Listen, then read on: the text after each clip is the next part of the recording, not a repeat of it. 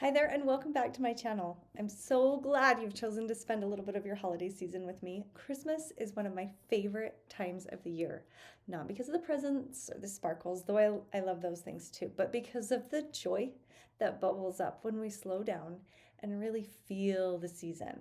For me, that joy comes through stories. Stories remind us of what matters most: family, faith, love, laughter, second chances, and even sometimes a little bit of holiday chaos. And that's why I write Christmas romances. Every year, I hope to bring you a story that feels like hot chocolate after a long day of shopping, or the way Christmas lights look when they reflect off fresh snow, warm, familiar, and just a little bit magical. The story you're about to listen to is a little bit different. It has that cozy romance holiday sparkle thing that you'd expect, but with a fun twist. It's like Groundhog Day, but for Christmas. Can you imagine reliving the holiday again and again until you finally get it right? At first, it might sound like a nightmare. I get that. And a lot of people have real feelings about the idea. You could have like endless fruit cake, tangled lights that never get untangled, awkward Christmas parties, all the whole thing. But what I love most about writing this book was the premise gave the characters a chance to rediscover the magic of Christmas from a new angle. It was about this second chance for these two who were childhood best friends and in love, though they didn't know it at the time. So it's about learning that sometimes love takes time and patience.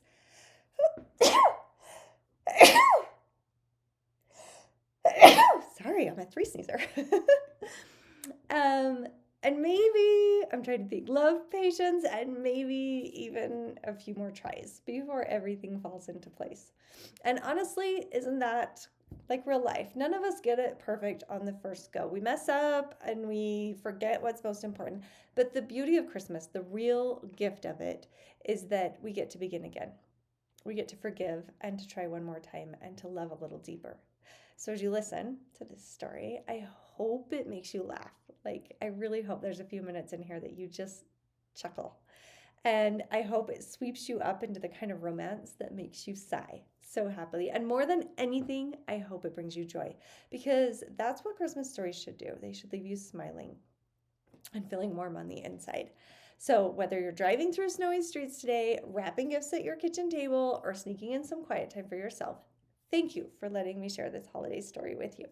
Merry Christmas, my friend. I hope this story brightens your season and leaves you believing just a little more in love and magic and the power of Christmas. The Christmas Wish Loop. A Kringle Christmas Romance, Book 1. Written by Lucy McConnell. Narrated by Jenny, an AI voice. Chapter 1. This is quaint. Lauren Hall reached across the console to grab her boyfriend's hand. Moose Hollow never disappoints at Christmas. The closer they got into town, the faster her heart beat. Coming back after a 5-year self-imposed exile was scarier than the first time she presented in front of the creative board. All those eyes looking at her, judging her designs and concepts, she shuddered at the memory of how small she felt, how young and naive. Of course, they loved her way of looking at things and were excited about the fresh air she breathed into the department. But that was beside the point. The point was that coming home was hard, especially when she'd left half her heart with the boy next door. She cleared her throat and changed her thoughts. After all, thoughts that ran willy-nilly were ammunition for self-defeat. If there was one thought pattern that she'd learned to control, it was any and all thoughts that pointed to Jacob Morris. Gah! His name was never to be spoken out loud, thought silently in the sacred space of her own mind, or written. "Oh, look at the decorations," she said to distract herself. The old-fashioned black lampposts wore wreaths with giant red bows. At night, they would sparkle with twinkle lights. Snow piled knee-high along the side of the road like a welcoming crew. People bustled from the town square where the annual white elephant gift exchange just wrapped up. It was a fun way for people to give to others, especially if they didn't have someone to spend Christmas morning opening presents with and drinking eggnog. They slowed down to let Mr. Diamond cross the street. He wore a navy suit and black tie with a charcoal overcoat and kept his head down. His shoulders slumped and his nose was red. It was sad to see him without his wife since she died a while back. Lauren had read about it online. Mrs. Diamant was famous, the face of the jewelry store and the envy of women everywhere because she was constantly draped in diamonds and emeralds. The gift exchange was her idea, and Lauren suspected that the jewelry family quietly provided gifts for those who couldn't afford to bring one. She craned her neck as they moved on, but didn't see any of his kids with him. It's so cute. Foster smirked at a man dressed as Santa, ringing a bell to call for donations. I didn't know they still did that. Seeing her hometown through Foster's world-traveled eyes had her cheeks heating with embarrassment. Santa's suit had seen better days, as had the paint on the lampposts that peeled. The faded but serviceable coats locals wore looked tired in the bright sunlight. The crowd he read with, up-and-coming lawyers, doctors, tech business startup owners, and the like, wouldn't be caught dead in last season's threads. The expectation fanned out to include Lauren, and she had a bag of the hottest eyeshadows, cute but impractical shoes, and silky pajamas that made goosebumps appear when she put them on. They were so cold. Not that those people saw her in her pajamas. She just felt like sweats were part of the girl she'd left behind in Moose Hollow and not the woman she'd become. Foster snorted a laugh and pointed at a couple standing on the street corner singing. The man had a beat-up guitar. A chalkboard sign invited people to church services later that day. They smiled at one another, that kind of smile that said they were madly in love. Lauren bit the inside of her cheek. The singing preacher was well known in and out of town. He had a popular YouTube channel, and his wife's work with the local youth had garnered national media attention 2 years ago. She didn't bother to tell Foster. He wasn't into that kind of thing. Her brow furrowed as she doubted her decision to come home and bring him along. She'd hoped this trip would be a bonding experience, a chance to share more of her past so they could take the next step in their relationship, a step that should include a ring and wedding bells. The GPS told him to turn at the next left, and he signaled, "Hey, don't you worry about me." He interpreted her concern as being for him. "I brought my laptop. I'll be able to stay on top of my workload and not miss a thing." He dropped her hand and used both to maneuver around a large patch of ice at the top of her street. I guess there's no budget for proper street care in small towns. Lauren glanced out her window so she wouldn't have to come up with a response. Foster was the top junior executive at Marchland International. He did important work, although she wasn't quite sure what that was exactly. His job description read more like a legal journal than it did a LinkedIn profile. They'd gone to his company party the night before, which was why they were on the road on Christmas Day. The familiar houses ticked by too fast. She gripped the seat. She wasn't ready to face the past, to face him. That's why she'd invited Foster as a shield to hide behind. No woman wants to face her ex while remaining single. Not that Jacob was ever really hers, Gaw. Don't think of his name. They pulled into her parents' drive, and Foster cut the engine. He turned and captured her attention with his icy blue eyes. She plunged into their intensity, grateful for the escape from her own near-panic attack. "You know, it doesn't matter to me where you came from. You'll always be Luscious Lauren in my book." He kissed the back of her hand. Of all the nicknames she'd been given over the years, Luscious Lauren wasn't her least favorite. It wasn't the worst one either, so she let it go. "My parents are going to love you," she grinned. Foster was a charmer. She counted on him laying it on thick today and impressing her family. Heck, he could charm the entire town and make her look good, and she'd call this Christmas a success. Foster cupped her face and kissed her softly. "I love you, baby." Usually, she would giggle against his lips and fall into kissing him until she forgot her worries, but she couldn't do it. Her brain wasn't in the game of love today. "I love you too." She pecked his cheek and leaned back to take off her seatbelt. They climbed out of the car, and out of habit, Lauren's eyes immediately cut to the house on the right. Standing in front of the Morris home was a beautifully made snowman. He was expertly proportioned, with a red and blue plaid scarf around his neck. His face was bare, no button eyes or carrot nose. The clean lines in the snow, the ones made from rolling the balls of snow, told her exactly who had made that snowman. Seeing movement in the window, she caught sight of a tall, handsome guy watching her just before the curtain dropped into place. Her heart lurched. Jacob? Memories assaulted her like 10-year-old boys on a snowball ambush mission, tripping through Jacob's front door and into the smell of freshly baked banana bread and sneaking out her window and into his yard for night games.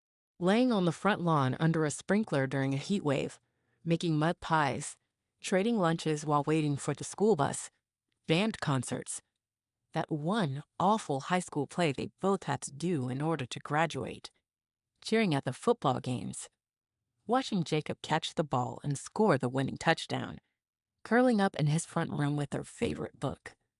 "Baby," Foster motioned from the front of the car. "Are you coming?" Lauren blinked. Wow, so much for controlling her thoughts. She put on a smile. Backsliding with so many memory triggers around was to be expected. The important thing was that she knew Jacob was her past and Foster was her future. Before she could take Foster's outstretched hand, the front door flew open and Mom rushed toward her. "Lauren!" Mom yelled. "I thought you'd never get here." She wore a checkered apron with gingerbread men as pockets, and her recently dyed hair was shiny with no gray roots. Lauren laughed. "It's barely 10. And the day is almost over." Mom scolded playfully as she scooped Lauren into her hug. She smelled like sugar and cinnamon and something bright and cheerful. Her hug was so familiar it went all the way through Lauren and whispered, "You've come home, I've missed you, and you're always a part of my heart." Lauren laughed out loud at the freedom she felt, even as her throat clogged with emotion. This space was the safest on the entire planet. Mom released her, and Lauren sighed happily. All her worries about coming home were about the boy next door, not her own family. A part of her wondered why she'd allowed herself to stay away for so long. Sure, her parents came to visit in the city, but being here on her old stomping grounds took her back to that place where she was a beloved daughter, which was a wonderful place to be. "You must be Foster." Mom smiled easily as she looked up at Foster. She was barely 5 feet tall. Foster nodded smartly and held out his hand. "It's nice to finally meet you. I can see where Lauren gets her good looks." Mom smacked his hand away and hugged him tightly. "You're too sweet. Come on in and drop your things off. We have neighbor gifts to deliver." Lauren's spirits lifted. Delivering neighbor gifts on Christmas morning was one of her favorite traditions. "What did you make this year?" "Orange rolls," Mom called over her shoulder as she went back inside. Her feet crunched the ice melt Dad must have spread on the walkway earlier.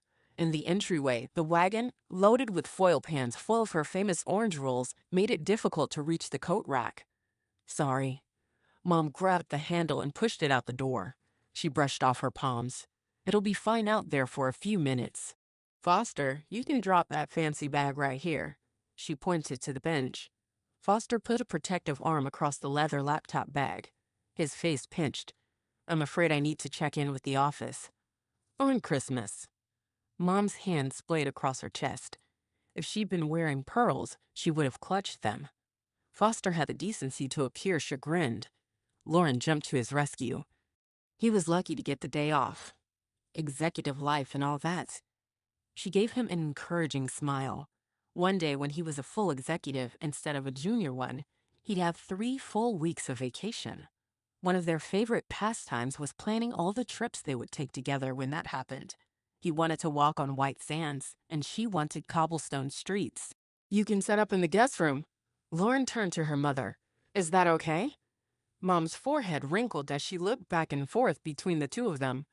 "I thought we were all spending Christmas together." "We are. I'll even pull the wagon." Lauren tucked a piece of hair behind her ear. "Foster will join us as soon as he's done." Foster nodded. "I'm looking forward to sampling some of that delicious smell." He sniffed the air. "Is that turkey?" Mom nodded, though she seemed distracted. "You'd better give him the Wi-Fi password, too." Lauren kissed her mom's cheek. "You're the best. I'll be right back." She hurried through the house and pushed open the door to the guest room. It was just as she remembered, with the pine pole bed that belonged in a cabin and the bear-themed bedspread that belonged in the 1990s.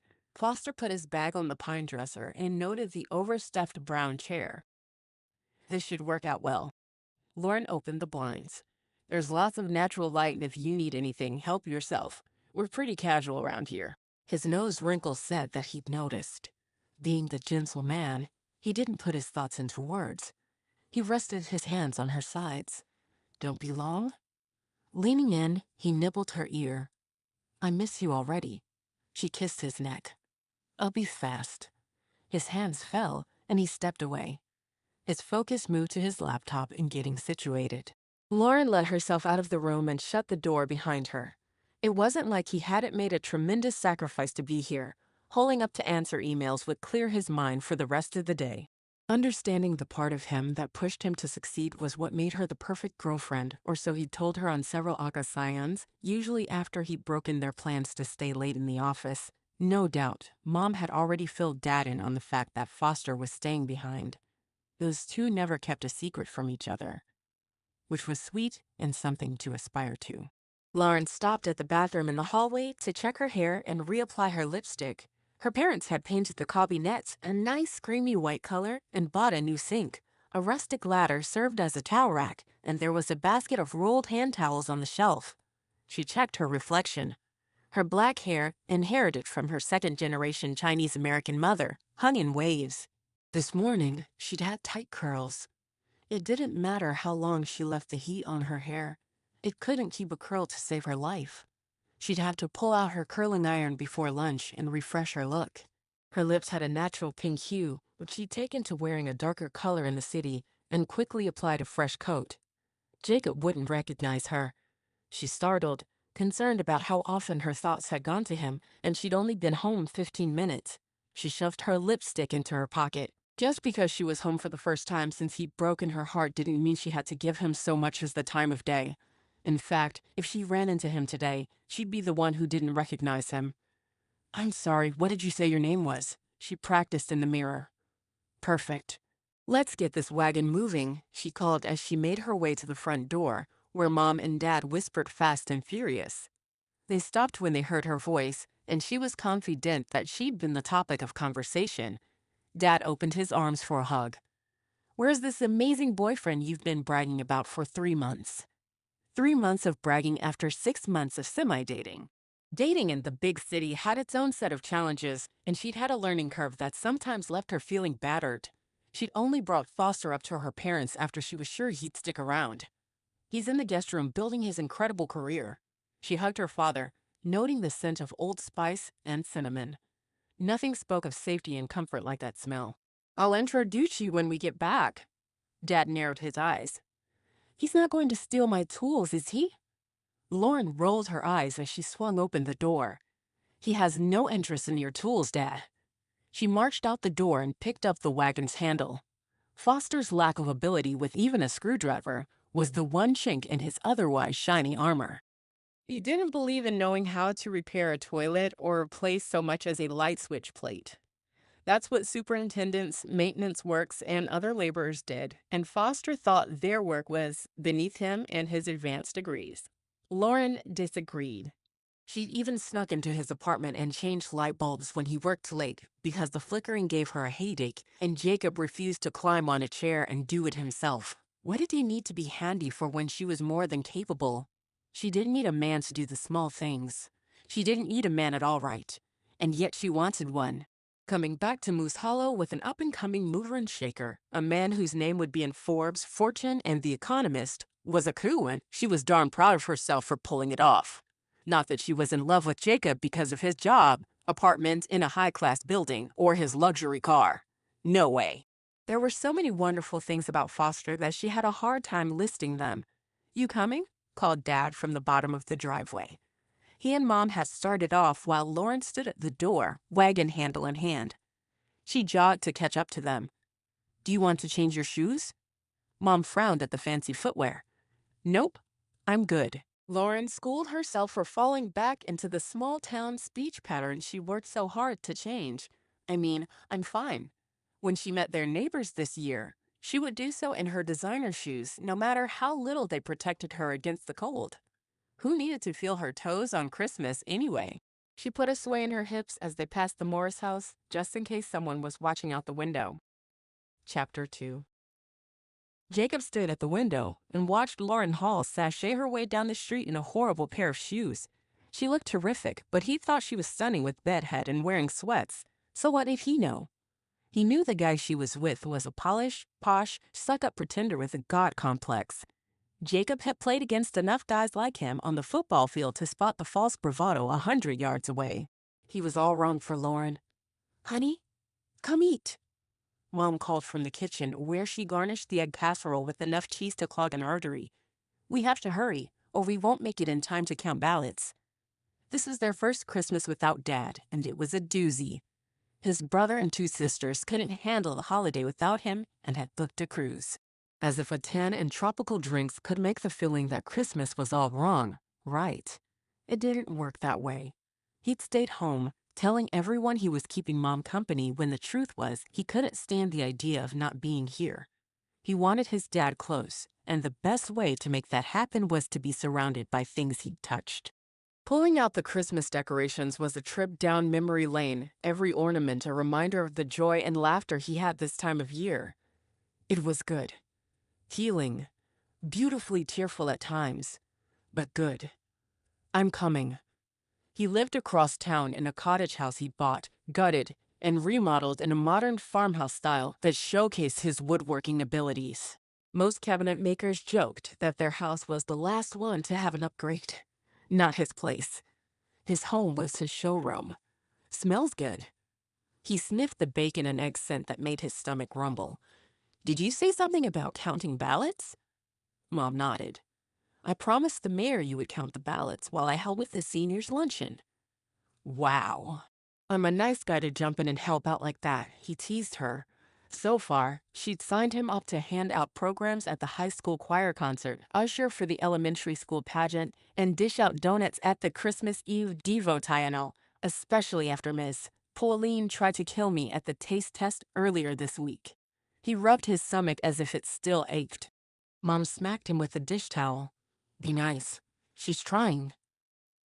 "Trying to kill me?" He set forks by their plates and then dug in. The casserole had just the right amount of hot sauce, and he reached for the orange juice. "Oh, you." She sat down on the stool next to him and started eating. "Who was in the driveway?" "It wasn't our driveway. It wasn't our driveway. It was next door." She brightened. "Ethan and Colin? We'll have to stop over and ask Colin what Santa brought him." Ethan was Lauren's older brother, and Colin was her nephew. Funny how, after all these years, he still referenced them by their relationship to her, like she was the center of his world concerning that family. Well, she'd been gone for 5 years. It was time to change things. Also, there was no way he was putting even one foot in the Hall house this Christmas. It wasn't Ethan. He swiped his lips and picked up his cup, talking more to it than to his mom. "Lauren's home for Christmas." "Oh?" Her tone implied a lot. She kept her eyes glued to her plate. "Did she come alone?" she asked, as detached as one would ask if the mailman had stopped by when all they expected was junk mail. He shook his head. "She brought a boyfriend." "You don't know he'd her boyfriend," she scolded. "They could be work buddies or neighbors. Maybe she invited him because he didn't have anywhere else to go." She always had a soft spot for strays. Jacob barely refrained from rolling his eyes. They were fogging up the windows of his expensive car. He leveled her with a look. "She doesn't have that soft of a heart." Mom lightly whacked his arm. "You, stop being salty." He chuckled. Another one of Mom's time fillers was volunteering at the middle school as a helper in the art class. She picked up on some of the kids' phrases and even used them correctly, mostly. Mom stared at her plate. "Are you going to go over there? Say hello?" "We're too busy today." He shrugged off her implication that he should go over. Whatever chance he'd had with the world's most perfect woman, he'd messed it up when he was an 18-year-old idiot. "Speaking of which, you'd better get your hair done. I'll do the dishes." Mom glanced at the clock and then shoved away from the counter. "Christmas cookie crumbles. Look at the time." She dashed off to her bedroom, patting the back of her blonde bob.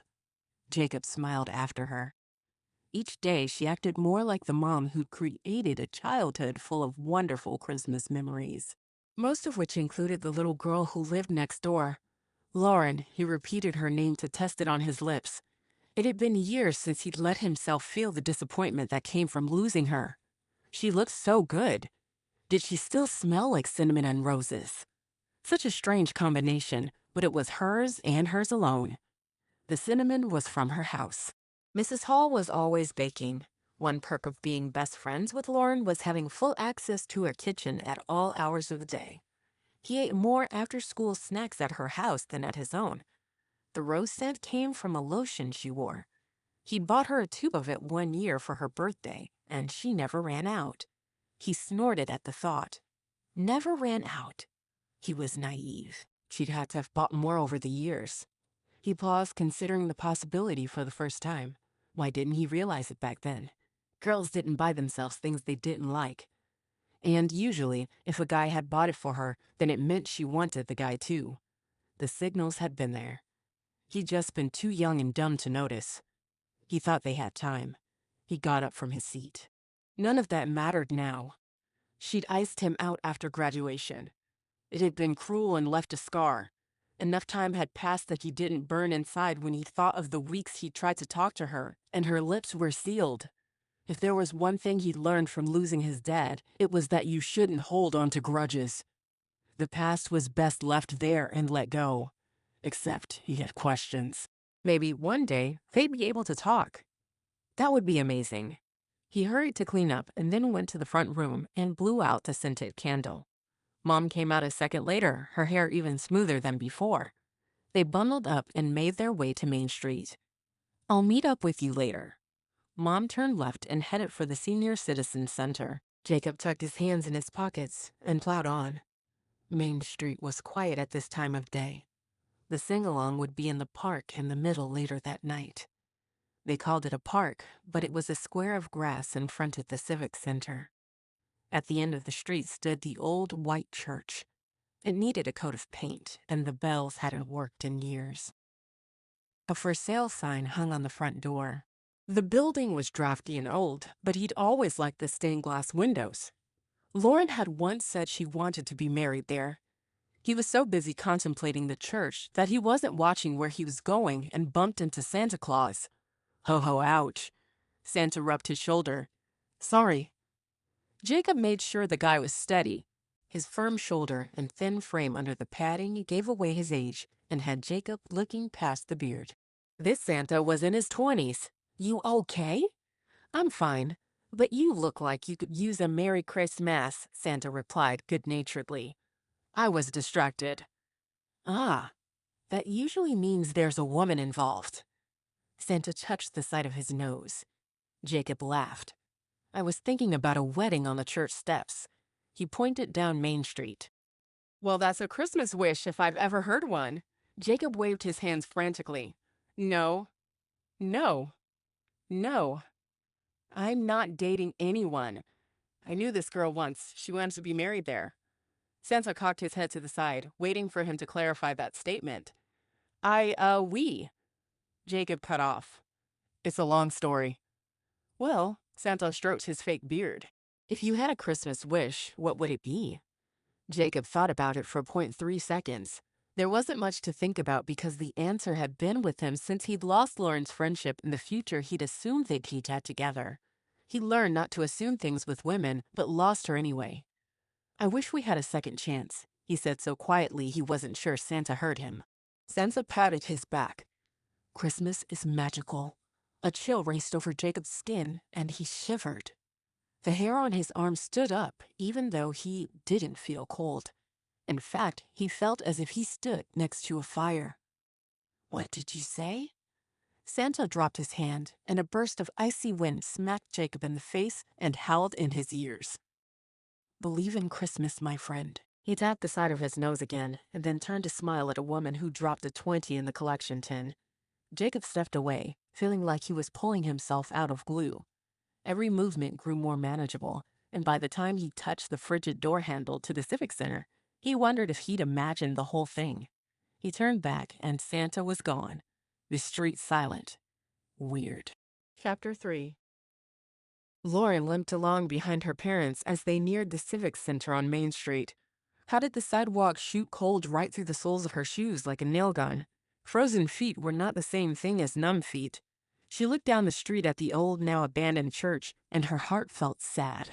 The building was a classic with its white exterior and green shutters. Stained glass windows depicting the Tree of Life and Garden of Eden were dark. If she got closer, she could verify that they were boarded up to protect them from vandals and storms, while now she only suspected as much. Once upon a little girl's daydream, she'd wanted to be married there. With the bells ringing wildly above her head, she pronounced to all the world that she'd married her true love. If only he'd had the same dream. Oh, they're still allowing votes for the gingerbread contest. Mom clapped her hands together as she whirled on Lauren. I'm not going to tell you which house is mine. I want you to go in there and vote according to your conscience. She all but tore the wagon out of Lauren's hands and pushed her toward the glass doors. Hurry. I'm going. Lauren didn't have to be told twice. Going inside meant thawing out. She stepped into the building and drew in the scent of disinfectant. They were constantly trying to salvage the tile flooring. At one point in history, it was white tile with white grout. Now it was a sad gray with black grout. They should just try to convince everyone in town that it was supposed to be gray and black, and the hometown revival committee would quit dousing the floor with Clorox. Sometimes you had to accept that things would never be how you wanted them to be and move on. Pulling off her gloves, she flexed her fingers to get the blood flowing again. Her shoulders relaxed, and her lungs expanded. She'd forgotten what it was like to spend an hour outside in the winter. How did she survive sledding? Ice skating? And the invariable snowball fights with? Nope. She was not thinking about that person, not even going to spell his name. Just beyond the tile entry was another set of doors to the gathering hall. They were thrown open wide. A chalkboard sign that had Mrs. Morris's artistic skills all over it welcomed one and all to the gingerbread house contest. Homemade gingerbread only, thank you very much. She smiled fondly at the lettering that had graced so many of her school posters. Inside the door was a table with ballots and a cup full of freshly sharpened pencils. Alongside the name of each entry was a blank spot. The instructions specified that she should pick her 3 favorites and mark them. The votes would be tallied, and the house with the most votes would win. The mayor would announce the winner at the sing-along that night. Tables ringed the room, the intricate and ornate houses on display. She let out a low whistle. In the 5 years she'd been gone, the citizens of Moose Hollow had upped their gingerbread game. She bent over to look through a clear sugar window to see the living room inside decked out for Christmas with a tree, gifts, and a plate of tiny cookies for Santa. Would Mom go to all that trouble? She wagged her head from side to side. It was possible. She had a competitive streak in her that came out when she got in the kitchen. See anything you like? Asked a deep voice behind her. Lauren straightened up and spun and found herself staring at the top button of a soft red Henley. The fabric beckoned her fingers with its softness, and the scent of dryer sheets made her want to snuggle in. Bringing her eyes up, she traced a strong, freshly shaven jaw, a set of perfect lips, and then a straight nose and caramel-colored eyes that were all too familiar. She only had this kind of reaction to one man in her life, the sense that she'd find the shelter to life's storms in his arms, the feeling that her battery was low and he was the charging station, the sense that he could see every part of her and there was no sense trying to hide. Jacob, she whispered. So much for not saying his name out loud. Forming it with her mouth and then hearing it echo in her ears was a balm to her soul.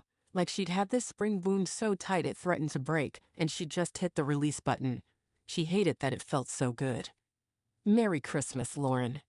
He hugged her to his chest, as if he had the right, and she didn't fight him because that darn spring would not rewind. I can't believe you're standing here. His shoulders were broader, his chest more defined. It was a good thing this wasn't the version that had broken her heart, or she wouldn't have survived to love again. Me neither, she mumbled into the shirt that was indeed as soft as it looked and smelled of Jacob's signature cologne. Some things shouldn't ever change. And other things had to. Coming to herself, she pushed him away and tugged on her fitted coat.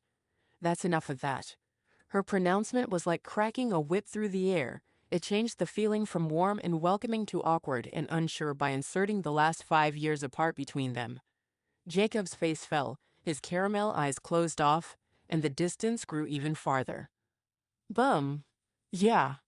He cupped the back of his neck. So, He looked around for something to comment on to take the awkwardness out of this situation. Lauren watched him squirm, loving every minute of it. Jacob Morris was Moose Hollow's golden boy on the football field. The teachers favored him. The administration adored him. The student body followed him like puppies. And Lauren? She'd fallen head over heels in love with him before he'd grown into his first set of shoulder pads. What shocked her even more was that he didn't seem to notice any of this. If he had, he would have dropped her as a best friend since she was the quiet, read a book a weekend type of girl. He didn't, though. He'd been true to their friendship all the way up to the day she told him she was in love with him and tried to kiss him. Oh, the humiliation. Her cheeks flushed just thinking about it, which is why she never thought about that night, Jacob or Moose Hollow in general. To see confident, happy, charming Jacob squirm in front of her was validating and a little confusing. He should have become a considerable success in town, gotten married, and had a fantastic life that gave him the brashness to stand in front of her and flaunt it. And yet he stammered when he asked, "Are you voting?" He pointed to the paper in her hand. She'd forgotten it was even there. Yes. The word came out long, like she wasn't sure. Not that I would ever cheat, but I was trying to figure out which one was my mom's. Want me to tell you? He offered conspiratorially. She lifted her chin. No, thank you. We Halls are honest in our dealings. He narrowed his eyes. Are you implying that I'm not honest? I would never. She stepped past him and then spoke over her shoulder, but I certainly wouldn't have left you in the dark about starting my own business. There. She'd thrown out one thing she'd wanted to say to him for years. His mouth fell open. Are you really going there? No. He pointed to the ground as if dragging up the past would desecrate the patch of tile.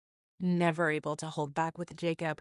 He could always get her emotions to overflow no matter how sleek her hair or cute her shoes. She folded her arms and cocked a hip. I think I just did. His eyes grew wide. I wanted to surprise you. She arched an eyebrow. You wanted to surprise me with a cabinet shop?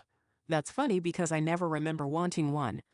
He stepped closer, his body heat enveloping her like a cocoon. I wanted to show you I could do big things. She scowled.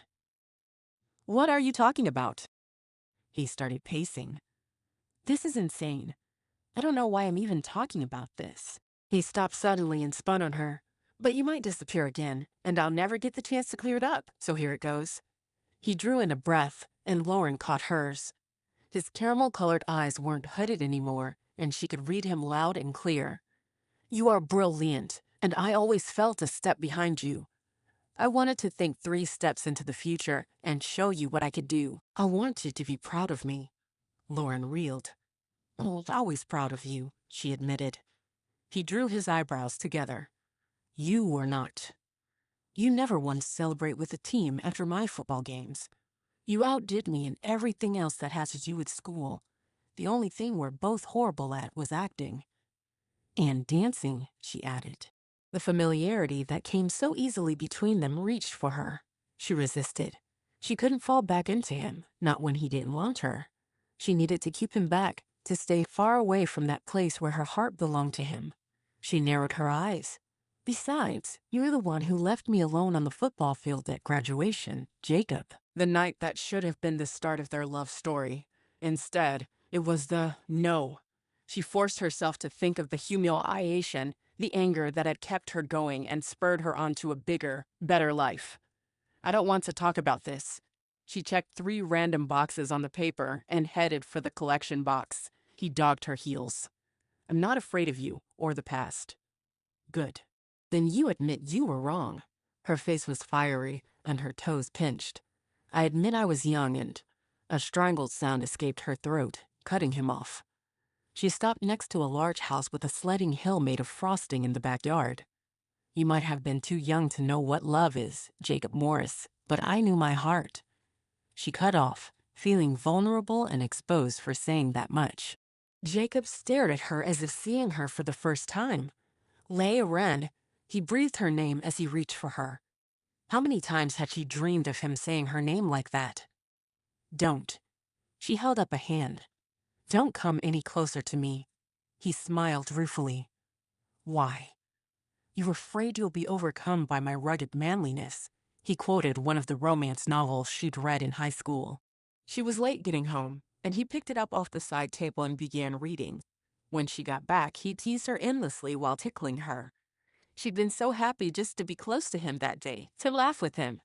It was the kind of life she wanted to live, and she'd thought he was the one who could give it to her. She didn't laugh like that with Foster.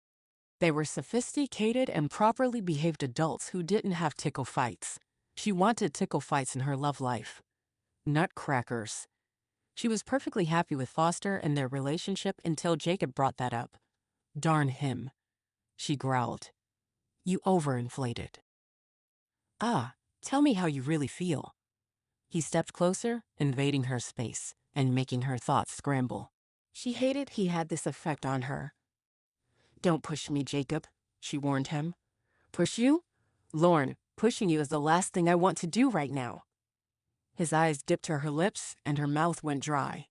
Holy Holly Spriggs! Jacob Morris was going to kiss her. Don't, she managed to get past her parched lips that were dying to drink from his. Oh, how she fooled herself into thinking she was over him, that she'd mastered her thoughts and overcome the past. All the feelings, all the desires, all the daydreams where Jacob was her prince who swept her off her feet rushed off the shelves where she tucked them away. Her heart sped up and her chest warmed. She didn't have butterflies in her stomach. She had blue birds with wings that flapped frantically. Her hand found the edge of the display and landed on something soft. He leaned in, aiming for her lips. Kiss me and then tell me you want me to go away. He closed his eyes as he leaned in. Panicked because she just knew with every part of her that if she kissed him, she would never be able to recover. There would be no putting her heart back together. There would be no pretending that she was happy with someone else. There would be no someone else. If their lips touched, it was Jacob or nothing. Lauren reacted out of a deep sense of survival. She grabbed a handful of the sledding hill, made from the thickest buttercream frosting on the planet, and smeared it across Jacob's cheek. His eyes flew open in shock. She ducked under his arm and ran out of the room and out of the building. How dare he laugh at her? She shook the extra frosting off her hand and then licked her thumb. The sugar flavor exploded in her mouth and brought her into this moment instead of the last one where she'd almost let Jacob kiss her. Oaf. Lauren bounced off the sidewalk Santa. Sorry. She looked into a pair of blue eyes. Sorry, she repeated. You're in a hurry. He smiled easily. Big plans? No, she suddenly remembered Foster and Christmas and all that entailed. Yes, actually. Santa grabbed his belly and chuckled. Do you have time to make a Christmas wish? She bit her lip as her mind spun. At one point, she thought she and Jacob were meant to be together. Foster waited at home for her, and he could be the one. But what if the man of her dreams was still out there and she hadn't found him yet? I want to find my soulmate and be with him forever. She wrapped her arms around herself. I don't suppose you have that in your sack? She motioned to the empty bag slung over his shoulder. You never know. He smiled softly and touched her arm. Merry Christmas. A whoosh of icy wind blew right up her sleeve, and Lauren shivered. Santa's eyes twinkled. Lauren's mind blanked out for a second and then started up again. Merry Christmas, she replied. She started home, but when she turned back to drop some change into Santa's collection bucket, he was gone. Yer, she mumbled. Chapter 4. Jacob took refuge in the office where he could count ballots, nurse his wounded manly pride, and clean the frosting off his cheek. A half-empty box of tissue sat on the old brown filing cabinet. He snatched it up and began wiping at his face. There was enough sugar in this stuff to exfoliate the top layer of skin. He deserved it for behaving the way he had. When he'd walked into the room and saw Lauren standing there, it was like time had disappeared and his best friend was back. Sounds were clearer, colors brighter.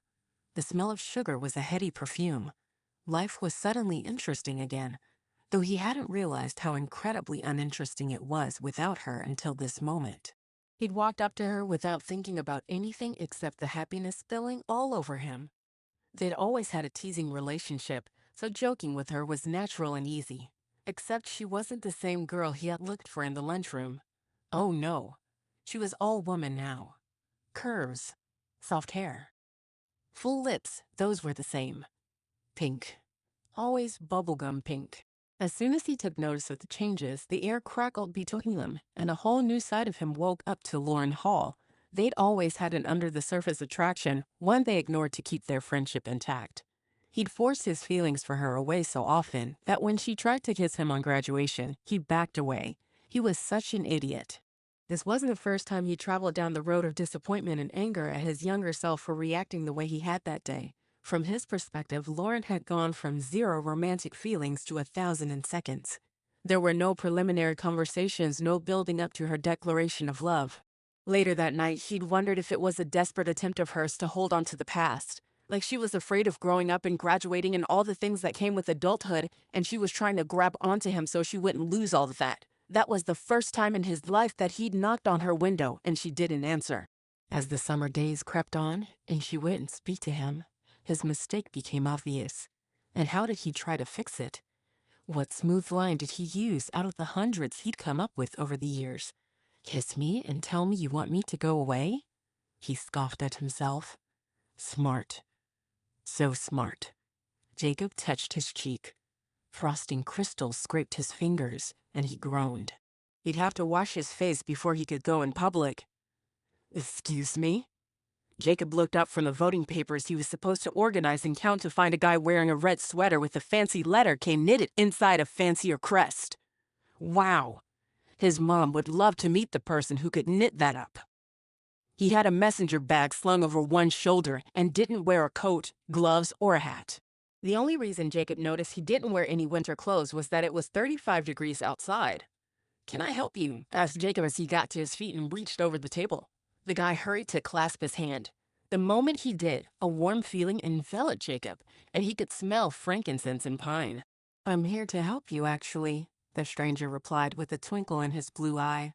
The name's Nick Kringle. Jacob chuckled. That was a Christmas name if ever he'd heard one. Well, Nick, I could certainly use some help. He waved a hand over the paper spread across the table. Each person has 3 votes. Oh, I'm not here for that. Nick looked into Jacob's eyes, and Jacob felt as though he'd been caught in a tractor beam. I'm here about your Christmas wish. My. Jacob stared as a swirl of frost blew across the dark blue background of Nick's eyes. It was like they were 2 televisions playing the image. I wanted you to know that your second chance with Lauren Hall is on the way. Jacob stared at Nick, his mouth hanging open. His second chance wish? Wait, with Lauren? His heart picked up speed. A real chance to win her heart would be the best Christmas gift he could ever receive. If he didn't get that much, he'd gladly take an opportunity to close the door, to find out why she turned her back on him. He tried to play it off, but she'd broken his heart. How would Nick know about his wish? His eyes dropped to the table as he raced to put together the pieces. Santa. He told the street Santa. Were you? He started to ask as he lifted his head, but cut off speaking because Nick wasn't there. He ran around the table and out of the lobby, looking for any sign of the guy. Nothing. He listened for footsteps. Silence. The building was as empty as a tomb. Where did he go? Sleigh bells sounded above his head. His jaw dropped open as he stared at the ceiling. No way. He stood there for a minute, half expecting Nick Kringle to pop out from behind a Christmas tree and yell, "Just kidding." It didn't happen. He checked the men's room just in case. This Christmas is so weird. He washed his face in the sink, scrubbing until the sugar was gone, and then dried it with a paper towel. He stared at himself in the mirror. Look, your dad died. On some subconscious level, you're making things up that remind you of when he was alive. He nodded as he thought this over. It made so much sense. His dad took him to see Santa every year when he was a kid. Lauren was the first person he lost. His dad was the second. Of course, he'd reach for her. What about Nick? His brain asked. Did you make him up too? I must have, he replied out loud. With a pause, he decided to keep all conversations with himself inside his head. No one else needed to know he was making wishes and talking to imaginary Christmas figures. He also decided to give himself some grace in the situation. This was his first Christmas without his dad, and Lauren was home. Both were huge. He would adjust as long as nothing else out of the ordinary happened. He went back to the office and stopped in his tracks. The messy piles of ballots that had been all over the table were in one neat bundle. On top was a piece of paper with the winner's name. Under that was a note. "Merry Christmas, N.K. Nick Kringle," he whispered as the paper fluttered to the floor. Maybe he should have gone on the cruise after all. Chapter 5. Lauren's run-in with Jacob had shaken her down to her frozen toes. Her heart didn't stop hammering until she was almost home. He tried to kiss her. Where was that guy at graduation? She grumbled behind her parents. Thankfully, the empty wagon bouncing behind her drowned out her words. She'd loved Jacob Morris since she could walk, though she'd never told him that. She knew better than to tell a 7-year-old boy that she wanted to get married. Having an older brother had advantages, like a front-row seat to what boys thought of girls who wanted to play kissing tag. Ethan was a talker at the dinner table, and Lauren soaked in all the wisdom he didn't know he was handing out. She'd applied those lessons as thick as frosting on a gingerbread house so she wouldn't lose Jacob. After a time, it had become second nature to suppress her real feelings for him. Until Jacob turned 18, she thought her time had finally come, that he'd grown up enough to handle her heart with care. Like Ethan had pearls. Her older brother couldn't wait to make his high school sweetheart his wife. Even so, she bided her time, waiting until graduation. She couldn't have been more naive. Her shoulders fell at the memory of the humiliation that flooded her the moment Jacob backed away as if she had the plague, as if kissing her would somehow taint him. She rolled her eyes. She might have rethought her plan if she'd only waited a couple of years to see how Ethan's romance turned out. Pearl ran out on Ethan and Colin. She was on her 4th honeymoon this Christmas. She loved being a bride but hated being a wife and barely endured being a mother. At least Ethan got Colin out of the deal. He was the first to say it was all worth it because of that adorable little boy. Someday, a woman would realize that Ethan was the best kind of man, and she wouldn't be able to stop herself from loving him. Lauren only hoped that her brother would let someone new into his life. He seemed confirmed in his bachelorhood. Lauren couldn't say she enjoyed being single. Without Jacob, she was alone in a way she'd never experienced before. Not only had she lost the boy she loved, but she had also lost her best friend. It all seemed so sad when she thought back to that time. She'd never filled the vacancy he'd left in her life. Never. Maybe it wasn't possible. She clenched her fist. Seeing Jacob up close and smelling his cologne had messed with her mind and scattered her emotions like snowflakes on an empty field. One minute her heart pounded with the near kiss, and the next her face flushed with old anger. She felt like she was 18 all over again. What she needed was to find her footing. She wasn't the gangly teenager he'd laughed at when she'd whispered those 3 fateful words. Her life was good. She had a career, a successful boyfriend, and a group of friends and acquaintances that respected her. It was time to put on her big girl persona again, to find the woman she'd gone searching for when she left this town. To start off, she would spend some time with the man who saw her as the woman she wanted to be. She hurried past her parents and into the house. Lauren tapped lightly on the guest room door. Foster didn't answer, so she silently turned the knob so as not to disturb him and cracked the door. Foster sat with his back to her, his pad propped up in front of him. On the screen was a beautiful brunette with caramel-colored highlights and a red velvet dress that showed off her assets. She was pouting at the camera. "Who's that?" Lauren asked as she pushed the door all the way open. Foster slammed the tablet flat on the desk and jumped to his feet. "Nobody." He looked over at her and whistled. "You look fantastic." He leaned in and lingered a kiss on her cheek. Lauren pressed her lips together. Seriously. "Foster, who was that?" You smell delicious too." He moved to kiss her neck. So tempting. When she didn't respond to his kisses, he pulled back. "Tommy's assistant. She needed info for one of my old accounts." He continued to kiss her neck, trailing warmth down to her collarbone. "But you're here, and you come first. She can wait." Lauren softened in his embrace. "Are you ready to decorate cookies?" He paused and looked her in the eye. "I wish I could. I have 3 reports to finish." Lauren hated feeling needy, but at this moment she needed him. He had a way of calming her, of looking at her like she was more than the girl next door. Besides, this trip was about introducing him to the family, bringing him into her inner circle. She couldn't do that if he stayed in the guest room all day. Foster, it's Christmas afternoon. The day was practically over. I want to see my boyfriend. He studied her for a moment, assessing how serious she was at her request. I guess I can stay up late tonight if you'll drive back in the morning. She smiled. A man who could compromise was a gift. You bet.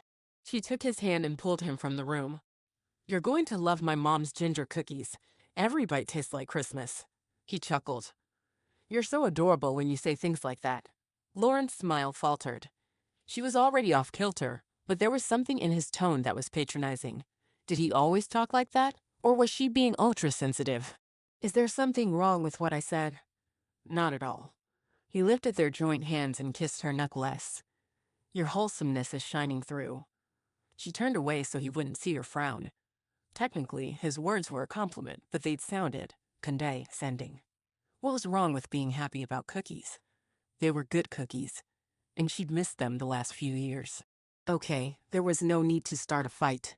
Obviously, Jacob had stirred up old feelings, and she was hearing everything Foster said through them. Foster was not Jacob. She needn't bite his head off just to let the steam out of her teapot. They entered the dining room and found Ethan and Colin already working to give gingerbread men pants and smiling faces. Hey, sis. Ethan stood up, and she eagerly hugged him. Hello. Merry Christmas. Merry Christmas, Auntie. Colin stood in his seat and launched at her. She grabbed him, laughing, and squeezed him close. Colin, you grew. Course I did. He got back to his seat and plopped down. It's what kids do, he informed her. She glanced at Foster to exchange an amused look, but he was staring at Ethan's outstretched hand as if it would bite him. Oh. Ethan swiped a bit of blue frosting off his palm and onto a paper towel. Sorry about that. Foster gingerly took his offered hand, and they shook. Lauren internally cringed at the limp handshake. Ethan arched an eyebrow at her, silently asking why she was dating such a wimp. Here's a fresh batch. Mom bustled in with a tray of blank cookies, saving Lauren from having to defend Foster. Dibs. Lauren sat down, and Mom put the tray next to her. Foster and I can knock these out in no time. She blew a kiss to Colin, who grinned across the table at her. Is that your boyfriend? He asked, his little nose wrinkled with concentration as he placed chocolate chips down the front of a snowman cookie. Yep. She smiled at Foster.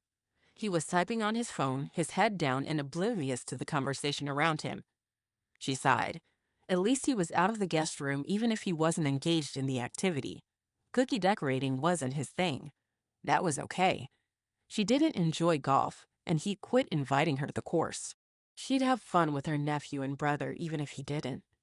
Dad came out from his Christmas nap around 4, and they all worked together to clean up the cookies and set the table for Christmas dinner. Foster sat at one end of the table and folded the napkins to look like Christmas trees. That's neat. Colin watched him closely. Thanks, kid. Foster cuffed his shoulder. So neat he doesn't have to do any real work, Ethan whispered in Lauren's ear as he carried the turkey in and set it down. Lauren swatted at him. Be nice, she hissed. Ethan gave her a fake homey look that had Lauren grinding her teeth. She still hadn't found her center, all her nerves were a half-inch away from frying. A while later, they'd eaten a Christmas feast. Foster hadn't looked up from his phone for longer than 30 seconds. His behavior mortified Lauren. Her family did their best to be joyful, despite his rudeness. After washing the last platter, she stomped into the dining room and shoved his shoulder. It's time to go to the sing-along at the park. Are you coming? His eyes lit up. You bet. Taken aback by his sudden excitement, she blinked several times. Well, you'd better bundle up. It can get cold. She left him there, still miffed by the cold shoulder he'd given her family. But I'm too full. Colin stomped his snow boot. Can you carry me? Ethan knelt in front of him and held out his coat. Santa will be there. Santa lead the music every year. Lauren smiled at the memories of standing next to a barrel fire to stay warm while the jolly old elf shook sleigh bells to keep time. He already gave me presents, Colin said, testing the waters. The old "I know when you are sleeping, I know when you're awake" argument lost its power once the gifts appeared under the tree. Lauren giggled. Tonight isn't about presents. It's about spending time with people you love. Colin narrowed his eyes. Is he coming? He pointed at Foster, who was scanning a text. Lauren nodded seriously. Of course. I don't like him, Colin announced. Ethan scooped him up. Okay, we are going to get dressed in the family room. He tossed Lauren an apologetic look. Maybe he should have set a better example for his kid and not teased her about Foster all evening long. Of course, most of it was silent, a look or nudge under the table, but still. Colin was smart and picked up on the overall awkward feeling in the room. Lauren shrugged in reply.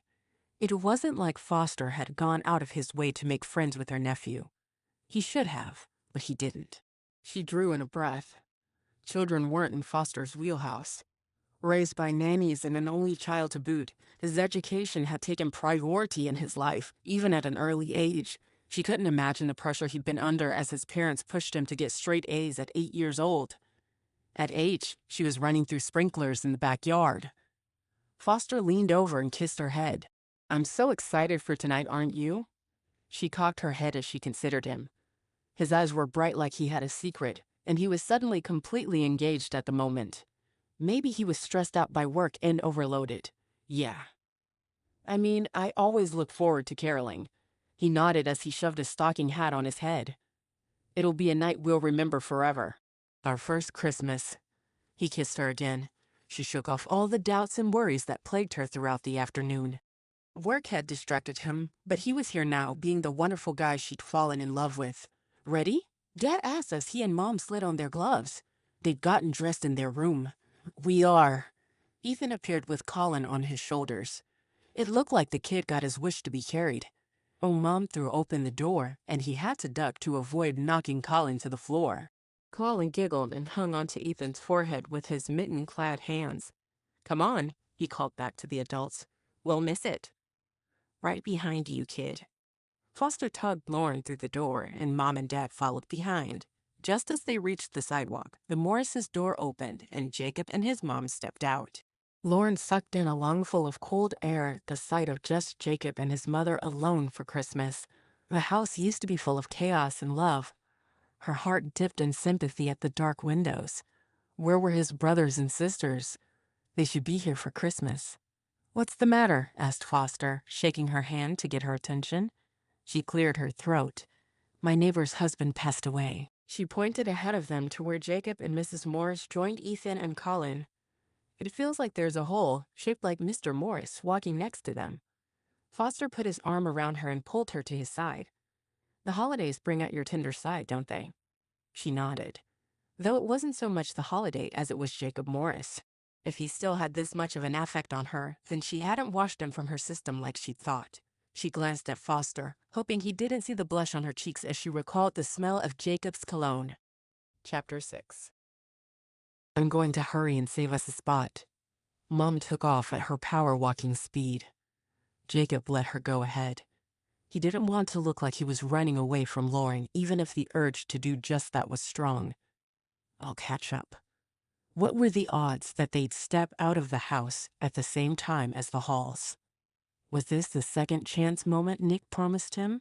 Highly unlikely, considering Lauren was holding hands with her boyfriend. He'd only caught a couple of glimpses of the guy, but there was something slimy about him Jacob didn't like. The feeling didn't come from the fact that he would hate any man Lauren brought home. Yeah, and Santa stuffed a Ferrari down his chimney last night. Colin, my man. Jacob offered the boy a fist bump as he fell into step with Ethan. He did his best to ignore Lauren and her stuffy boyfriend walking behind them, but he was keenly aware of the couple. Or, more accurately, he was tuned into Lauren, and because the guy was all over her, he was aware of him too. Ethan, Jacob greeted him. Merry Christmas.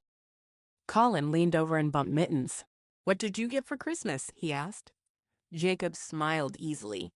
I got this new coat. He turned right and then laughed, showing off the ski jacket.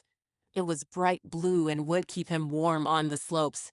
Colin made a face that said he disapproved, and Jacob laughed. It's what I asked for, so I'm happy.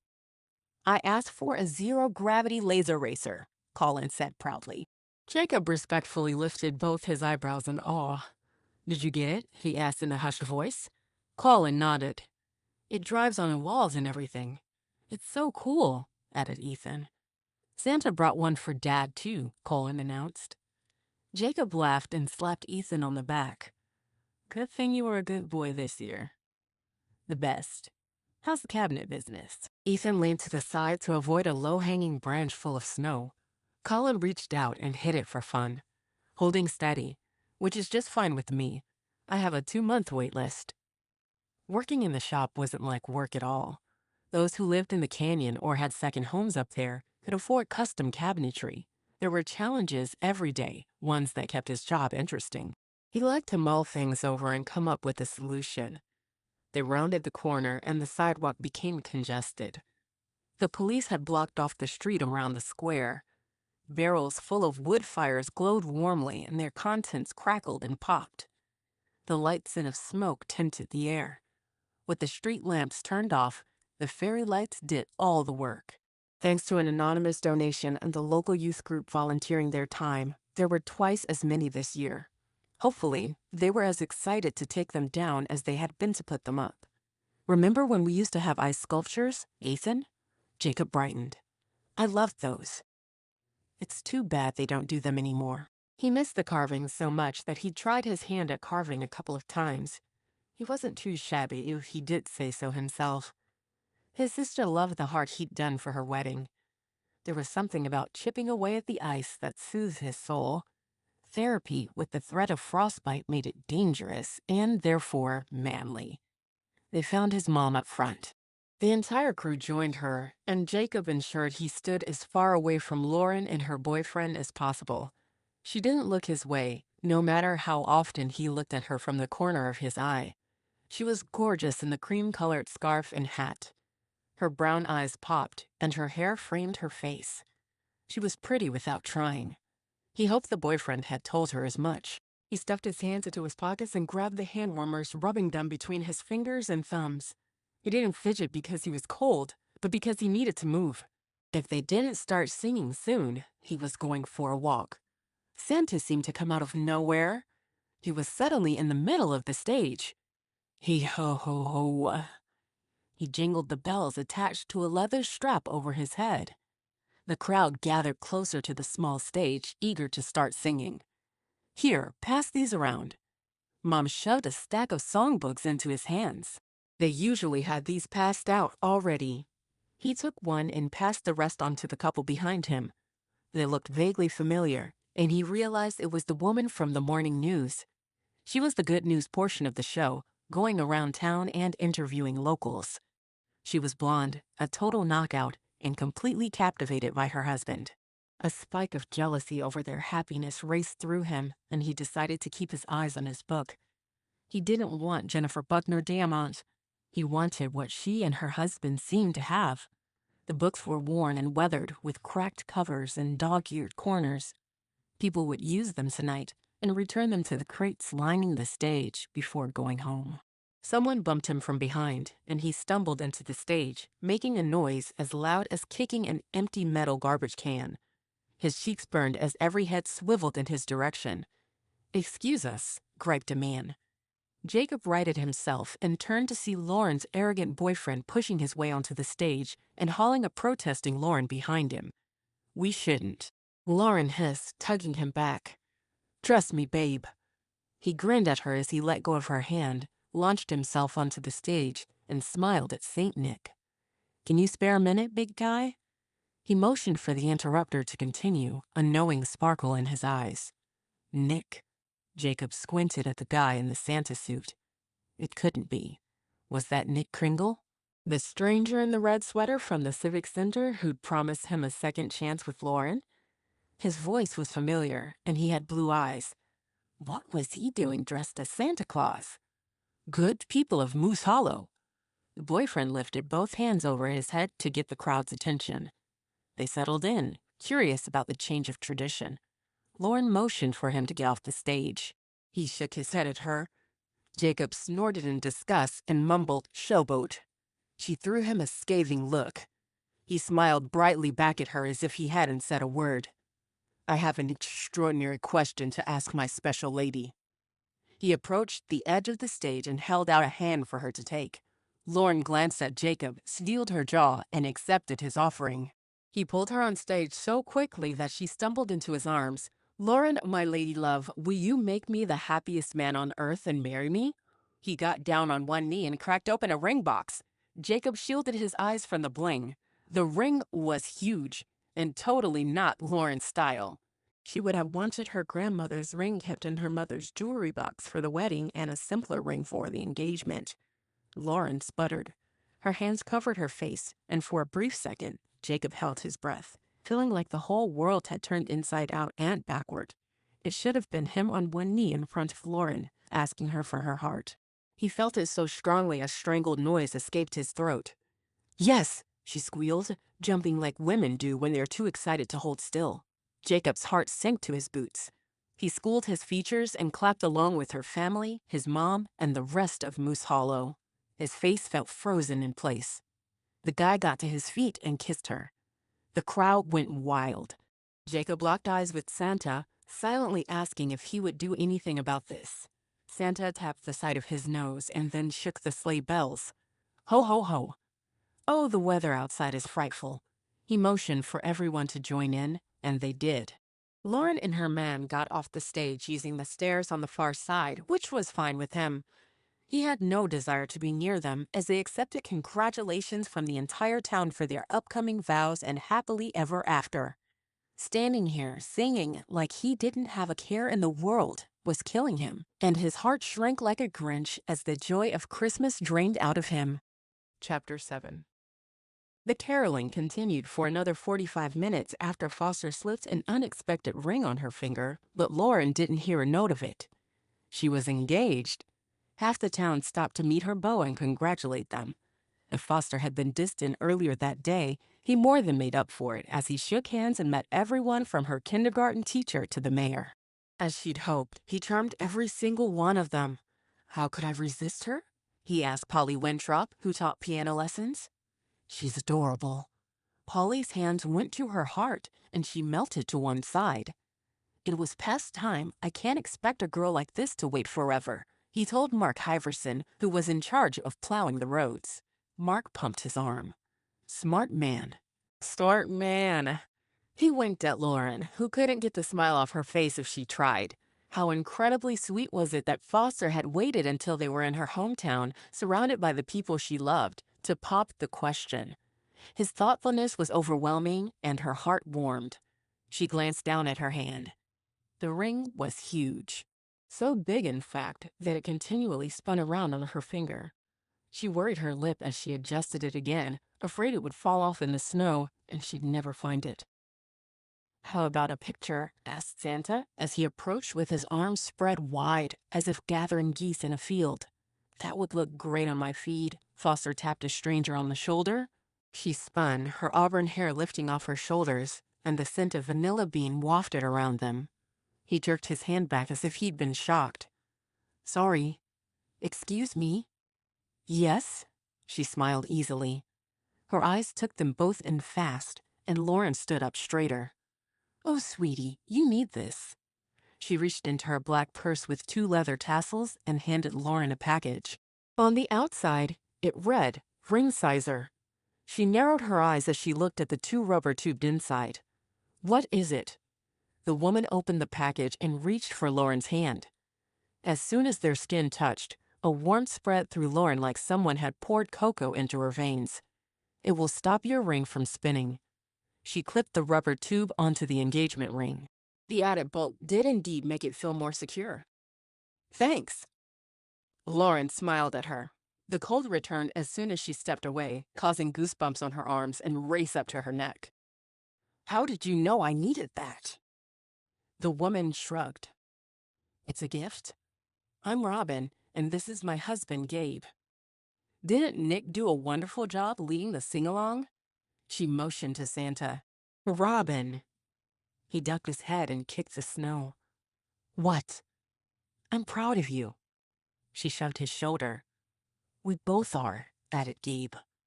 Foster wiggled his phone at Robin. "Are you ready to take that picture?" Robin took the phone. Nick stepped between her and Foster, one arm around each of their shoulders. Lauren was warm again. Sheesh. This proposal had thrown her out of whack. She took a deep breath. "Say Merry Christmas," said Robin happily. "Merry Christmas," they chimed. She handed Foster back his phone, and he opened his social media profile. "Thank you," she said to Robin, Gabe, and Santa.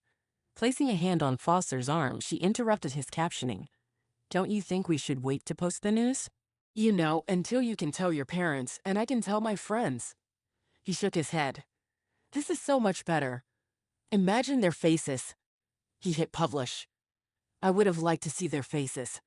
She kept her tone even as she tamped down her frustrations. Everyone at work would know before she stepped into the office. It didn't feel right. "Did you get what you wanted for Christmas this year?" asked Santa.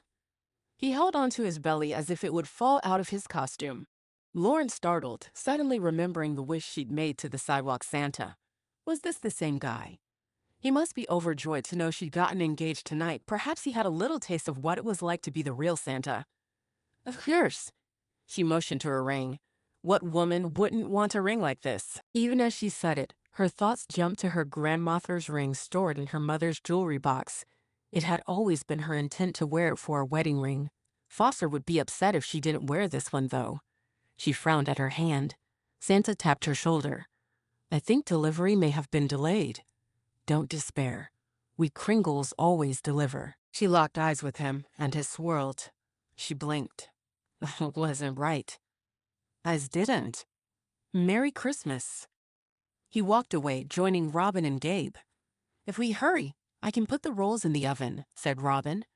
"Do you think Ginger and Joseph are back from delivering gifts?" asked Gabe. Lauren tuned out of their conversation and refocused on her fiancé, who was busy scrolling through the comments and replying. Was she going to spend the rest of her life staring at the top of his head? That wasn't fair. He was excited to share their news with his social network. A moment later, he tucked his phone into his coat and linked arms with her. "Let's wander under the fairy lights and dream about our lives together. I want to share all the things I want us to do, starting with skiing in Aspen and then kayaking in Peru. It will be so romantic." Lauren felt like she put on a coat that was one size too small. Talking about how romantic something would be kind of took the romance out of the moment. However, she walked with him and listened to every word as he painted a picture of how their lives would be from that point on. She had to admit, it didn't sound horrible. He didn't ask her what she wanted. Not once.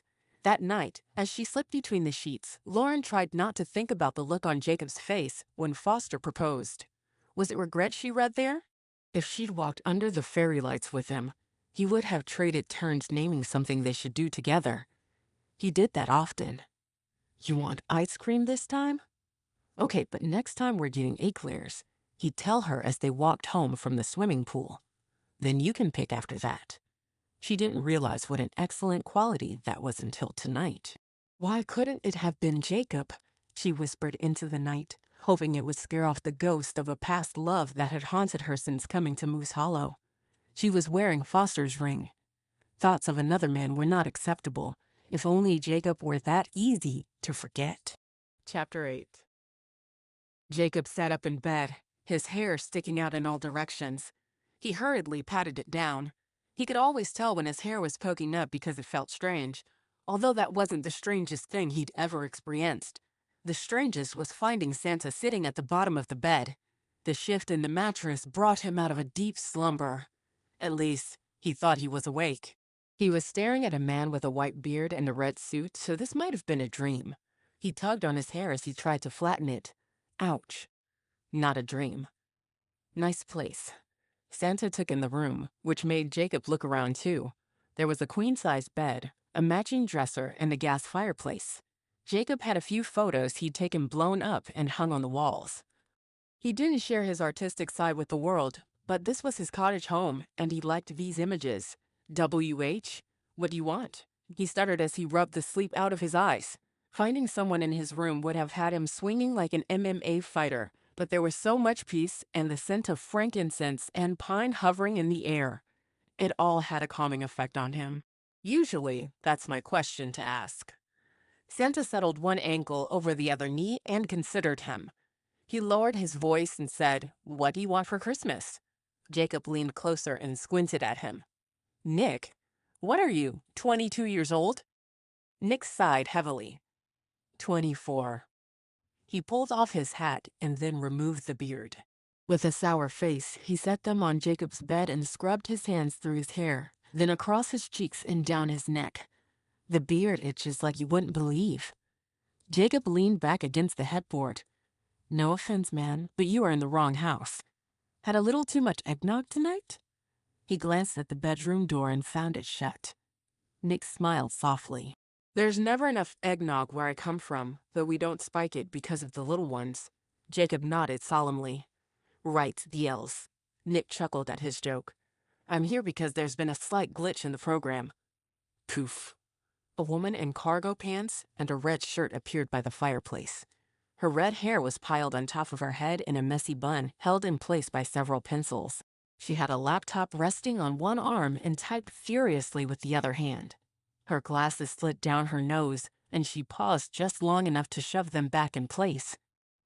"Glitches don't happen on my watch. This one's on you, Nick." Nick folded his arms. "Lux, it's on you. My magic doesn't make mistakes." She shook her head. "Look." Flipping the computer around so they could see the screen, the light glared at Jacob and Nick. Jacob shielded his face while his eyes adjusted. She went on as if she hadn't blinded him. "You granted 2 Christmas wishes, not one. It's thrown Christmas magic off." "They wished for the same thing," Nick defended himself. "One wish, 2 people."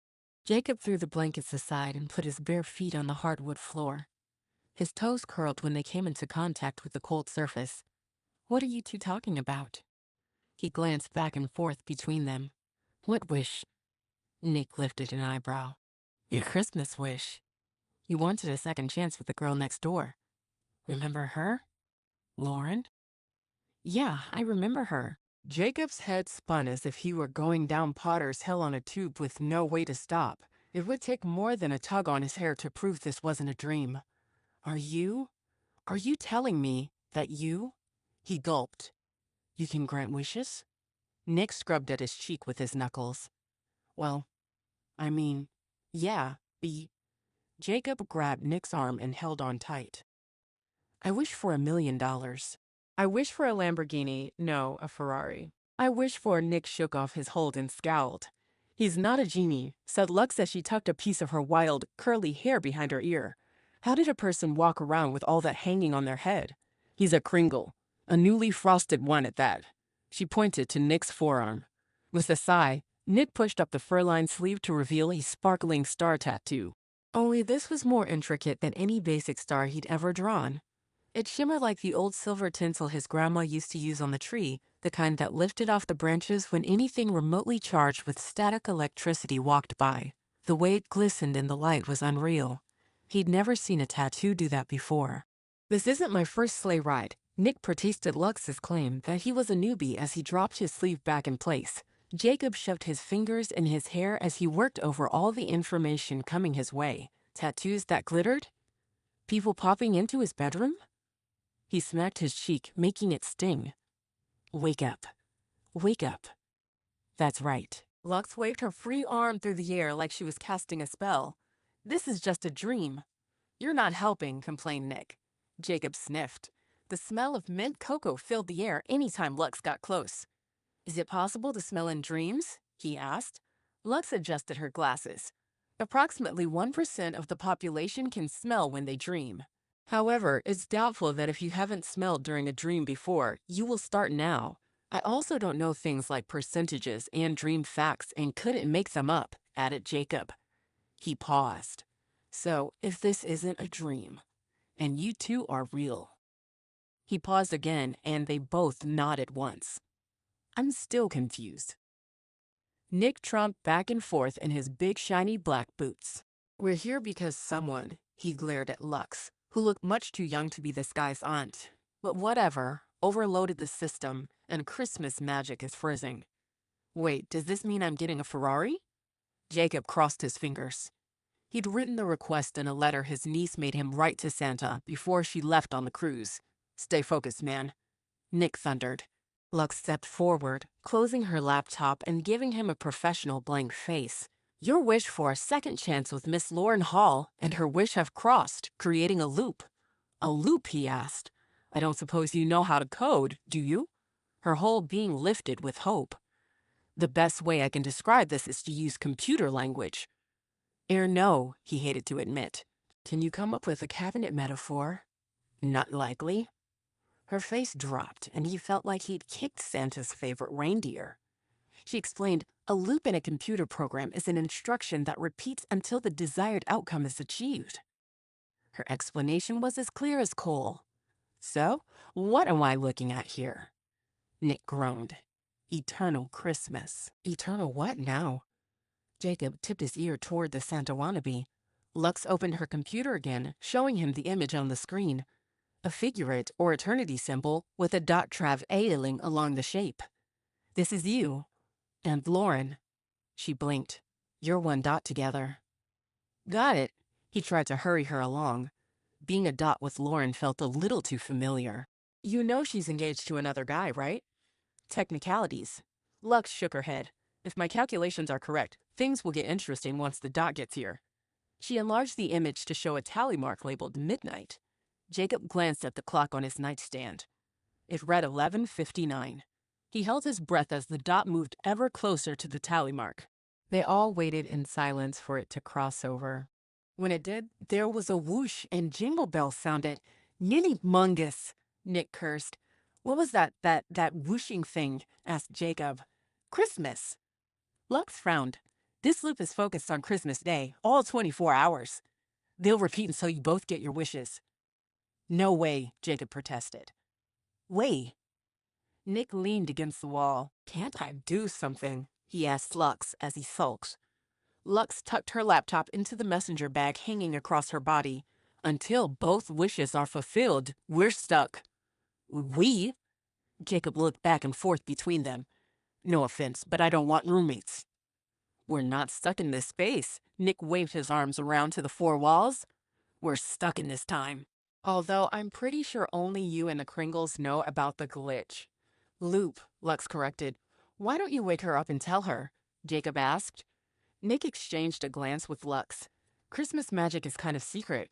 I mean, the whole world knows about Santa and all that, but the truth, we can't exactly start a YouTube channel and broadcast this stuff, if you know what I mean. You can tell Lauren, Lux jumped in. The fewer people who know about this, the less damage control we have to do. So she won't know that the day repeats, he clarified. No, and feel free to use that to your advantage, Nick added. He snapped his fingers. What if we used our other skills to help too? Like what? Lux considered his question with interest. Like we drop him in her bedroom and he kisses her and sparks fly and we're done here. Jacob snorted. Sparks. More like a restraining order. Lauren hates me. Why? Asked Lux, her big eyes full of curiosity. That is an excellent question. He lifted his shoulders. One day, we were best friends, and the next, she refused to talk to me. Then that's where you should start. She smiled. Find out why she hates you, undo the damage, kiss her under the mistletoe and, she snapped her fingers, we're back on track. So simple, he said dryly. Nick shoved off the wall. If you need me, call. He set a business card on the nightstand. You're on a very short list of people who have that number. Don't abuse it. Jacob eyed it wearily. You have a cell phone? Doesn't everyone? Nick tossed back. He went to stand next to Lux by the chimney.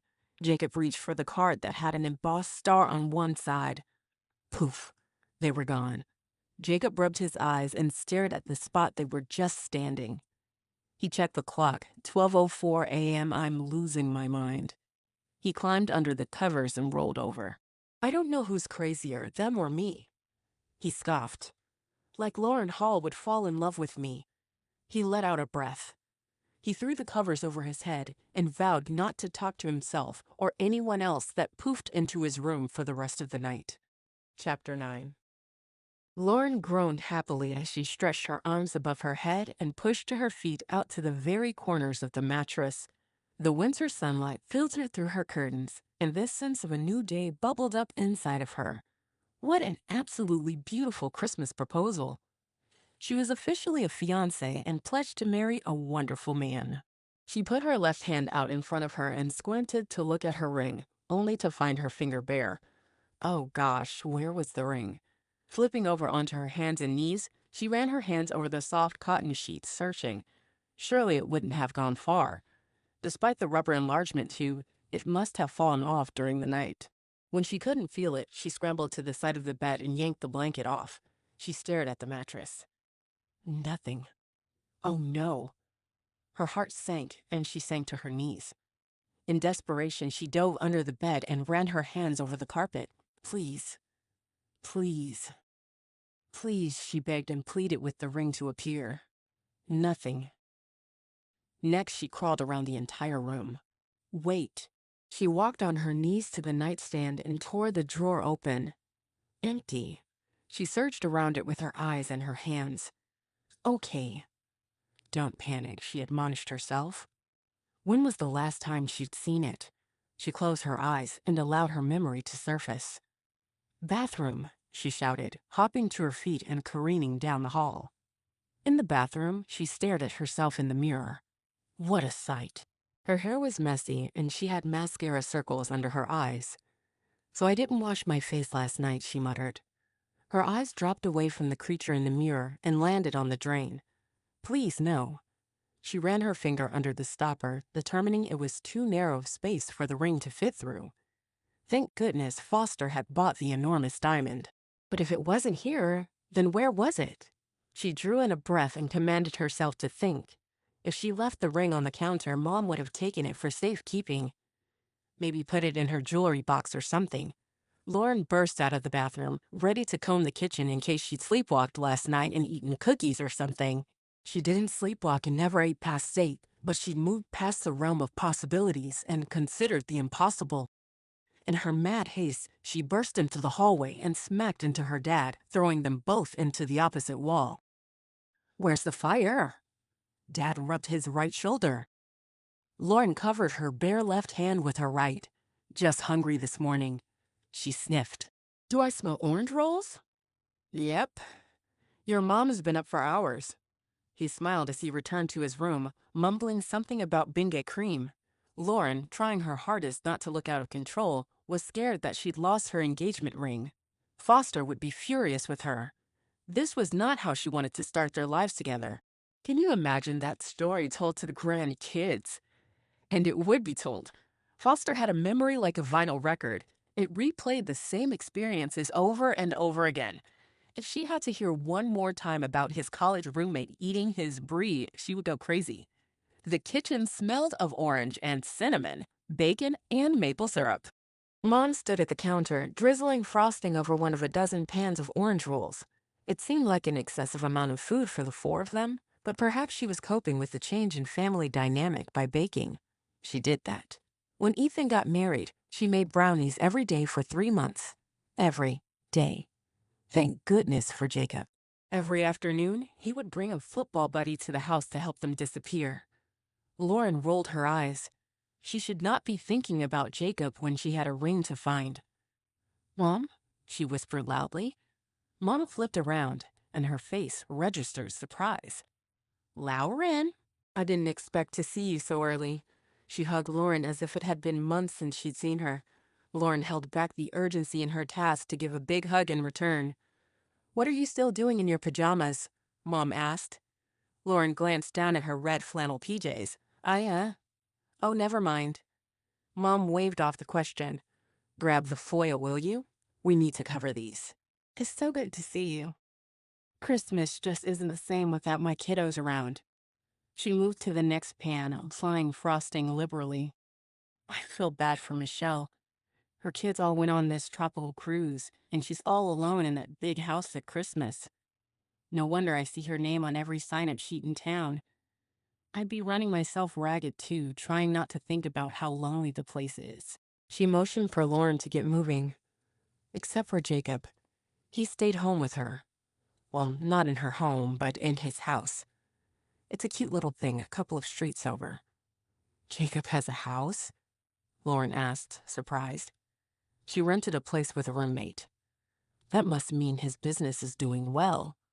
Lauren took the foil out of the drawer and ripped off a piece. Again with Jacob, why couldn't she get him out of her life? It is. He's gained quite the reputation for woodworking, Mom responded. Lauren glanced down the hallway to the closed guest room door. She spoke quietly. Mom, have you seen my ring? You're what now, hon? Mom pointed at each pan as she counted them. My ring, Lauren asked again. Her heart pounded in her ears. Ring? Mom stilled. A second later, she gasped. Ring! With a squeal, she grabbed Lauren in a bear hug and jumped up and down. My baby girl is getting married. Lauren jumped with her, thankful she was finally showing some excitement about the proposal. Last night, she and Dad were already tucked in bed when Lauren and Foster got home. Who's getting married? Asked Foster as he walked into the kitchen. He wore a pair of gray slacks and a red button-up shirt rolled at the forearms. His hair was slicked as he'd just gotten out of the shower, and his cheeks were shiny. Lauren giggled nervously. She could not tell him she had lost the ring when he'd just given it to her the night before. We are silly. She leaned into his side and stretched to kiss his cheek. Lauren was just about to show me the ring. Mom flapped her hand in front of her face like a fan. Foster stared at Lauren as if she'd lost her mind. How are you planning to do that when I haven't proposed yet? Lauren chewed her bottom lip. Was this some kind of joke? Had he found the ring in the bathroom and decided to torment her to teach her a lesson? Like that time she'd left her laptop plugged in next to the table, and he'd pretended to trip over it and hit his head on the wall to show her how thoughtless she was to leave it there. She'd rushed to his side, worried that he'd been hurt, when he pulled his hand away from his face and gave her a look. She went with a direct approach. What do you mean? You proposed last night. A Christmas Eve proposal, Mom said happily. Is there anything more romantic? She reached over and gave Foster's cheek a light pat. Handsome and thoughtful. Christmas Eve, Lauren sputtered. Foster smiled woodenly at Mom's appreciation. Thank you, Mrs. Hall, but I was planning on a Christmas proposal. He pulled the ring box out of his pocket and cracked open the lid. Lauren's whole body sagged with relief at the sight of the expensive engagement ring nestled within the velvet folds. I wanted it to be a surprise. He snapped the box shut and shrugged. If you already know, then there's no sense in trying to make a big to-do about it. He handed the box to Lauren. Here you go. He beamed. Lauren stared at the box resting in her palm. This was the most passive-aggressive behavior she'd ever seen. But I swear you proposed to me last night in front of the whole town. Foster's eyebrows shot up. I'm not sure how that would have been possible. You must have had a dream. Lauren touched her temple as she combed through her memories. It all seemed so real. The smell of the fires, the heat on her cheeks as Foster pulled her on stage. She could even remember Santa's blue eyes. Mom handed Foster a plate and began piling it high with pancakes and bacon she'd kept warm in the oven. You have to try my homemade syrup. It's a Christmas tradition around here. It couldn't have been a dream, Lauren insisted. Foster and Mom stopped to stare at her. They'd moved on from the conversation, but she was stuck there like an icicle on the roof. What day is it? She asked the two of them, speaking slowly and deliberately. It's Christmas, said Mom at the same time Foster said, December 25th. Lauren collapsed onto the bar stool. I'm losing my mind. In the background of her declaration, Mom explained the intricacies of making homemade syrup to Foster, who hummed here and there to make it seem like he was paying attention. He did the same thing when she went about her latest personal organizer division design. She wrapped her brain around the idea that her sub-college science had made the public proposal. It could have. Being proposed to in front of her hometown on the night of her triumphant return in front of the boy who broke her heart was a fantasy come true. She looked down at her hand, which curled around the ring box. The ends of her fingers turned white. She squeezed the box so hard. If that was what happened, and today was Christmas Day, then Foster had asked her to marry him by saying that there was no sense making a big deal about it. A big old, excuse me, built up inside of her. No sense making a big deal. Why in the world not? If there was anything worth making a big deal about, it was getting engaged. She squeezed her eyes shut tightly. Not to mention, he assumed her answer was yes. Why would he assume that if he hadn't already asked her? None of this made any sense. goodness, look at the time. Mom quickly untied her apron and unplugged the electric skillet. We need to deliver the neighbors' gifts. Lauren got to her feet in a daze. They always love your orange rolls. Mom stopped and looked at her. Are you sure you're okay? Maybe you should stay here and rest. I have work that needs to get done. Foster set his empty plate in the sink. Are you sure you don't mind if we stay behind? Lauren whipped her head around and stared at him. We aren't here to work. It's Christmas.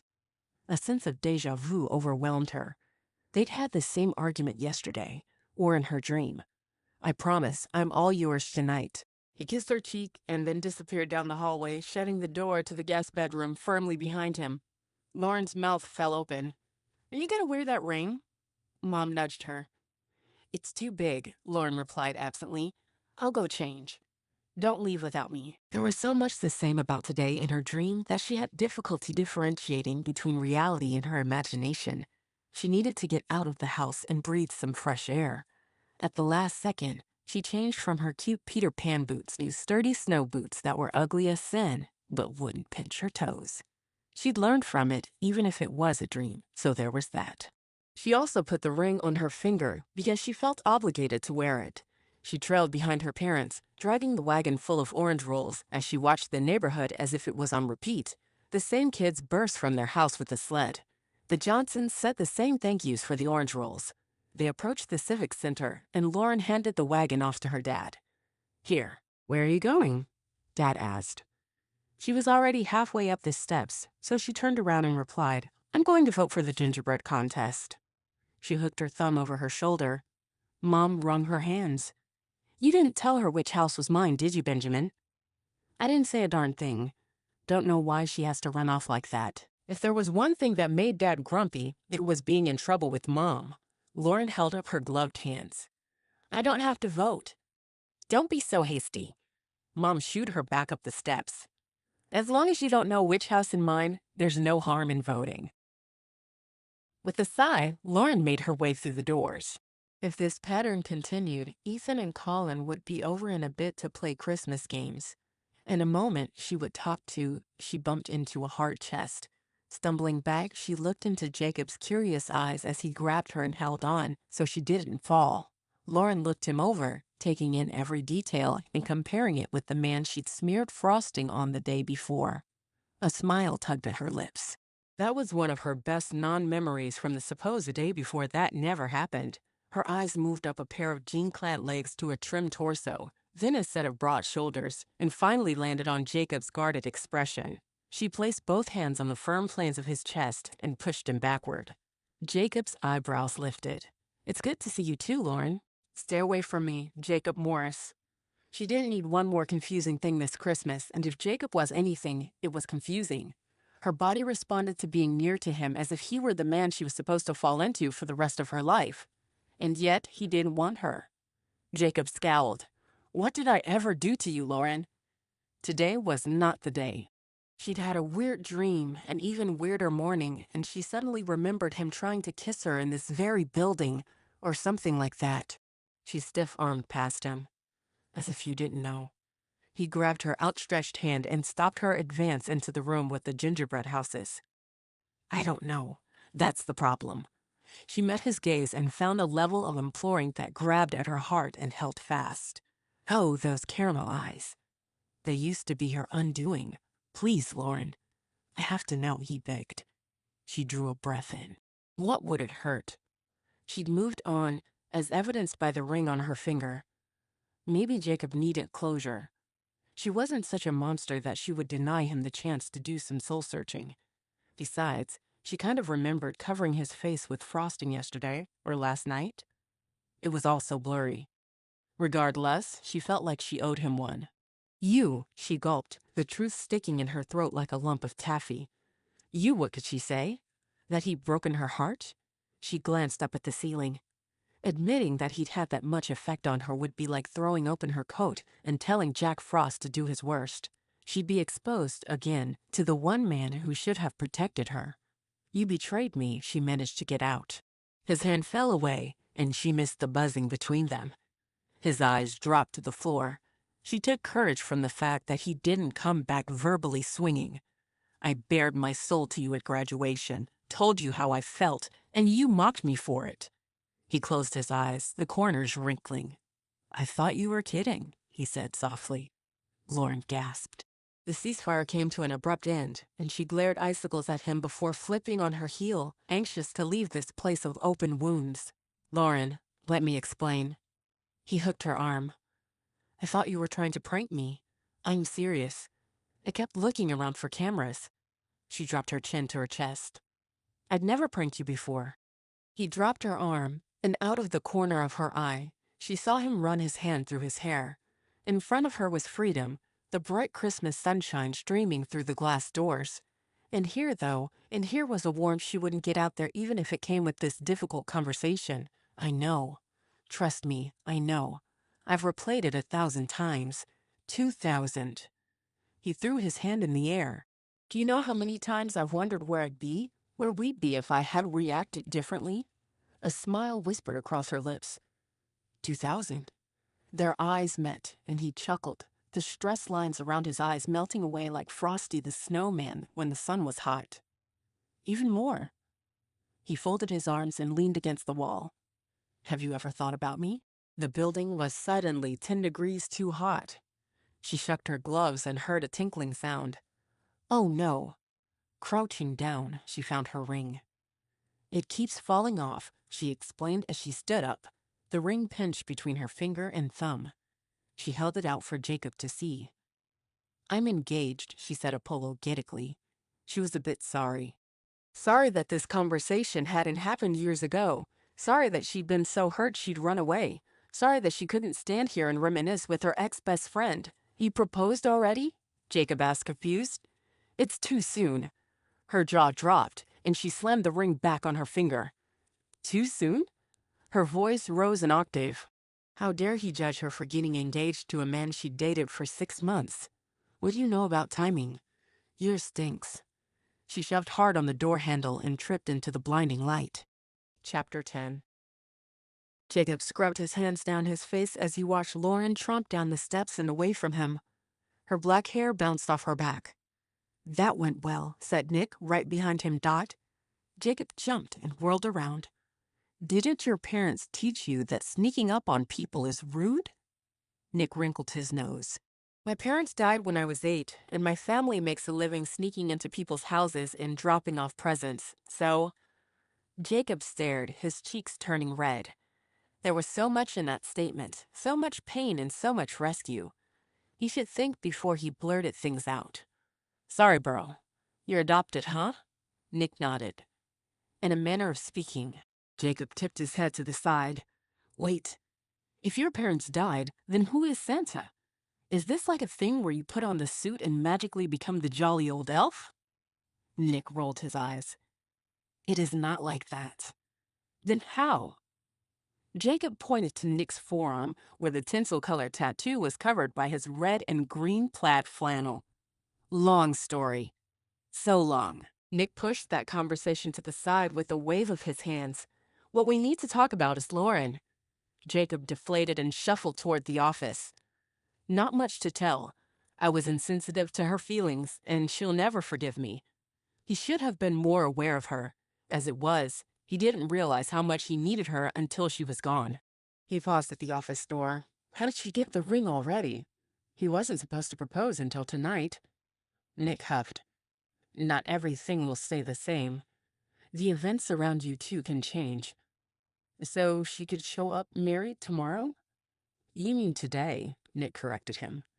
I don't want to debate the time-space continuum or the benefits of plutonium in a DeLorean. Could she be married before I get to see her tomorrow? He pressed Dot. Yeah. I mean, it would take a lot to make that happen, but I suppose it could, if the pieces all fell into place. Jacob groaned. I have a hard and fast rule against messing with married women.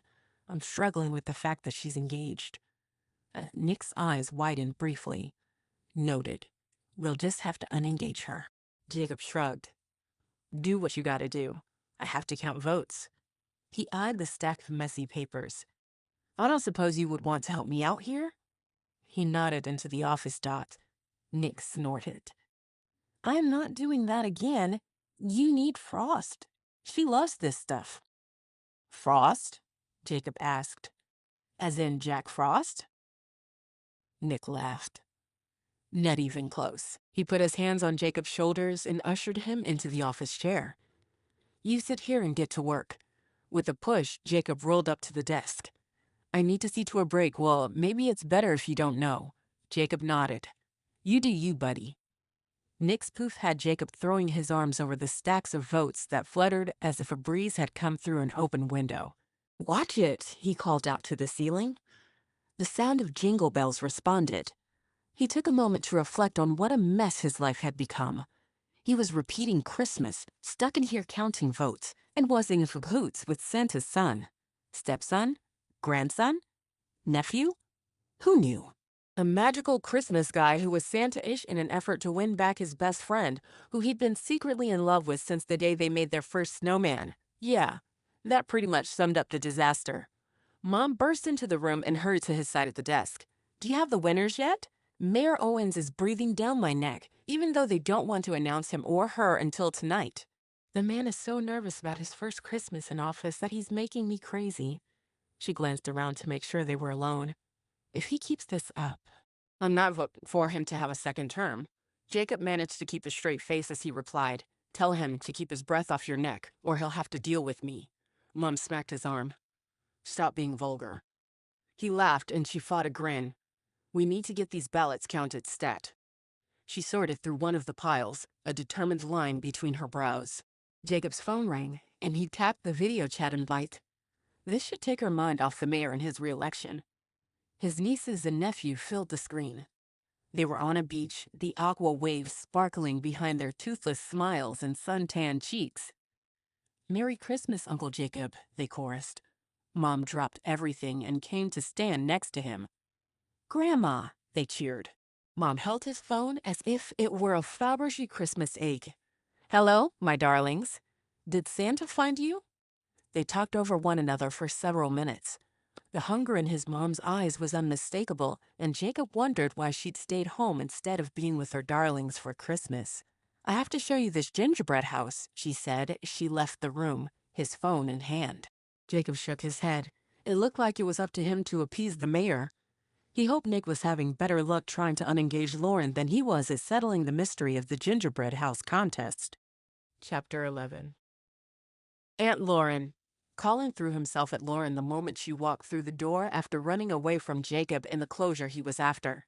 The farther she got from the Civic Center, the less happy she was with herself for leaving in the first place. She wasn't a coward and could have faced her past if she hadn't let her emotions get the better of her. A lesson to learn from for sure. She landed against the wall and grabbed onto him to hug him back. Come play with us, he invited. Minute to win it, candy canes. Ethan called from the front room. Lauren looked into her nephew's hopeful face and knew she'd been caught. Let me get my coat off. Yay! He released her and raced in his socks back to the front room, where he told his dad, Told you she'd play. Smiling, Lauren shucked her outerwear. Where's Mom and Dad? She called. They weren't outside the Civic Center when she left, so she'd followed the wagon's marks in the snow. I'm in the kitchen and your mom's napping. Stop yelling. Dad hollered. Lauren snickered because his voice was the loudest of them all. I'm up now. Mom appeared in the doorway. Who can nap with all this Christmas cheer? She knelt next to the coffee table where the first game was set up. Besides, I'm a professional and will beat all of you at candy cane fishing. Noah! Colin had his father's competitive streak. Lauren laughed at his stubborn face. He'd do everything in his power to destroy them. She sat on the couch next to Ethan and let out a sigh. Dad brought a bowl of white chocolate popcorn and set it next to Mom. She gave him a grateful smile before the timer started, and she had to fish for tree ornaments. Mom's favorite holiday treat was white chocolate popcorn, and Dad ensured they had at least one bowl every Christmas. You want to go get Foster? Ethan bumped her. I can work him into the rotation. He motioned toward the whiteboard with their names were written on one side. Can I go get Jacob? Colin asked. Jacob? Lauren squinted at her nephew. Jacob Morris? Ethan rubbed the back of his head. Yeah, we hang out. You hang out? She asked dubiously. Since when? Since forever, Colin answered. His dad died, and we talked about it, and he needed guys to watch football with, so he comes over when we watch. He doesn't eat my Starburst, and I don't touch his. Cheese balls, Lauren filled in. Colin brightened. Yeah, it's okay though, because I think cheese balls are gross. As she laughed at the silly face he made. I like them. We used to eat them all the time. As soon as the admission was out of her mouth, she wanted to pull it back. Her dad froze in place because her mom stopped fishing, and Ethan looked at her like she'd shown up to Christmas dinner in a leprechaun outfit. What? She demanded. That's the first time you've mentioned Jacob in ages. Ethan reached out and touched her forehead. Are you okay? She swatted his hand away. I'm fine. She paused, considering how much she wanted to say. I ran into him today. We talked. It must have brought up some memories. The timer went off, and Mom glanced down at how many baubles she'd been able to pick up with her candy cane. 7. Cullen wrote her score on the board, though it looked more like a squiggle than a number. I'm next. Dad moved into the spot Mom vacated while Ethan reset the game. Lauren was quiet as her conversation with Jacob came back in full force. He'd asked if she ever thought about him. The truth was that she'd done her best not to think about him because it was too hard to compare every date, every flirtation to him. They all came up short, and she quickly realized that if she was going to fall in love, she had to take Jacob out of the equation. She glanced around the festive room, admiring the tree with its beautiful red, silver, and gold decorations. Even without presents under it, they'd opened them all. That was beautiful. The gas fireplace crackled softly, and the stockings were stuffed with care. Sharing these moments with the people she loved was precious. Jacob would have been playing, not hiding in the guest bedroom. Foster should be here. There was nothing at work so important, so life-altering that these times should be missed. I need a drink. I'll be right back. She patted Ethan's knee and then made her way to the kitchen. She was almost there when she heard a woman's voice coming from the guest room. What in the world? She moved closer, noting the door was open. I love you, Foster. I need you with me. Come back. Lauren paused and then went closer to the door. Foster cursed. There was a poof and then something sparkling. What in the world? Lauren threw the door open and Foster jumped out of his chair. Hey. He pointed to the spot next to him. Where did that guy go? He glanced under the bed. There was a guy in here with an ugly Christmas sweater. Where did he go? Lauren stared at the computer screen. The same woman from yesterday, the secretary, was on screen. Or she should say, part of her was on screen, the part that hung at the top of her low-cut dress. What's going on, baby? She grinned to Foster as she moved back so she could look at the screen. Oh. She stared at Lauren for half a second before the shock wore off her face and she lifted an eyebrow. I guess the cat's out of the bag now. Do you want to flip a coin to see who gets him? Lauren gritted her teeth. Foster was cheating on her. How long had this been going on? Actually, it didn't matter. You can have him. She shut the laptop and rounded on Foster. Of all the sneaky, no-good losers in the world, she had to bring this one home for Christmas. How had she read him so wrong? The late nights in the office were such a cliché cover-up for cheating, and yet she'd fallen for it. He glanced in the closet. Seriously, where did he go? Lauren folded her arms. I don't know what you're talking about. She leaned forward and sniffed. Have you been drinking? Do you do drugs? She asked, though all she smelled was his minty toothpaste. No. He reared back, offended. A guy poofed into the room, turned the volume on my computer, and then disappeared. If you think you can distract me from the fact that you were talking to your mistress when you should have been playing games with my family, you're sad. Just sad. Lauren grabbed his bag from the closet and threw it on the bed. She could have lifted 10 of those bags with the energy surging through her. She then tossed his few personal items inside. Get out of my house. Get out of my hometown. Get out of my life. Fine. If you won't believe me about the guy, why would you believe me about anything else? He zipped up the bag with a flourish and then held out his hand. The ring. She held her hand over his and tipped her fingers down so the ring slid off her finger. She barely felt it brush her skin. It wasn't even my size. I bet it would fit her. She seems thicker.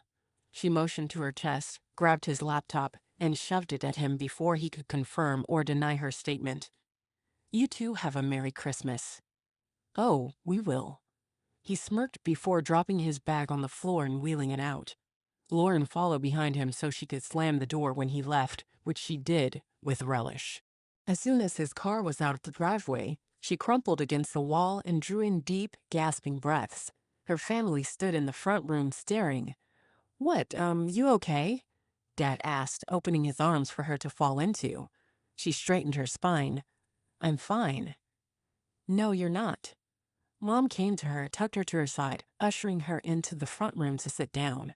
She landed on the sofa and stared at the fireplace, her eyes out of focus. I thought I was going to marry him, she whispered. Jacob's warning that it was too soon to become engaged came to her mind. Ugh, did he have to be right about that? Of all the people on the planet, the last one she wanted to say I told you so was him. Ethan cuffed her shoulder as he moved to the love seat. Colin hovered close. His tender heart knew she needed someone near, but he wasn't sure what to do about it. Be grateful you didn't tie the knot with that guy. Ethan jerked his head toward the door. Lauren nodded as her mind raced ahead to what life would have been like had she gone through with the wedding. She shuddered. The reality that he'd cheated on her sank in, and she grabbed a pillow, squeezing it as she held it in front of her. She was so angry at Foster that she could spit. He was the one who cheated, and she was left here in a puddle of pity to deal with the situation. He'd probably still propose to someone tonight and be floating on engagement bliss. Life was so unfair. And then there was Jacob. He had no business being right about Foster. Darn him. She couldn't face him tonight at the sing-along. No way. Not that she could hide the fact that she wasn't engaged. She'd practically rubbed the ring in his nose that morning. She buried her face in her hands, embarrassed at her behavior. I'll make some cocoa, said Dad. Lauren wanted to scream. If only Coco could fix this. Chapter 12. Jacob stood at the front of the stage, handing out songbooks to eager Christmas singers. He enjoyed the sing-along tradition. As a kid, he looked forward to Christmas morning and the pile of gifts under the tree. As an adult, getting together and singing songs on Christmas night brought the true meaning of Christmas into focus. Seeing his neighbors and friends with their loved ones was a gift he couldn't put under his tree dot. The scent of mint cocoa enveloped him, and he looked to his left to see Lux handing out songbooks. A tall man with huge muscles and a serious look stood beside her, constantly scanning the crowd for a threat. They wore green cargo pants, black shirts, stocking caps, and dark red scarves. Be sure to sing loud and spread that Christmas cheer, Lux told Old Man Martin, who had as much Christmas cheer as a cactus. He took the book from her, his hand brushing hers, and his face cracked into the weirdest shape. If Jacob hadn't known the man his whole life and been scolded by him more than once for cutting across his lawn, he would have thought it was a smile dot. Lux grinned back at him. I bet you have a beautiful bass voice. Old Man Martin cleared his throat and spoke an octave lower than normal. I think I can bring something to the evening. He hummed as he walked away. Jacob stared at Lux in awe. Where were you when he threatened to cut off my toes if I stepped on his lawn again? She has a way with surly men, said the muscle guy. Lux giggled and elbowed him playfully. You should know, you were the surliest. She leaned into him as she spoke to Jacob. This is my husband, Matthew. Call me Quick. He stuck out his hand and Jacob's was squeezed and pumped amicably. Quick's precise movements were military. Where's Nick? I haven't heard from him since this morning. Jacob's stomach was in knots thinking about what Lauren must be going through as Nick dissolved her current relationship. If she's meant to be with this Foster guy, I need to step back. I can't break up a good thing. Quick blocked the two of them with his massive body as he took over, handing out songbooks so they could have a private conversation. Despite Quick's intimidating size, there was something inviting about him, especially with children. They gathered in close and treated him like a superhero. He resembled an off-duty Superman with his muscles and underlying scientist vibe. Jacob swiped at a piece of moisture gathering on his forehead. Lux, I don't know if I'm cut out for this. What do you mean? She squinted at him. I'm not out to ruin Lauren's happiness. We're about to sing about peace on earth, and goodwill toward men. I don't have any bad will toward Foster or Lauren. If they'd be happy together, then they should be together. Wow. Lex blew a piece of hair off her forehead. Now I know you love her. Hey now. He tore his scarf off and tossed it on the stage. Why was it so warm on Christmas? No one said anything about love. Lux patted his shoulder. When you want someone else's happiness more than your own, it's love. I can't be in love with her. I hardly know her. He hadn't talked to her, not really talked, in years. Today was the closest they came to having a conversation, and she'd run away. Before that, she'd been his childhood playmate and best friend, his confidant and accomplice. There wasn't anything that he couldn't do when he was with Lauren. Lux considered him. It's going to be hard enough to convince Lauren she's in love with you. If you can't admit your own feelings, then we could be here a year's worth of Christmases. That would be catastrophic, Quick threw over his shoulder. He hadn't missed a word of their conversation while facing the other way and doing his Christmas duty. Why? Jacob asked. He rarely hung out with people who used words like catastrophic. Lux pushed her glasses up and then pulled out her cell phone. She showed him the home screen, which looked like a production chart. Since it's Christmas every day, we have to deliver gifts 24 hours. Eventually, we'll need sleep. Can't you take a day off? Jacob prompted. Lux shuddered. Quick glared over his shoulder. No, Lux nodded seriously. Which is why you need to get your act together and stop denying your feelings. Target at 3 o'clock, Quick informed them. Jacob swiveled in that direction to see Lauren enter the square. She strolled behind her parents, her head down. His heart reached for her, wanting to wrap her up in his arms and hold her tight. Ah, shucks, you guys, she's miserable. Her head lifted, and her eyes found him, quick as lasers. He blinked. She glared hard and then looked deliberately away. Did you see that? He asked Lux. She hates me. Lux typed into her phone, her fingers flying so fast they blurred. Nope. According to my sister, who is a relationship genius, she's not mad at you, but men in general. It's a common reaction when a woman finds out she's been cheated on. He was cheating on her? Jacob said way too loudly. Head swiveled their direction, and people began to whisper, asking one another who he was talking about. Quick gave him a look that told him to keep it down. That jerk.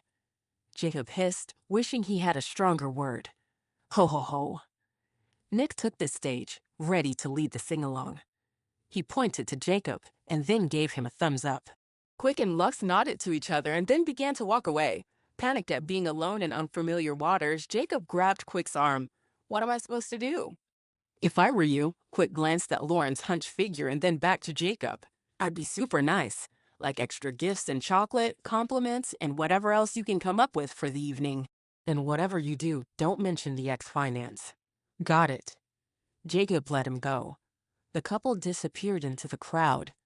Jacob glimpsed them ducking into the alleyway, heard jingle bells, and knew they were gone. Nick did a great job on stage, ringing bells to keep everyone on the beat. The guy belted all his Christmas songs with an extra dose of cheer. Jacob worked through the crowd, finding his mom, who was close to the Hall family. He avoided eye contact with Lauren for the time being. He heard sniffling and a break in the music while everyone shuffled pages. Glancing around while keeping his face down, he realized it wasn't Lauren who was crying, but his mom. Mom? He touched her arm to get her attention. When she met his gaze, he saw tears pooling in her eyes. What's going on? She sniffed, fishing a tissue out of her coat pocket. It's so silly. No, it's not. He put his arm around her shoulder. This was Lou's favorite part of the day. She dabbed at her tears. He loved Christmas so much. Oh, Mom, you should have gone on the cruise. If all this reminded her of Dad, then she shouldn't be here right now. He could have insisted they go. She huffed at him. I wanted to do all this for him, in his memory. I thought it would bring some kind of closure or something. I've been running around like a crazy lady, trying to do all the things he loved by myself, and I'm worn thin and don't feel closure. She crumpled the tissue and found another. How many of those do you have in there? He teased. She chuckled through her tears. Enough. When you buy the casket, the funeral home should offer you stock in the Kleenex company. She blew her nose. On top of all that, I didn't get half the decorations up on the house, and I forgot to make the homemade syrup. She sighed heavily. I need to face the truth that Christmas won't be the same without him. Her shoulders fell forward. I'm going home. Jacob turned to her. You can stay, she offered. He probably should get to work on Lauren and being nice to her. No, extra nice, like Quick advised. But Mom needed him. I'm coming with you. You're a good son. He shrugged. It's not that. You have the good cocoa mix at your house, and I'm out. She swatted his stomach and smiled. Tease. They did their best not to draw attention as they left. At the edge of the crowd, Jacob felt a pair of eyes on him and turned to find Lauren watching, her forehead wrinkled in question. He lifted a shoulder and gave her a watery smile. It was good that he'd have another chance with her tomorrow because Mom needed him tonight. If Lauren knew what was happening, she would have told him to go. She was kind of like that. In fact, she was better at this than he was, and he wished she were walking next to him. Perhaps next Christmas. Chapter 13. Lauren woke up the following day with an epic plan for this Christmas, a holiday project like she never had before. Sure, she'd concocted holiday schemes, usually involving the perfect present for her mom or a snowball ambush for her brother. But this was different, Dot. After she watched Jacob walk his mom home, she'd realized that she had a gift staring her in the face. Mrs. Morris would never get another Christmas with her husband. It was tragic and brought tears to Lauren's eyes. She missed Mr. Morris, too. He was the jolliest of them all and had a silly side that relaxed people. Like, he was confident in himself and therefore could laugh at his own expense. Though he was never cruel or crude, but one of those people who didn't take himself too seriously. Well, she had another chance at Christmas with her cheating, no-good fiancé. A man who deserved to have his pride stripped away and his sins exposed for the world to see. She was going to expose him for the liar he was in front of the whole town. The best part? He would feel all the things she felt when she found out about the secretary with the assets, humiliation, rejection, embarrassment, and more. What could be better than seeing someone eat their just desserts? This Christmas would be one for the books, Dot. The only problem with her plan was that she had to wait all day to pull it off. She found that a woman scorned, and on the verge of evening, the score could be patient. Most patient indeed. She grinned as she handed out orange rolls with her parents. She laughed with neighbors and friends they met on the street. The one place she avoided was the gingerbread contest. No way was she walking into the Civic Center and bumping into Jacob Morris. He'd already told her once that she'd gotten engaged too soon, and she certainly didn't want to hear what he thought of her life today. Nope. Today was not about looking back but looking forward. All the way to the sing-along that night, as a matter of fact, Dot, playing games with her family was a joy. She engaged in each moment, tackling her candy cane minute with gusto. She even impressed Colin, Dot. All the while, Foster sat in the guest room and made googly eyes at his girlfriend, Dot. She tucked into Christmas dinner as if it were manna from heaven. And she read her part of the Christmas story with a clear voice. All day long, she took every opportunity to hug her mom and dad, cuddle her nephew, and exchange fist bumps with her brother.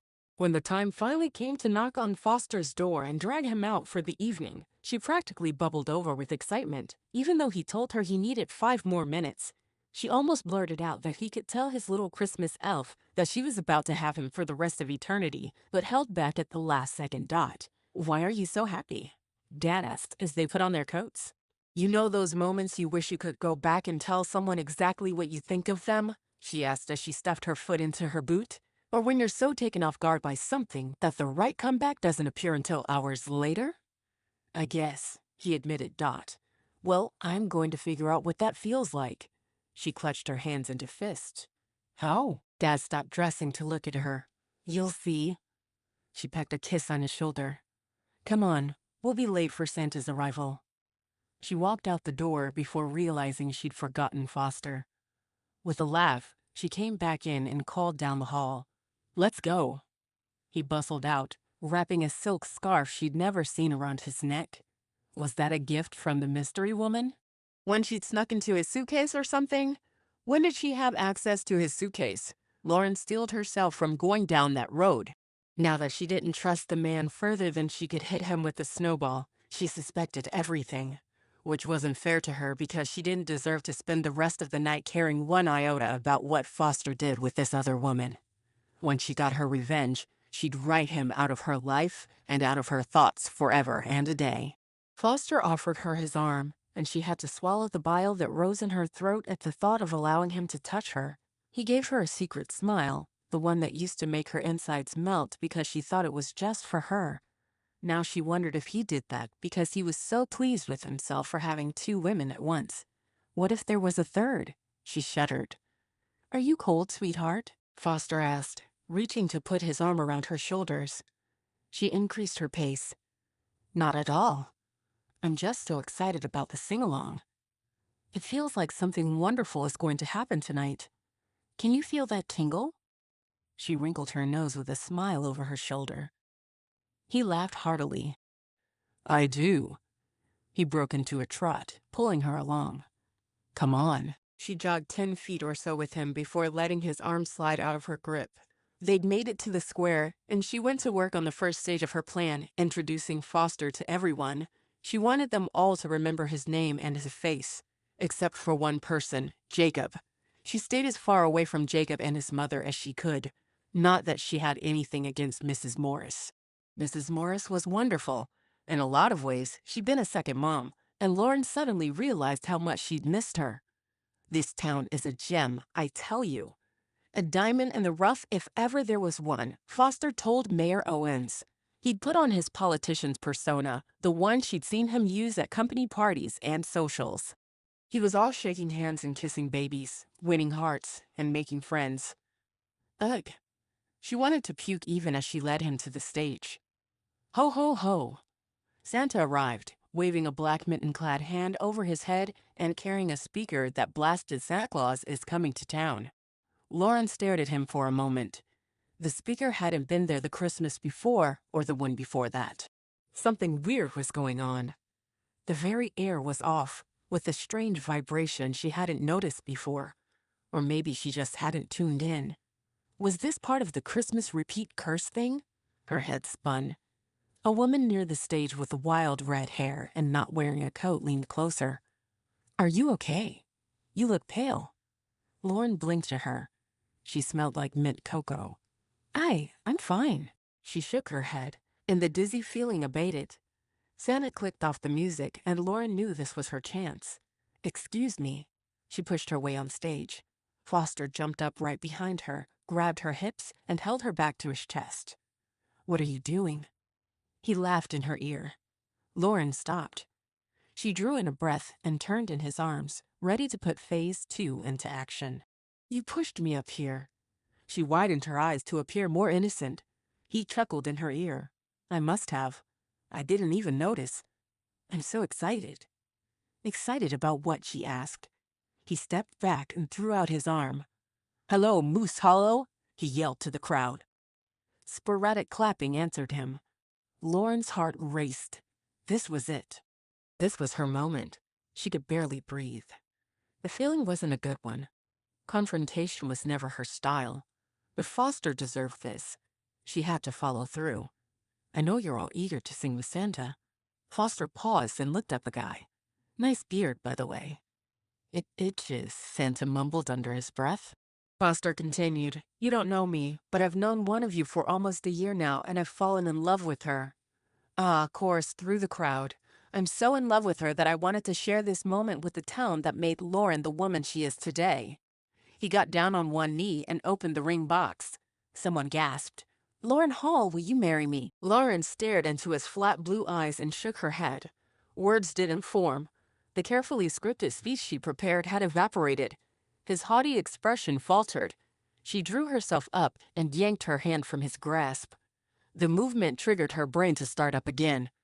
"I won't marry you, Foster," she said loud enough for the people standing in the back to hear. "Because you're a lying, cheating, no-good fake who spent the day talking to his mistress instead of spending it with me and my family. I deserve better than you." She turned on her heel and flounced off the stage, just as she'd imagined herself doing over and over again throughout the day. The crowd parted for her. Instead of the high fives and fist bumps she'd expected, they looked at her with pity and sadness. This part of her plan was less clear. She wasn't exactly sure where she was walking. Should she go home or join her family? The wave of triumph dissipated. She'd planned on people clapping as she left, cheering her on.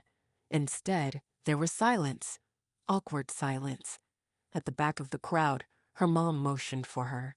She went in that direction, grateful for a safe landing spot. She went in for a hug, only to find Mom's arm stiff. Hustle home now. Mom nudged her in that direction. Lauren felt her disappointment like an arrow to the stomach. Mom? I'm sorry about your heartbreak, honey. Mom touched her cheek. You're right, you deserve better. I love you. Lauren felt a little better, but still not quite right. Christmas dinner churned in her belly as she trudged home alone. The sing-along started, the happy chorus far away and quiet. She was an outsider in her hometown. The fairy lights on the houses mocked her with their cheer. She sniffed several times, mortified by the tears burning her eyes. She should feel happy. She'd gotten exactly what she wanted. An hour later, there was a soft knock on her bedroom door. Lauren? Honey? Mom called. I'm not feeling well, she called from the bed where she'd curled into a ball and cried. Foster's gone, Mom hedged. Is it true? Was he cheating on you? Lauren heaved herself to a sitting. Yeah, I found out today. Well, technically yesterday, but since every day was the same, it was today, right? I'm sorry, Han. I know you liked him a lot. Did she? Because the fact that he was gone didn't upset her all that much. There was more of a sense of lightness, like she'd shed 10 unwanted pounds right before swimsuit season. Lauren flopped back down. Thanks. Do you want to talk about it? Not really, but thank you for offering. I always know I can count on you, Mom. Which was true. Night, Han. After a moment, Mom shuffled away from the door. The shock from yesterday was long gone. The triumph from telling Foster off and humiliating him had worn off. What was left was a lot of truth, and it wasn't all pretty. Lauren had had a broken heart before, and this didn't feel anything like that. This was more about feeling stupid for being tricked than something deep inside being broken and torn. She'd liked Foster and the jet-set lifestyle he provided much more than she'd liked Foster himself. She felt important and pretty in her cocktail dresses and shiny hair. The lifestyle wore on her at times. There were nights that she wanted to kick off the 3-inch heels, put on fuzzy pajamas, and snuggle on the couch. Foster never did that. Never. If they weren't out on the town, there was no point being together. Dragging the blanket her grandmother crocheted for her when she was 17 over to the window seat, she settled in and stared out. She could see the snowman in the Morrises' yard from this angle. The night sky was inky dark, and the stars were out. In their mountain town, the stars were always visible on clear nights. It was one of the things she'd missed when she moved away. By now, the square had cleared out. Those who planned late dinners settled down for turkey, ham, or prime rib and a slew of sides. Families with small children were into their bath and bedtime routines. She felt lonely and alone in the world of cheer and goodwill. What will I do tomorrow? She asked the sky. A movement drew her attention, and she watched as Jacob walked around the side of his mom's house carrying a strand of lights. He stopped at the oak tree stump and began wrapping it. She smiled at the memories of Mr. Morris doing the same thing. Every year he'd wrap the trunk, and every year Mrs. Morris would lament that they had the only decorated stump in the neighborhood. At least do the fence line, she'd lament to him. Everyone does the fences. This way, we're different, he'd reply cheerfully. Lauren touched the glass as if the memory were tangible. She put on a sweatshirt, quietly crept down the hall to the kitchen, and then made her way outside, zipping her coat as she went. She slowly approached the snowman, her feet crunching the snow. Without saying a word to Jacob, who watched her out of the corner of his eye while he wrapped the half-tree, she used a couple twist-off soda lids for the snowman's eyes and a carrot for the nose. For the mouth, she placed red lifesavers. As a final touch, she put on a stocking cap, the one Foster had left in the mudroom. Jacob came to stand beside her as she brushed off her hands. Looks better, he said. Yeah. She tucked her hands into her coat pockets and rocked back on her heels. I guess I did something right today. Jacob blew out a cloudy breath. Rough night? She pressed her lips together. Nothing in his tone said that he was making fun of her. In fact, if she closed her eyes, she could picture the Jacob she'd grown up with, who came over after football practice to see how her algebra test went. I got exactly what I wanted for Christmas, and I feel about this tall. She made a motion with her thumb and finger almost touching. Why is that, do you think? He reached out and pressed one of the bottle caps deeper into the snowman. Do you remember when you and I put that frog in Mrs. Patterson's laundry basket? Lauren groaned. We promised never to talk about it. You couldn't go through with the joke. You felt so bad that we brought home all her clothes and washed them, ironed them, folded them, and took them back. To this day, she thinks someone did her a kindness. He bumped her with his elbow. You're not a mean person, Lauren. She rolled her eyes. I was tonight. Yeah, but he cheated on you, so I'm giving you a pass this time. She whipped her head around to look at him and caught the sparkle in his eye. That's so kind of you, she snarked. I'm a nice guy. He stopped fighting his smile and grinned at her. She rolled her eyes, but found her burden lifting. Jacob always had that effect on her. He could take the worst day and make it the best one. Like when they'd gone ice skating at the pond, and she'd rolled her ankle. He'd piggybacked her around for a week long after her ankle was better, just to make her smile. Feeling comfortable and safe, all of a sudden felt shaky, and she pulled away from that ledge. It's cold, so I'm going inside. She headed for the break in the fence that allowed them free access to one another's yards. Hey, Lauren, he called after her. She turned toward his voice. Yeah? Don't worry about what happened tonight. Tomorrow is a new day. She snorted a laugh. Yeah, it is. She paused for a moment. Your dad would appreciate the lights. She motioned toward the stump. Jacob broke into a grin. Yeah, he would. Laughing, she went inside and left her winter gear by the door. In her room, she brushed aside the wispy curtain and watched Jacob finish decorating. With a glance at her window, he went inside his mom's house and shut the door. She settled on the window seat and tucked her knees to her chest. Tomorrow was a new Christmas, and she could do it any way she wanted.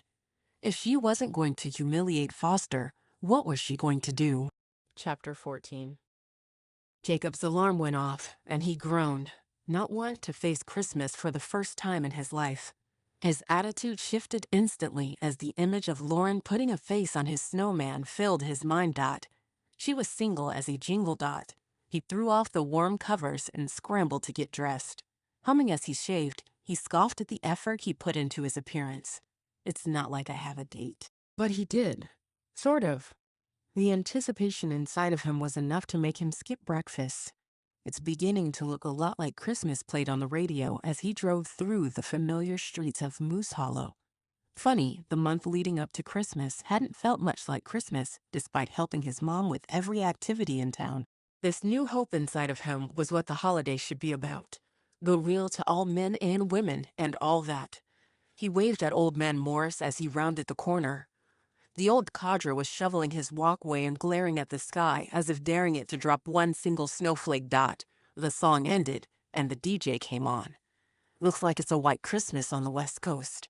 They're reporting record snowfall even in LA. Jack Frost came out of hiding this year. We got a few inches, but the skies are blue this morning. We hope you'll have a Merry Christmas and enjoy this rendition of Silver Bells by Elvis Presley, recorded in 1971. Maybe a white Christmas would cheer his mom up. He slouched under the pressure lying on his shoulders to get this holiday right for her. If his baby sister Charlotte were here, she'd know what to do. That girl was so full of Christmas that she kept her tree up all year long. For an average person, that would be embarrassing. But since she ran the Christmas store on Main Street, where you could find Moose Hollow ornaments on the 4th of July, no one batted an eye. As he pulled into Mom's driveway, he noted the lights around the tree stump, and the snowman he'd made yesterday was still there, complete with the red lifesaver smile. Huh. I thought they'd disappear. Unsure what that meant or how the lights stayed up when everything else reset, he got out of the truck and surveyed the fallen snow.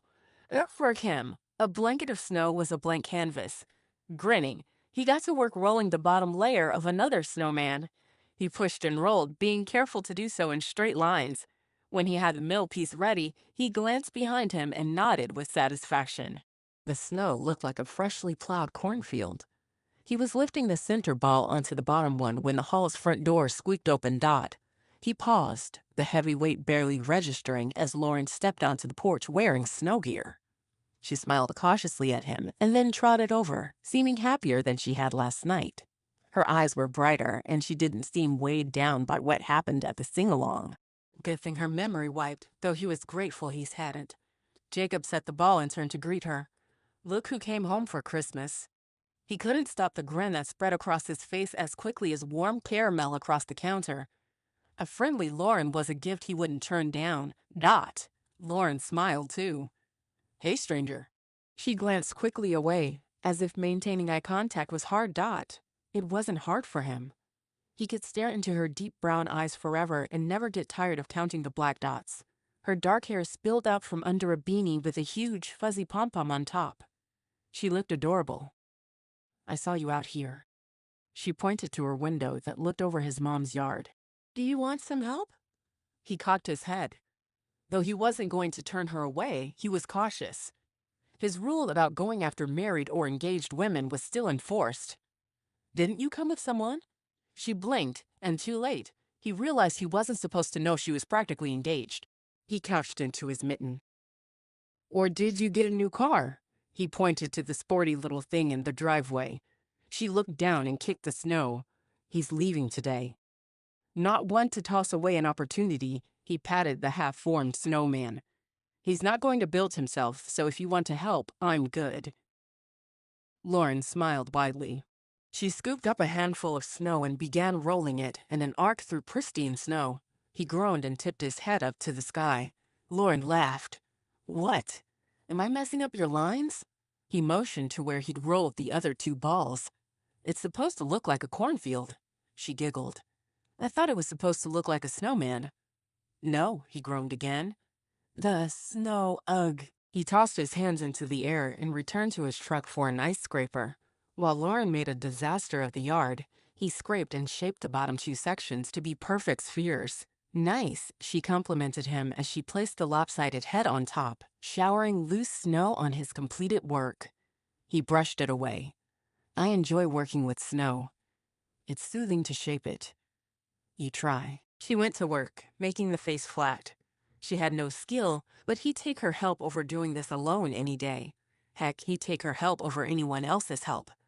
Their eyes connected, and the two of them stopped and just breathed. Their breath mixed in a haze that floated away, the air charged with an awareness they'd never shared. He'd been aware of her plenty of times, and apparently, she'd been aware of him in ways he'd never recognized. This was the first time the two of them were in that place together, and it was like jumping into a hot bath. At first, the heat doesn't register, but when it does, you scramble. And scramble they did. He ducked and scraped half the bottom smooth again, and she dug in her pockets for eyes and a nose. Have you ever tried carving something more challenging? She asked. Like what? He turned toward the blanket of snow. She stopped and put her hands on her hips, contemplating the untouched white carpet. An elephant. He burst out laughing. Her whole life, she'd asked her dad to carve an elephant into the front hedge because she'd seen one like that at Disney. Let's give it a try. Really? She clapped her hands together. Start rolling, princess. He motioned for her to get moving. She jumped 3 times and then went to work. While she rolled, he thought over the shape, content just to be working alongside her. Make yours longer. He held up his hands, showing the shape he needed. A rectangle would give him room for ears. His section, the body, was done. He opted to do an elephant sitting up rather than walking. Lauren placed her piece in motion for him to carve. Work your magic, he chuckled. If only she knew what magic was at work in their lives. So, tell me about your life. What do you do? She sighed and wrapped her arms around herself. I have a great job, one that I love. But to tell you the truth, I'm a little confused about the rest of it. Oh? He kept his eyes down so she wouldn't see the hope or the guilt. I thought I had it all figured out, but she huffed. Life has a way of yanking the rug out from underneath you, doesn't it? He chewed his lip. The elephant's ear was a little droopy. He packed more snow on and started over. It does. I felt sucker punched when Dad died. Can I confide in you? He glanced at her, the sun hitting her hair just right to make it flame gold. He sucked in a breath at the sight. What? She touched her hair, her eyes as wide as if a spider were crawling there. Nothing, I just remembered something. He silently cursed himself for reacting so openly. He may have spent the last 5 Christmases getting to this tentative friendship, but she was unaware of all that. Maybe like the Christmas lights, progress toward the Christmas wish wasn't lost when the clock resets. He had done the lights with her, so that seemed to make sense. If Nick showed up today, he'd ask him. There was a moment of silence before she said, "You wanted to confide in me?" He nodded, coming back to that train of thought. Like a polar express, she'd knocked him right off the rails. Mom's struggling this year. She wants it to feel like Christmas, but without Dad, I'm afraid it's not possible. Lauren rubbed her lips together, drawing his attention to them. What? She asked, because she'd caught him staring. Do you still use peppermint chapstick? He blurted. Her eyes brightened. It's only the best flavor ever made. She pulled the tube out of her pocket and applied a fresh coat. How often had he imagined the crisp coolness that would light up his lips if they kissed? He stood up and surveyed the elephant.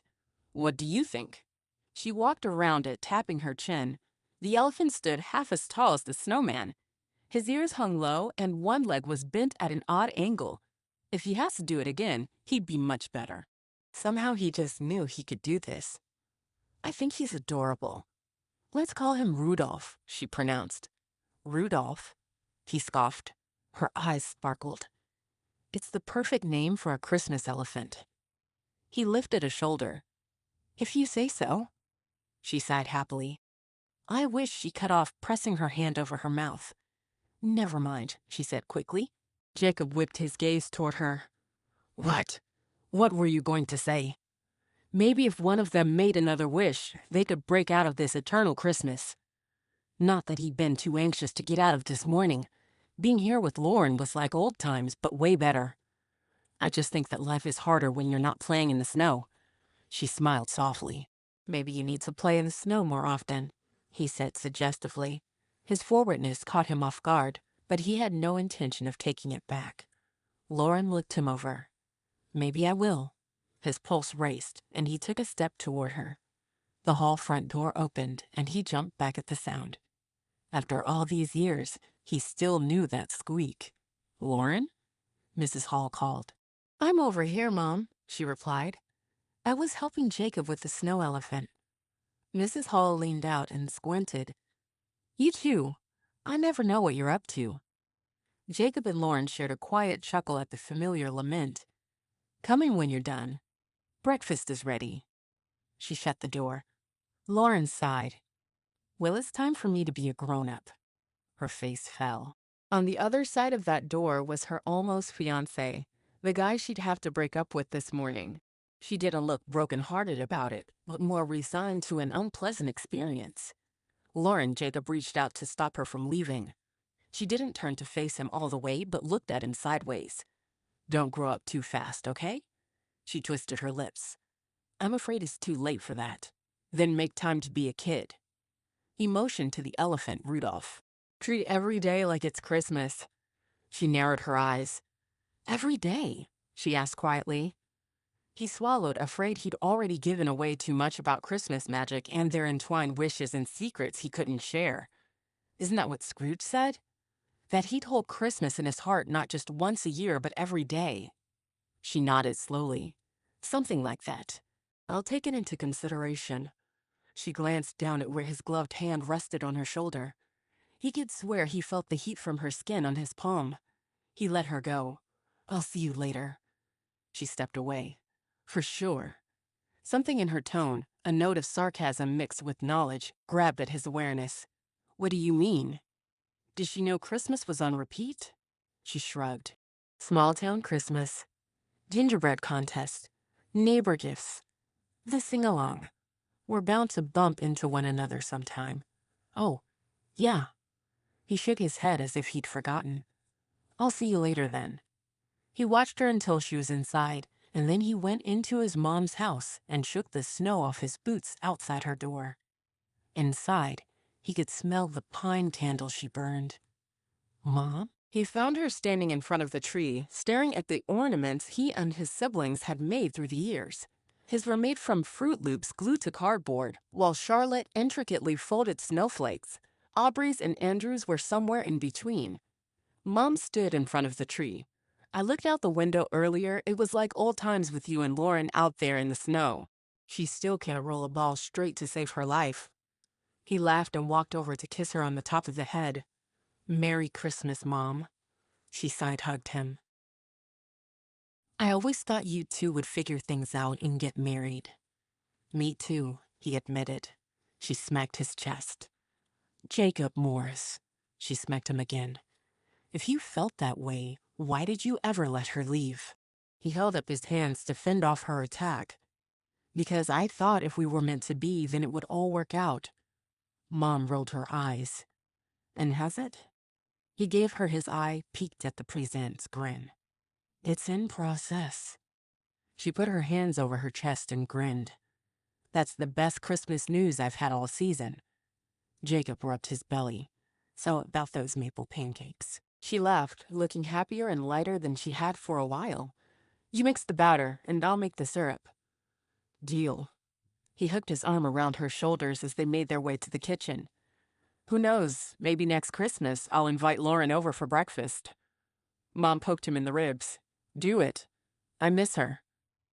Me too. He glanced out the window to see Lauren standing in the driveway as Foster loaded his bag into his trunk. Charlotte hugged herself. When Foster pulled out, she waved goodbye and then went into the house. That looked easier than last night's humiliation and regret session. He heaved a sigh. At this rate, it would be Christmas until Easter. Chapter 15. Breaking up with Foster got easier each Christmas. It took a few tries, a couple of blow-ups, and some icy goodbyes for her to figure out what to say that maintained an amicable relationship and had him packed and gone before sunrise. At first, his serene acceptance was insulting. However, the less she defined herself by him, the more confident she felt being alone. I'm a Christmas butterfly, she told Jacob as they put the finishing touches on their newest creation, a snow mouse. Their original snowman presided over a small gathering of snow animals, including the elephant, a cat, a dog, a turtle, and a whale. A butterfly? Jacob cocked his head to the side. How so? I was one way when Christmas started, but now I feel different. I feel like I could do anything, be anything today. She glanced at him out of the corner of her eye. Which brings me to an idea. Uh-oh. Whenever you get an idea, I get a project. She laughed easily. One time I talked you into a project. And I end up in woodshop for an entire semester. He lifted an eyebrow and challenged Dot. She smiled. I love my window seat. It's perfect. His ears turned red, and he focused on the carving. Her face heated. She'd thrown the word love out there without thinking about the consequences. Something was happening between her and Jacob. They'd fallen back into an easy friendship. Not exactly picking up where they left off, but not starting new either. They didn't talk about anything that extended beyond Christmas Day, which was fine with her considering that was all they ever had together. 24 hours that started over the moment she opened her eyes each morning. If that was all she ever got with him, then she'd take it for now. There may come a time when she wanted more, but she wasn't ready to explore those options just yet. Dot. You know, if hadn't been for my project idea, you might not have learned how much you love woodworking, and you wouldn't have your own cabinet shop today. I owe it all to you. His sarcasm was light and teasing. What did you have in mind this time? It's more work for me, she hedged, holding out on him on purpose. He paused, waiting. Come to Christmas dinner at my house, she said so fast she wasn't sure she'd said it at all. Bring your mom. I thought this would be a way she could feel like it was Christmas, like the old days when our families would have barbecues and game nights together. It was no wonder she and Jacob had been best friends growing up. They were thrown together often enough as babes that they had to get along. Besides, living next door to your best friend was the best situation. You're inviting us to Christmas dinner? He stared at her house as if it were the forbidden forest. After graduation, she told her family he wasn't welcome anymore. Of course, she didn't tell them why, and there was a huge awkwardness that hovered between their homes as he tried to contact her and she avoided him. She assumed after she'd left home that Mom lifted the ban, and she was right. Ethan didn't abide by it either. The older brother traitor spent every Sunday during football season hosting Jacob. Colin was the worst. He idolized the guy. Does it feel too soon? For her, the days built on one another, and she was letting Jacob into her heart. It wasn't the same for anyone else, though. Her mom was confused when Foster left. Her brother brought Colin over, and they wanted to play Candy Cane Minute to win it every day. Colin was always excited about it like he'd been waiting his whole life to play the game. At this point, her skill at picking up ornaments with a candy cane held between her teeth was practically professional level. Jacob stood and stretched his hands over his head, arching his back. It feels like it's about time. She warmed all over. If she stood there staring at him any longer, she'd melt clear through the snow to the grass underneath. Okay, I'll just... She stumbled on the snow as she walked backward. Catching herself and flushing even deeper, she straightened. I'll make sure to set 2 more spots. Lauren made it inside without falling on her face. She leaned against the door and let out a gusty sigh. Lauren Hall, get in here. Mom's voice rang shrill from the kitchen. Lauren pushed off the door and practically skipped into the room. What's up? That's what I'd like to know. Mom shook her finger. You pull in here with a boyfriend, kick him out first thing in the morning, and then go out to make a snowman? Snow mouse, she corrected with a grin. Mom's eyes widened. Honey, what is going on with you? You wouldn't believe me if I told you, Lauren snarked. Try me, Mom practically growled. Lauren drew in a breath. Christmas has brought things into perspective. I realized Foster wasn't the type of man I wanted and that I missed Jacob. Mom softened. Jacob was like another son to her. She'd been to all his football games and cheered louder than the pom-pom shakers. He missed you too, you know. Lauren brightened and leaned close. Tell me more. Mom laughed. When you left for school, he moped around his front yard like a lost puppy. I'd catch him staring at our house with this look in his eye that tore my heart out. He lost weight too. Lauren frowned as she pictured the hurt Jacob must have gone through. I feel bad about what happened. I mean, he started it, but I didn't handle the situation with the finesse I hope I've gained since then. Mom nodded once as if that was all she needed to hear. Lauren hugged her. Thanks for having my back, always. Even when I'm acting like a crazy teenager. Mom patted her. That's when you need it most. I love you. Love you too. She stepped back and noted the stack of Christmas plates at the end of the counter. Oh, I hope it's okay that I invited Mrs. Morris and Jacob for dinner tonight. I'll do whatever I need to help. Mom brightened. I think that's a wonderful idea. I've been worried about Michelle with her kids all on that cruise. Lauren tapped her chin. Maybe we should all take a cruise next year. What do you think? I think I like my Christmases right here in Moose Hollow. She paused while giving Lauren a side-eye. But I wouldn't mind getting out of the cold in January. Lauren clapped her hands. I'll look into it. Mom spontaneously hugged her. Thanks for coming home. Jacob wasn't the only one who missed you. Lauren settled into the hug. The feeling that she'd found more than her old friend in Moose Hollow enveloped her. In order to wall off the part of her heart that belonged to Jacob, she'd had to include Moose Hollow and even her relationship with her family to an extent, because he was in all of it. Little fibers of Jacob wove through her history with her parents and the town, even Christmas itself. That all changed today as she'd opened herself up to Jacob once again. It was scary, but thrilling. The day flew by, and before she knew it, Jacob and Michelle were at the dinner table, laughing as Colin told that mistletoe is gross, and if you accidentally fall under it, you have to kiss a girl. He looked equal parts disgusted and horrified. Someday you might think differently. Ethan rubbed Colin's head. And I'll crawl under a rock when you do, he mumbled to Lauren. She snickered into her sparkling cider before taking a sip. Colin heard her and leaned around Ethan to ask her, did you ever trap a boy under the mistletoe?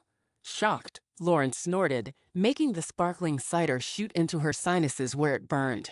She coughed and sputtered behind her napkin. The grown-ups laughed, exchanging looks and enjoying the view from Colin's world. Jacob leaned forward. I think what Lauren is trying to say is that she was a champion mistletoe trapper. Lauren grabbed his knee right on the sensitive spot and squeezed. He yelped and jumped in his seat, putting his hand over the top of hers. She moved to pull it out, but he held tight and then relaxed, giving her the option of going or staying. Her body warmed, and the most pleasant zing shot up her arm. She stayed and tucked her fingers around his while pointedly ignoring their mothers, who exchanged a whole new set of looks with one another. I wasn't the girl who had to trap boys under the mistletoe. Lauren flipped her hair over her shoulder. They all came quite willingly. Thank you very much. Her eyes met Jacob's smoldering ones, and she almost broke into flame. Colin turned his owl eyes on his dad. Did you ever follow a girl under there? He pointed to the mistletoe that hung over the entryway to the dining room. Ethan lifted his chin. A couple of times, yeah. He pointed to Colin's plate. Now eat your ham so we can have eggnog. Colin nodded and shoveled a whole piece of ham into his mouth. The conversation turned to the cruise, and they were soon talking about all the places they'd like to be, the beaches they'd like to build sandcastles on, and the fruity drinks they'd try. Mrs. Morris went home to get freshened up for the sing-along. I'll stay and help with dishes, Jacob offered. I won't turn you down. Mom looked at the clock and clicked her tongue. I need to check my hair. Dad rubbed his stomach. I could use a power nap myself. Ethan pointed to Colin. I should keep him out of your way. Lauren glared over the meat platter in her hands as the crew made themselves scarce. Don't worry, I'll wash dishes. Best Christmas present ever. Mom kissed her cheek before running off to her room. Dad ambled behind, and Ethan and Colin went to watch a movie in the front room. Hyper aware of Jacob and his broad shoulders and the way his hand had felt around hers, Lauren dashed off to the kitchen. She enjoyed every minute of being close to him, but there was this part of her that was afraid to let go. What if? What if she did, and he? She couldn't even think of the words. All she could remember was the way her heart had shattered when she told him she loved him and he'd laughed at her. The grown-up version of her knew that it had all been a miscommunication, but that didn't erase the feelings she'd had that day. The closer she got to loving him, the closer she got to the memory of that rejection. Strange that the feelings and the memory were wrapped together as if they were a package deal. There must be some way to pull them apart. She set the platter on the counter and plugged the sink so she could fill it with sudsy water. You can set those there. She nodded to a spot, and Jacob set the dishes down. He paused to scrape each one and then stacked them carefully before going back for another load. They worked in silence for a while. It wasn't unusual for them to not talk. When they were kids, they would do homework for hours without speaking. It was enough just to be in the same space. That feeling came back, the one where she was more comfortable with him around than she was without him. Like she could just be herself, no pressure and no expectations. When they finished clearing the table and putting away the leftovers, Lauren plunged her hands into the water and started scrubbing while Jacob loaded the dishwasher. Excuse me. He put his hand on her hip to scoot her over so he could get a new garbage bag from under the sink. His hand lingered and time slowed down even more than it already had by repeating every day. She barely moved and he didn't open the cupboard. He searched her eyes and she hoped her feelings, the things she couldn't put into words yet, were easy to read. Thank you for including us tonight. I think this is Mom's best Christmas yet. Lauren glanced down, breaking the spell enough that she could talk. You're welcome. As you said, it was long overdue. I don't know if I used the word long. He shook out the garbage bag and put it in the receptacle. Lauren rolled her eyes. What about you? What would you want to do on Christmas if there were no consequences? He asked. What do you mean, no consequences? She instantly thought of how horrible she'd felt after humiliating Foster in front of the whole town. There are always consequences. He twisted his lips, thinking. The movement was so familiar, it took her breath away. Okay, let's say you could eat 100 pounds of chocolate and not gain an ounce, he offered for an example. Oh, so this is a serious conversation, is it? She teased. Completely. He smirked at her. She let the water out of the sink and dried her hands as she thought. The first time she'd watched Foster drive away, she thought of having to tell her friends and people at work that he cheated on her. Of course, she could always leave that part out, but the female population should know which guys were cheaters and which ones were not. Let's see, she hedged as she switched from thinking about her ex to what she'd want to do tomorrow or the next day. I'd eat a whole peppermint cheesecake. She leaned against the counter. Jacob came to stand right in front of her, hooking his fingers through her belt loops. Her stomach swooped out from under her, and she dropped the towel. Neither of them moved to pick it up. I'd watched It's a Wonderful Life and Miracle on 34th Street. She swallowed heavily as every part of her became aware of every part of him. He tugged her against him, and her hands landed on his chest. Since when did he have such nice muscles? The Jacob she remembered was thin and young, and this Jacob was solid and strong. So strong. What were they talking about? We were talking about your Christmas desires, he replied. Did I say that out loud? He nodded absently as he traced her face with his fingertips. Her eyes fluttered. I kiss you, she whispered. Me too. His breath was warm on her lips, and she surged into the kiss, moving her hands up his chest and his neck, and then burying her fingers into his hair. Lauren moaned as every part of her she'd pent up 10 years ago released. Jacob lifted her onto the counter without breaking the kiss. He slowed things down, exploring her mouth and causing her bones to turn to jelly. He tasted like Christmas, 1 part sparkling cider and 2 parts peppermint cheesecake. When she was quite spent, he pulled back and drew her into him. She laid her head on his shoulder, drinking in the scent of his aftershave lotion and the feel of his soft flannel against her cheek. We should have done that 10 years ago, he said as he ran his hand down her back. She kissed his jaw, already sorry that he wouldn't remember this tomorrow. Promise me you won't forget this moment. He hooked a finger under her chin and brought her gaze up to meet his. How could I forget the moment my dreams came true? Lauren's heart lifted. She grabbed the front of his shirt and pulled him to her. You think that was a dream come true? She lifted an eyebrow. Give me a minute. She pulled him down and kissed him like she'd wanted to in high school, her hands roaming over his shoulders and back up into his hair. She let out all the wanting she'd always held back and allowed the fires to burn. Jacob came out of the kiss, panting for air. Wow. She giggled. Need a glass of water, big guy? He tickled her side, and she cuddled into him, laughing all the way. Did I sleep long enough to miss dishes? Asked Dad as he came in. Jacob stepped to the side and flipped on the water, keeping his back to Lauren's dad. Almost done.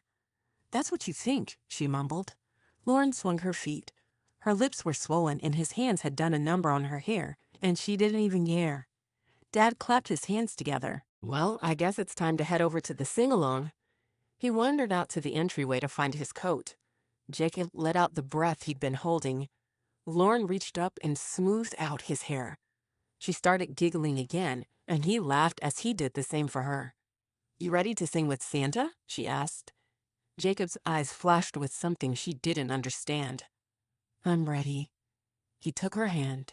And I want to get there early to have a talk with Saint Nick. Lauren laughed as she tripped behind him. Sounds like Santa's in trouble. Jacob stopped short, and she bumped into him.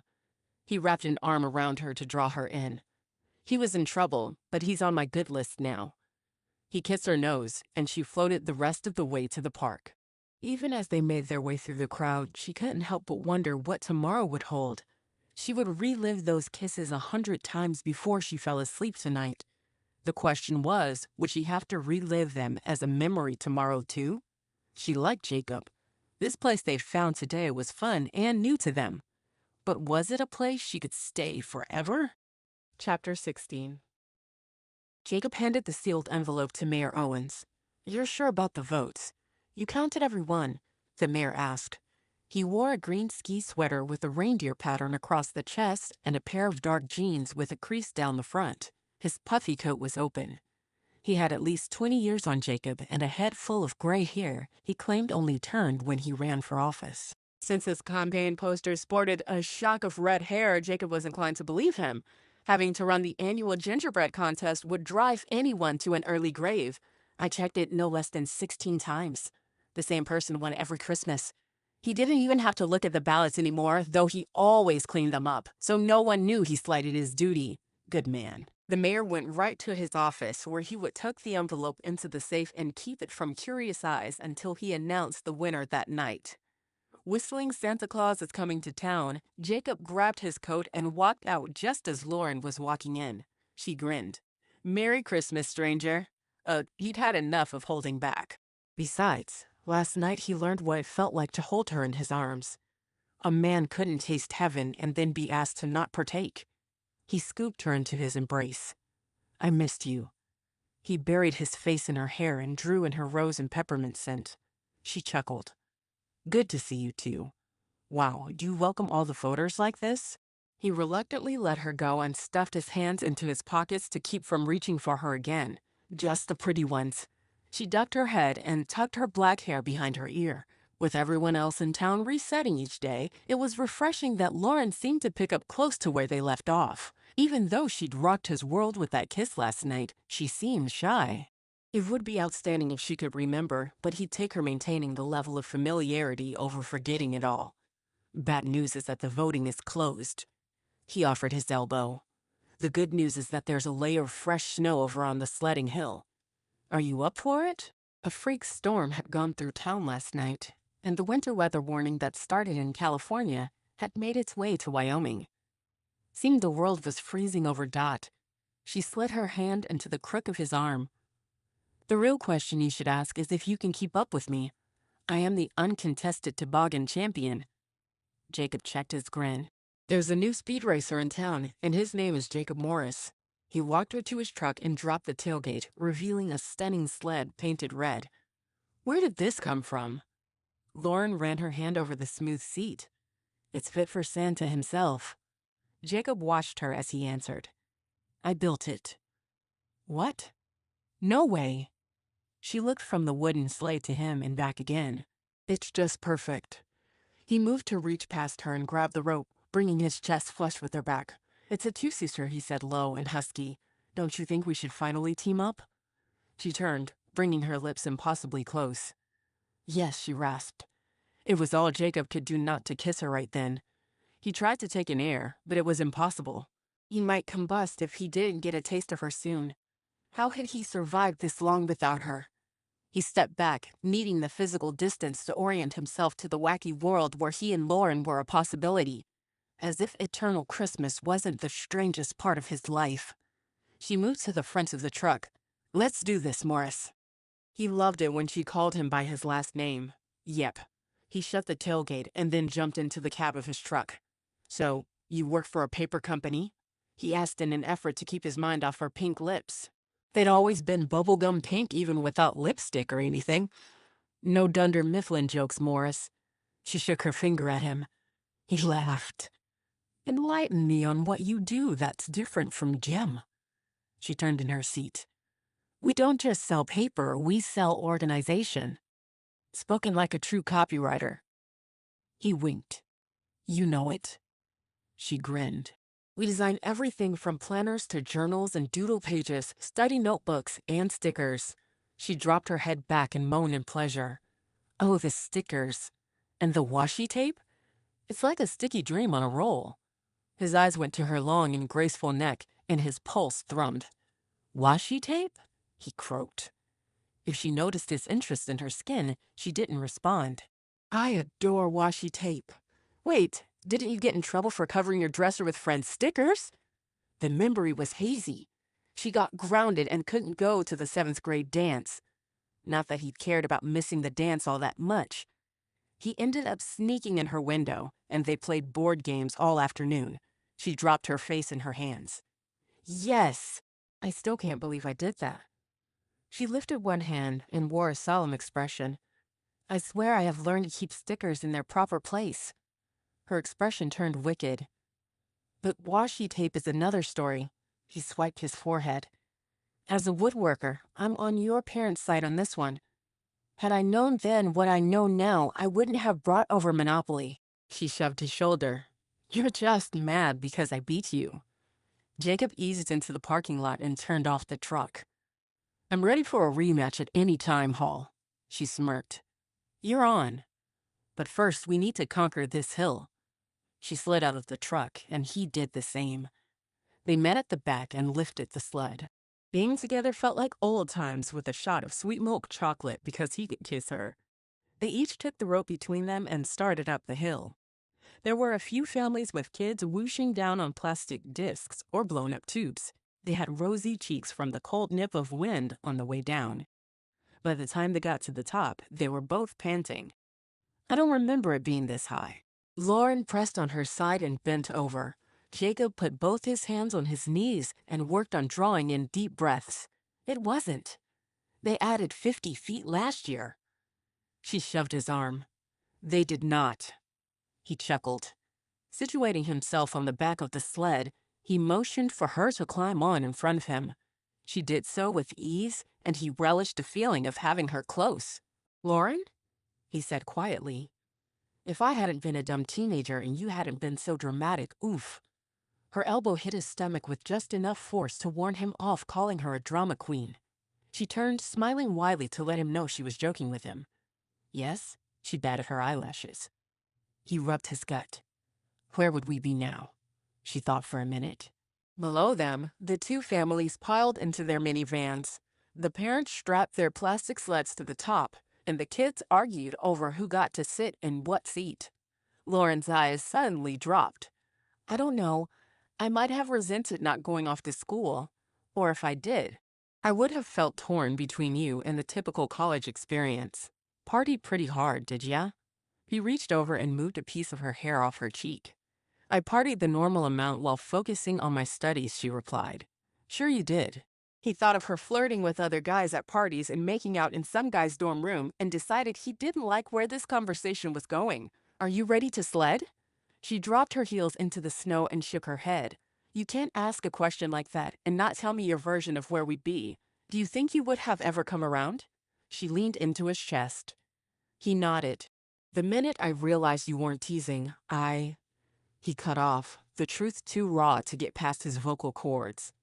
He cleared his throat. It was like the floodgates opened and the feelings I'd been shoving down inside rushed out. He glanced down at the snow. "It broke me that you wouldn't talk to me." Lauren melted into him. "I didn't know." "Jacob, don't." We both said things, or said nothing, and got hurt. Life went on. He lifted his gaze to meet hers. "I'm grateful that you came home this Christmas, and we have a chance to try again." "Me too," she whispered. Her forehead wrinkled. "Is there anything strange to you about this? Does it feel weird that we picked up where we did after not seeing each other for so long?" He considered the situation from her point of view. A new Christmas every day with no recollection of what had happened the day before. "I've been hoping for this for so long. All I feel is grateful that we're here right now. Jacob." She pulled off her glove and cupped his cheek. Her hand was soft and warm against his skin, and her perfume flooded his senses. She pressed a kiss to his lips and then pulled back. "What was that for?" he asked. "I had to make sure you were real, that I wasn't dreaming all this." "It's not a dream, Angel." He kissed her back. "I want to take you home with me." She burst out laughing, pulled back, and smacked his arm. "What kind of girl do you think I am?" He wrapped his arms around her, and they tumbled off the sled, landing with him on top of her. He kissed her cheek and then her ear and then her neck. "I'm not trying to seduce you," she gasped. "Could have fooled me." He chuckled against her skin and felt her shiver beneath him. "I want to show you what I've built." He kissed her cheek and then slowly kissed her lips. "I think you'll like it." She hummed her assent. He popped up on his elbows and took in her heavily lidded expression. She was so adorable. "But first, I have to get us down the hill." She pulled him in for one more kiss. "Okay, now I'm ready." Feeling like he could fly them down the mountain, he helped her get on the sled again. "Are you ready for this?" he asked, pointing down the hill. Though he wasn't really asking about the sled. He wanted to know if she was ready to see his life, to face the what-ifs that came from seeing his home. He hoped she pictured herself in it because he pictured her there countless times. She snuggled into his chest. "I'm ready." He pushed off, and they raced down the hill and into the unknown. Chapter 17. Lauren slowly walked through Jacob's cottage, taking in the details and beautiful craftsmanship even as she noted the sense of home that permeated the place. He had few possessions and fewer knickknacks. Those she saw were probably gifts from Charlotte or his mom, A local photographer did the pictures on the wall, though she wouldn't know who. He or she was good, though, because the images were gorgeous. With all that, it was the finished work that took center stage. Jacob was not just a woodworker, he was an artist. He started the tour with the garage workshop, which was absolutely incredible. He built onto the original structure in order to have enough space to make cabinets and furniture. The floor was stained concrete with visual texture. The walls were painted a creamy white and bare, save the shelves that held planks of every species of wood she could name and several she couldn't. The space smelled like earth and sawdust, with a lingering hint of a stain. I open those doors when I paint or stain in here. He pointed to the stunning barn doors made from reclaimed wood. The vacuum system keeps the dust to a minimum. He pointed above their heads to ductwork and then to hoses that drop down near several workstations. Yeah, because there's so much dust. She ran a finger along the machine and lifted it, proving her point. This place was cleaner than her apartment. Her desk was another matter altogether. Not a post. It was out of place. Happy sigh. This way to the mudroom. He opened the door to the house, and they stepped into a cute space with dark stained wood, slate floors, and gray walls. Jacob's shoes lined up 2 by 2. You still collect sweatshirts? She ran her hand over the soft fabric. He shrugged unapologetically. They're the perfect piece of clothing. I always enjoyed wearing your hoodies. She ducked her head at her confession. Made me feel like I was all wrapped up in you. She could say a thing like that to him now, right? It wasn't pushing too hard or too fast. He didn't wait a moment before he had her in his arms. Like this? She leaned into his embrace. This is better. He smiled down at her. Standing in her socks, she had to tip her chin up to look at him. You can wear my hoodies anytime. He kissed her hair and then slid his hand down her arm and tugged her into the kitchen. Come see what I did. She giggled at his excitement, like a kid who had made the perfect Christmas present and couldn't wait to gift it. She stopped in the kitchen as she stared at her dream home. The simplicity of it was what made it beautiful. The unfinished oak cabinets and the matching table had a clean feeling. Above her head ran raw wood beams, and along the opposite wall were built-in floor-to-ceiling display shelves with a tasteful selection of white plates and cups. Copper pots hanging over the island, and the darker wood flooring gave the place warmth that invited her to step right in. Cocoa? Jacob asked as he filled a copper kettle and placed it on the stove. Lauren nodded, not wanting to break the spell cast over her mind. She could see herself in this kitchen, sharing breakfast with Jacob in warming baby bottles. The pitter-patter of little feet beat in her ear. All of this existed in this strange world where Christmas repeated itself over and over again. Could she, wake up in a year and have a baby, and it'd still be Christmas Day? How long would it last? Several Christmases ago, she and Jacob talked about living without regrets. If she started digging into this crazy magic, it could unravel. Was that what she wanted? Jacob came up behind her, reached around and placed a mug on the island. 5 marshmallows, just the way you like it. Lauren shoved aside her worries. How many women out there would kill to spend eternity with the man of their dreams on Christmas? And here she was, borrowing worry when she didn't need to. She may wake up in a coma and realize this was all a dream. She could die in a freak sledding accident, or she could ride this out and grab onto every second of happiness available. She picked up the mug and took a sip. Spinning around, she let her eyes drift over Jacob and then stray to the cabinetry. You've done an amazing job. This is Pinterest worthy. He chuckled as he drank from his mug. Is that a compliment?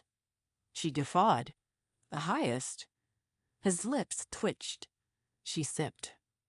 Can I confess something? He nodded. I was so jealous that you can do this stuff.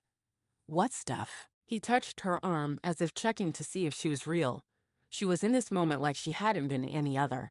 It meant the world to her to be in his home. Build. This.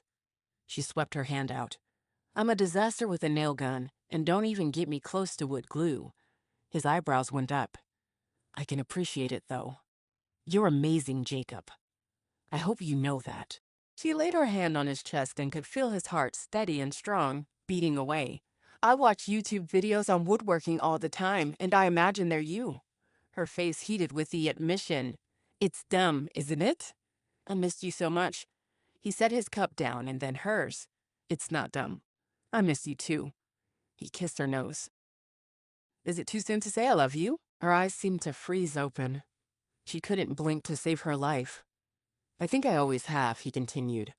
I don't remember a time when you weren't around, but that was how it was supposed to be. She laid her head on his chest. I know what you mean. It was like our souls weren't meant to be apart. My mom said I cried for the first 3 months of life, he told her. She did the mental math. You're 3 months older than me. I know. My soul missed you. He kissed her hair. She drew in a breath. Jacob, you're saying all the right things. He began rocking slowly, turning them in the kitchen. Do you remember that music video we made? She buried her face in his hoodie. Shoot me now. They were sophomores in high school and taking a video editing class. As a project, they'd made a music video that was horrible. That was the worst. He started humming the chorus to Better Together by Luke Combs. She swayed with him, feeling content for the first time in a long time. Perhaps they weren't meant to ever be apart.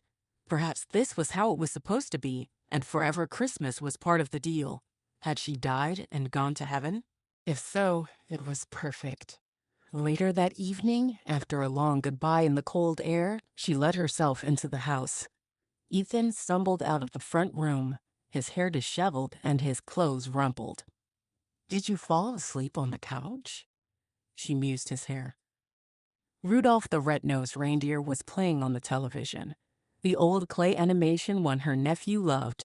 Colin must be out like a light, too, Ethan grumbled, scraping his hand down his face and blinking in an effort to wake up. Where have you been? Jacob showed me his workshop. We had a late dinner, and he brought me home. She hung up her coat and worked to get her boots off. They'd skipped the sing-along, preferring to stay in the cocoon created at his cabin. With the snow reports coming in daily, being snowed in with him was a real possibility. Ethan sat next to her on the bench and yawned. You two are moving fast. Lauren tilted her head. It might seem that way to you, but for me, it's more like we're right where we are supposed to be. Fair enough. He sat there, staring at the floor. You okay? She asked. He jerked out of his stupor. Yeah. Pearl called a while ago. She talked to Colin for all of 3 minutes before she hung up. Breaks his heart every time, but I can't keep her from him. You know. I do. She patted his knee. Is there anything I can do? He shook his head quickly and then slowed. Look, I don't mean to be a downer, but if you ever listen to anything I say, let it be this. Slow down. You and Jacob have changed since high school. You're not the same people you were. I thought Pearl and I could grow old together because we'd grown up together. I was so naive. You think? She looked up at the light fixture Mom had wrapped in greenery. Maybe you were hopeful. He snorted. I was an idiot. I didn't see what was right in front of me because I wished it was something else. What did you say? She sat up straight and stared at him. Had he made a wish too? I said I wished it was something else, that she was someone else, and I only saw what I wanted to see. He got to his feet and made his way back to the living room. Just think about it, okay? He said before rounding the corner. Lauren stared after him. She'd think about it all right. She'd wish to spend every day with her soulmate, and every day she was with Jacob. Did that mean he was her soulmate? Or was she stuck in this eternal Christmas because there was some other guy out there she couldn't see because Jacob kept getting in the way? No way. Jacob was her best friend. He was the love of her life and the only person she could imagine being stuck with for eternity. But Ethan was right about one thing. If the day after Christmas ever came, what would that look like for the two of them? Could they make things work beyond this strange spell? She wasn't sure she wanted to know the answer to that, because on the day after Christmas, everything got real. Chapter 18. Jacob lunged out of bed and raced to the window like Scrooge, who was reborn on Christmas morning. Before he could throw open the sash and yell, "Merry day after Christmas!" To the world, his phone beeped. Maybe it was Lauren. What a fantastic day. He was in love, and he didn't care who knew it. He grabbed it off the nightstand and looked at the text from his little sister. Missing you today. Wish you come. Merry Christmas. She'd attached a picture of her on Santa's lap with his nieces and nephew. No, he whispered as his heart sank to the floor. He checked the calendar on his phone. It was stuck on December 25th. Stuck. Just like him. No, no, no, no. He wanted out of this circle. He wanted to spend the rest of his life with Lauren, but it should be a life with children who graduate from high school and move out. There should be arguing and making up, work and a sense of accomplishment, progress and setbacks. All of it. He and Lauren were in love. They'd said the words, kissed under the mistletoe, all the things he was supposed to do to break the wishes. It didn't work, he yelled to the ceiling, where Nick parked his sleigh. Remembering Nick had a cell phone, he placed the call, punching each number with vigor. North Pole, what's up? Asked a female voice. Jacob pulled the phone away from his ear and stared at the screen, checking it against the card in his hand. I'm looking for Nick Kringle? She trilled a laugh. This is his phone. He left it in the workshop. Hang on a second and I'll find him for you. Workshop? Jacob mouthed silently. His anger subsided as his curiosity about the North Pole and Santa's workshop took over. He held very still as he listened to every sound in the background. The machines beeped and booped. High-pitched voices called to one another, though he couldn't make out what they were saying. Elves? Ho, ho, ho. Santa? A door shut, and there were footsteps on the carpet, and then another door opened. This sound was easy to recognize. Someone was carving wood with a chainsaw. Wow, he did not know Santa was handy with power tools. It made sense, though. How else would they make enough toys for the whole world? Uncle Joseph? Yelled the woman holding the phone. Joseph? Joseph. Was Santa's real name Joseph? Oh, the chainsaw cut off. Hi, Leela. Hi. Have you seen Nick? She asked Dot. He's in the stables, checking on the reindeer. They're tiring out like the rest of us. If we don't, the line suddenly went quiet. They had put him on hold. Before he processed what he'd heard and how it might relate to his current situation, Nick came on the line. Jacob? What gives, man? It's been 21 Christmases. I thought you'd have Lauren all wrapped up for New Year's by now. Jacob glared at the floor. I thought so too. He paused because kissing and telling went against every bit of him. Have reconnected and everything's great. I even made her a simple Christmas dinner last night. Why isn't the loop open? Nick was quiet for a moment. You wished for a second chance with Lauren, right? Yeah, and I have it. We're steaming ahead, he replied. Steam was right. That woman could turn his temperature to 1,000 with one of her kisses. He particularly liked the way she grabbed onto the front of his shirt. Whew. Well, sounds like you're moving in the right direction. Direction? I thought we'd gotten to our destination. He was there. Lauren seemed to be in love with him. What more can we, I do? Sleigh bells rang in his room, and Jacob jumped to his feet to see where they were coming from. He spun in a circle, but there wasn't a Kringle in sight. Did it get there? Nick asked. Did what get here? He kicked the floor. Check your nightstand. Nick sounded as frustrated as Jacob. Prancer, stop poking me with that antler or you're moving to the South Pole. An animal garbled a response. Jacob stared at the red velvet box on his nightstand. I have to propose to make this stop? He screamed into the phone. That wasn't my wish. Nick didn't answer right away, and in the silence, Jacob suddenly understood. It was her wish, wasn't it? She wished to marry me. Nick laughed. Don't be so full of yourself. She wished to be with her one true love for the rest of her life. Jacob scrubbed his fingers through his hair. She did? That's adorable. And hopefully doable. Get to work, lover boy. We need those wedding bells to ring sooner rather than later, if you know what I mean. Jacob strangled his phone. How is he going to convince a woman to marry him in one day? You ask the impossible, you know that, right? Nick laughed. I work with Santa. We make the impossible happen every Christmas. You just have to make it happen this one Christmas. There was no arguing without logic. Fine. Jacob snapped. You know what would help? A Ferrari. Lauren would totally marry me for my car. Nice try. Gotta fly. The line cut off. Jacob hung up the phone and then growled. How am I going to propose without looking like a complete nutter? He asked the fireplace. Also, he was leaving an entire bag of oats out for Prancer. Go ahead and poke him, you feisty reindeer. That Kringle has been nothing but trouble in my life. That wasn't fair. The time spent with Lauren was golden time. He couldn't complain about getting to be with her and for a second chance. If he needed to make her wish come true to stop this Christmas repeat, then he would. Time to shave. He scrubbed his morning scruffy face and smiled. Chapter 19. Lauren was having a wonderful Christmas time this snowy Christmas morning. The theme of this day was family time, and she was so grateful to love and be loved. Outside, big snowflakes fell, and the meteorologist predicted a classic Christmas storm all day. Jacob and his mom showed up on the front porch first thing, a huge breakfast in hand, and they'd spent the morning together.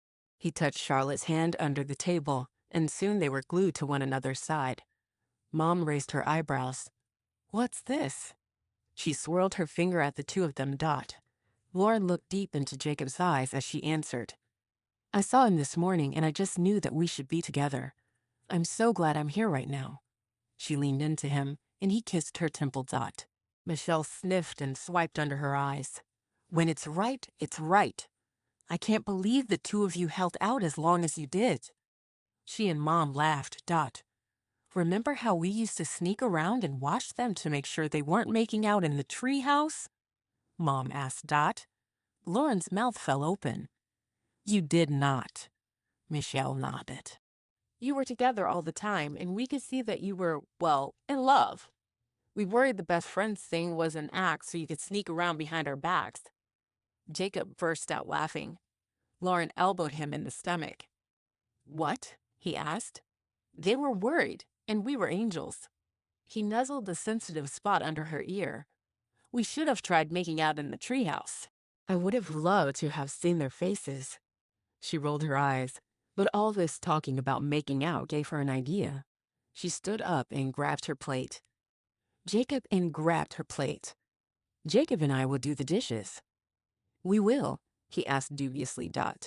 She nudged him with her hip. Yep. No one moved. Unless you all want to help, I'm going to take a morning nap. Dad pushed his chair back. Colin and I have a list of must-watch movies. If we don't get started, we won't be able to see them all today. Ethan picked up his son, threw him over his shoulder, and headed for the front room. Michelle stood. Rose, come see the Christmas orb that Jacob turned on the lathe for me this year. It's stunning. Mom's eyes lit up. Let's go. They left. Lauren put her hand on Jacob's shoulder and smiled down at him. Alone at last. He chuckled as he pulled her onto his lap. Who needs a treehouse? He kissed her neck, and she sighed happily into his embrace. I've been dying to kiss you all morning. He worked his way up her neck and then kissed along her jaw.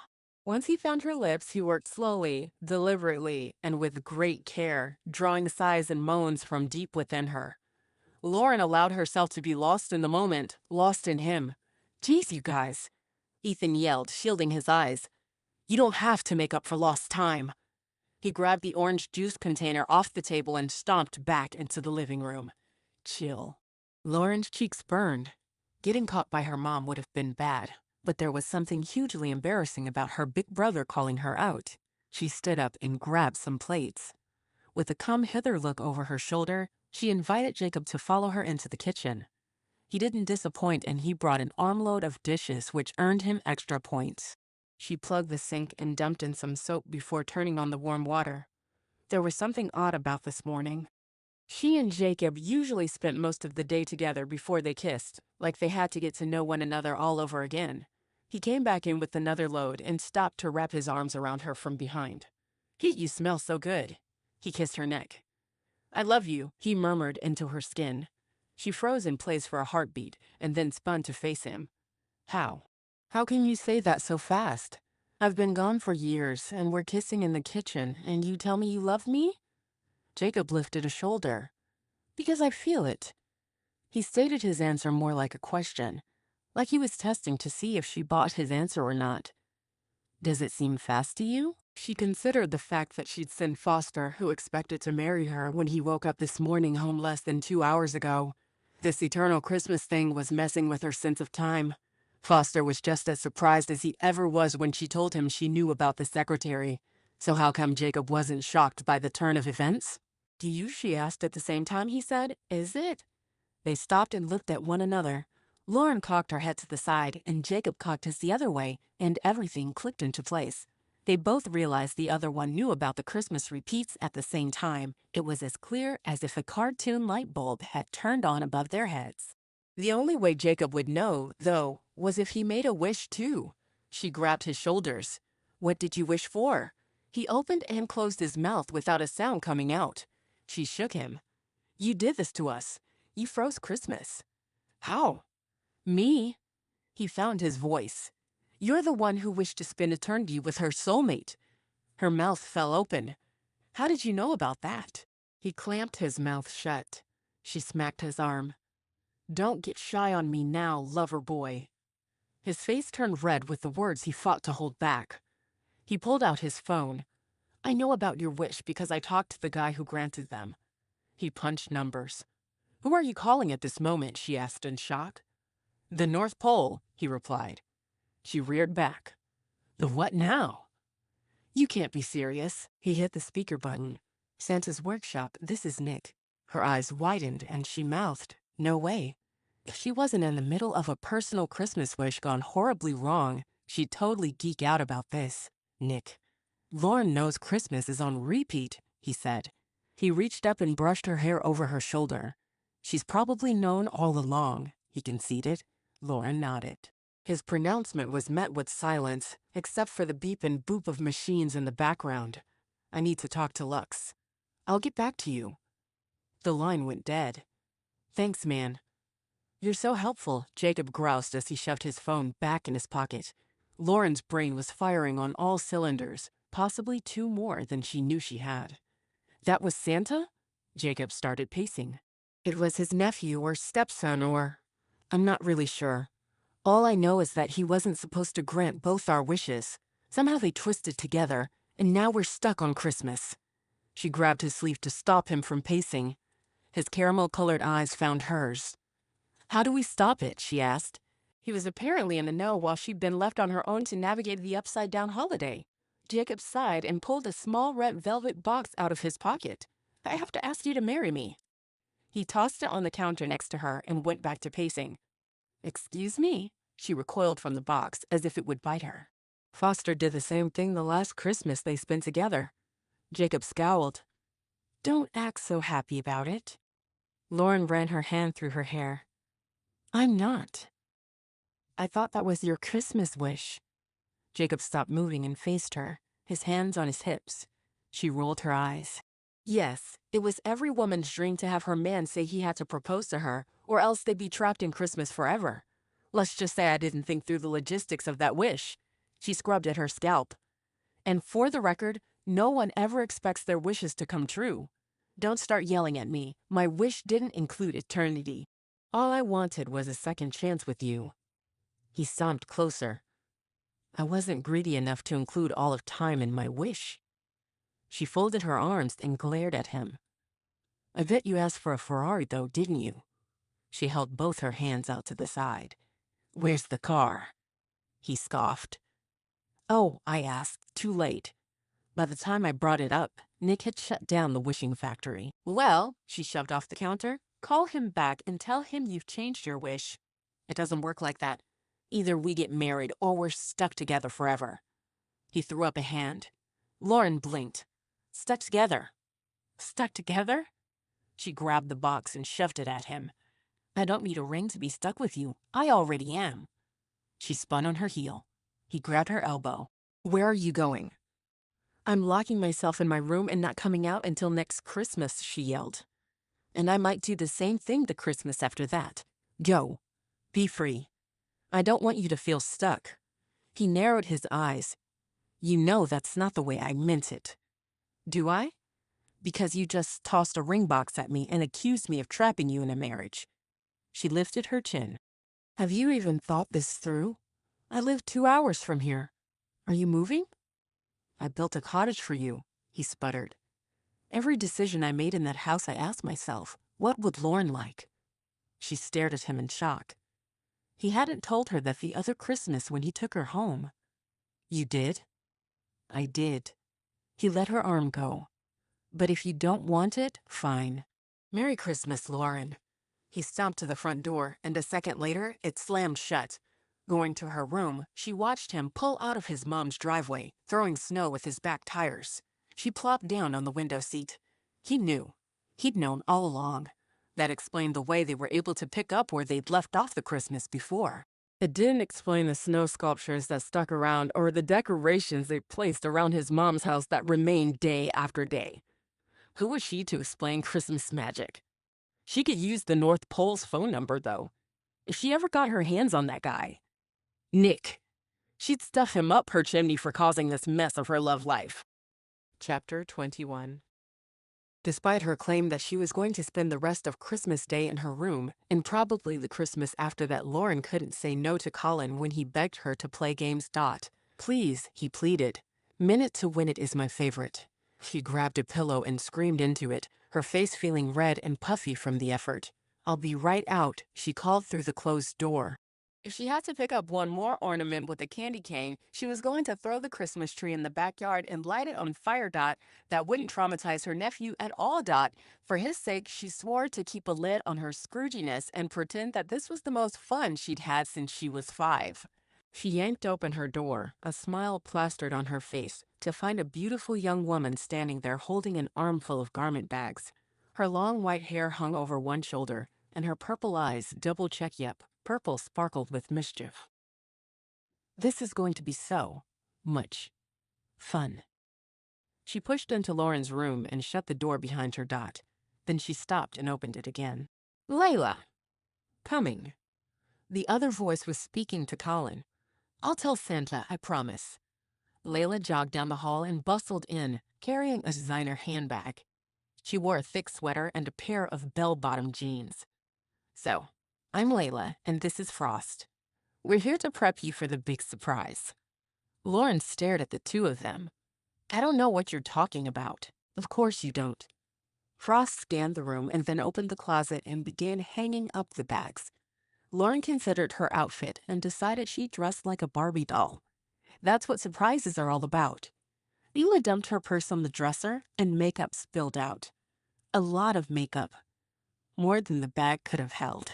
Lauren rubbed her eyes as a flat iron and then 3 curling irons in 3 sizes tumbled one after another onto the desk. What is that? She pointed at the purse even as her feet took her closer.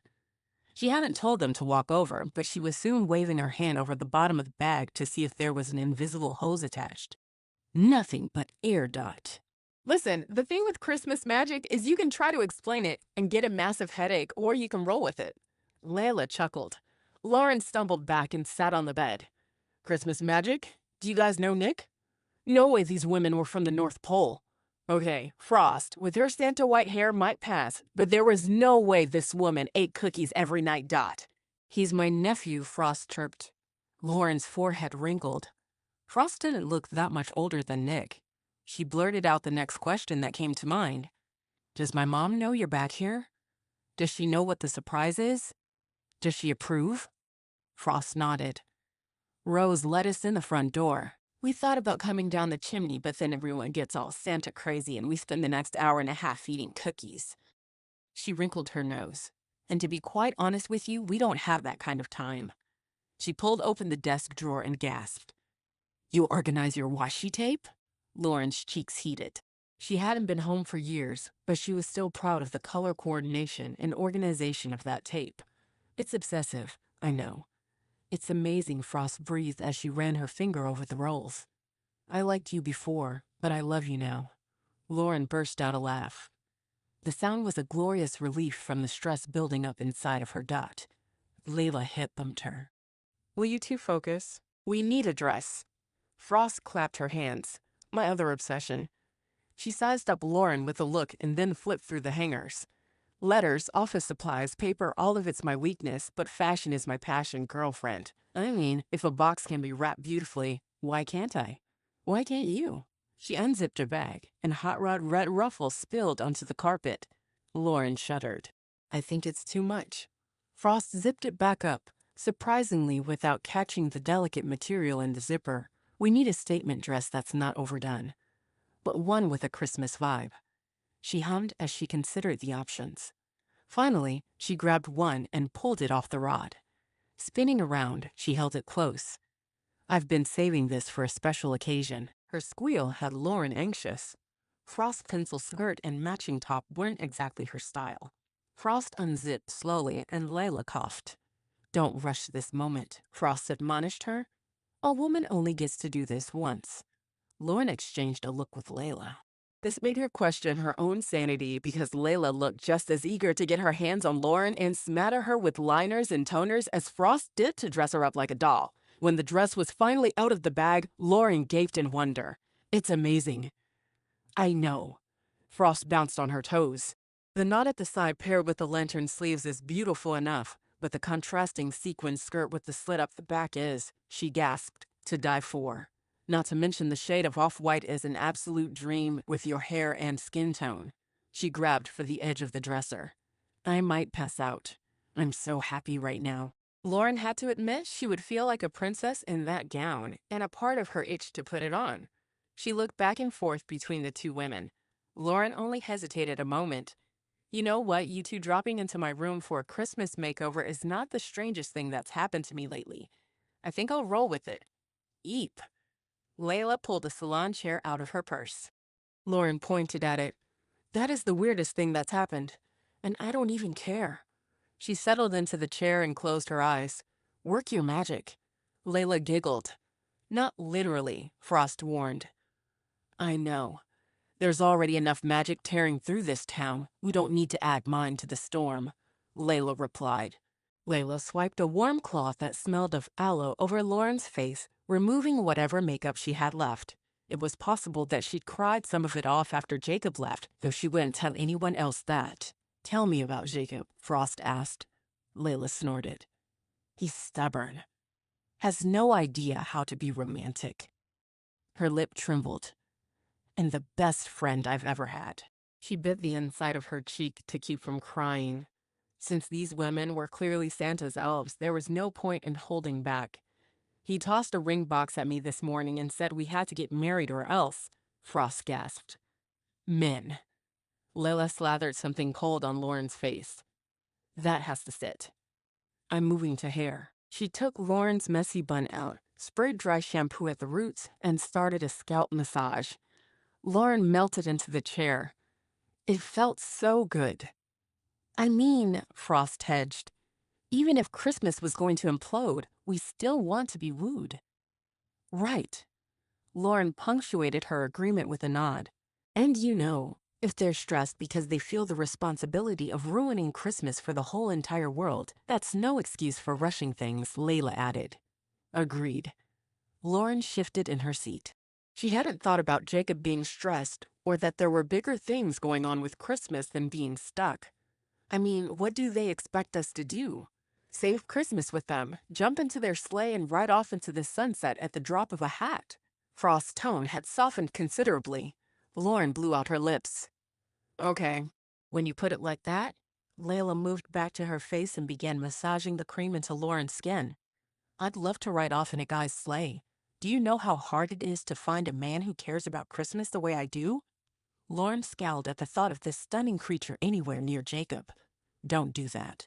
You'll create wrinkles. Layla smoothed out the line between Lauren's eyebrows. Lauren sat still as she was brushed, dabbed, and swiped. Frost hummed a Christmas tune while they worked together to get her ready for the big reveal. I guess the real question is, Layla stood back and Lauren opened her eyes to see the two of them beaming at her. Yes, she prompted. Is you want to spend every Christmas, until death do you part, with Jacob? Because if you do, the rest of it all doesn't matter, does it? Layla put her brushes away and began tossing items into her impossibly small purse. His tossing the ring box at you becomes a funny story to tell the grandkids, one where he kisses your cheek at the end and says something like, "Can you believe she said yes?"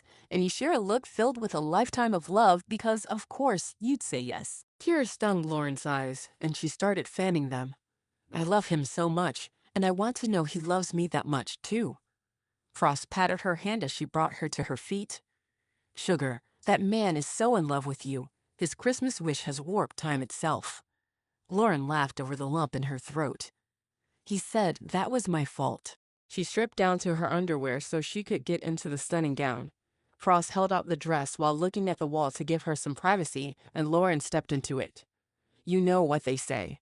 Frost did up the zipper in the back. "It takes two to tango." She stepped out of the way of the mirror, and Lauren got her first look at herself. She touched her hair, which was pulled back into an elegant princess-style knot. Tendrils brushed her cheekbones, which looked regal because of the excellent makeup job Layla had done. Her eyes were larger than life and luminous. There was a tap at the door. "Your sleigh is waiting," Ethan called through the door. Lauren grabbed Frost's arm. "My sleigh?" Frost giggled. "Merry Christmas, Lauren. May it be memorable." Layla threw open the door, and Ethan did a double take at the beautiful woman. "Hey there." He leaned against the door jamb. Lauren rolled her eyes. "Nice game, bro." She nudged him aside with her elbow and headed for the waiting sleigh. Hopefully, at the end of that sleigh ride was the man she'd loved her whole life through, the man she wanted to love for the rest of her life, too. "Hey, where'd they go?" Ethan yelled. Lauren's hand was still on the doorknob. "Try the chimney," she called as she threw open the door to her future and stepped boldly into a repeat day that was unlike any she'd experienced before. Chapter 22. Jacob waved at neighbors who stopped to stare at him as Nick drove him through town in a sleigh.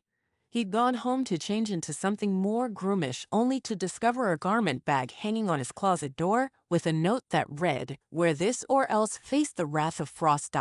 He wasn't going to argue with that one, even though he had no idea who this Frost person was or how he or she would release their wrath.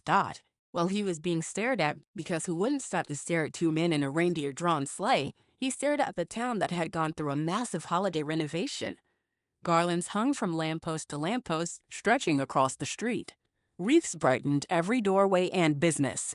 Decorated trees lined the sidewalks like soldiers, and between them stood life-size nutcrackers, each with a different theme. There was a skiing nutcracker, a Santa nutcracker, and several dressed in native costumes from different countries. On the corner of 2nd and Main, for carolers in turn-of-the-century costumes sang "Hark the Herald Angels Sing in Perfect Harmony." A group of people from town had gathered in to listen. There was a tall man in a cowboy hat, his tiny wife tucked into his side as if he was her source of warmth on this wintry day. He was tapping his cowboy boot along with the beat. Pastor Seth and his wife Evie joined in with the group on the chorus, Seth playing his guitar in the Christian country style that drew so many people to the church on Sundays. "Looking good, Brody," Oliver called Nick. The middle-aged man singing bass lifted a hand in greeting. On top of all that, though, fog continued to fall, piling up in fresh, crisp mounds of pure white. The storm was closing in, and the gray clouds overhead churned in warning. They whooshed on and were soon enveloped in the heavenly scent of candied Christmas nuts roasting over an open fire.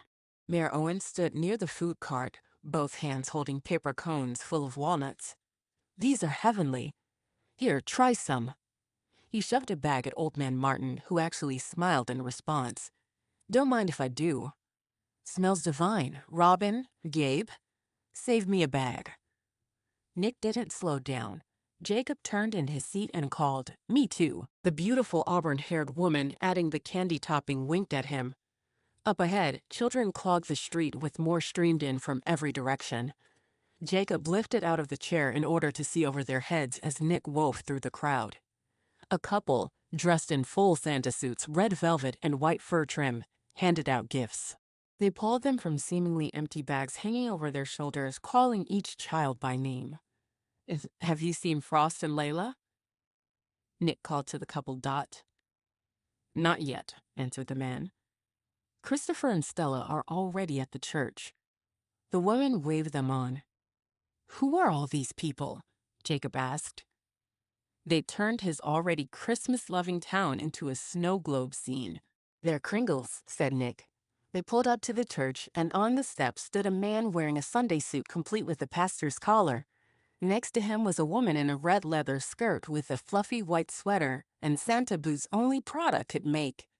The man stepped forward and grasped Jacob's hand, shaking it even as he pulled him from the sleigh dot.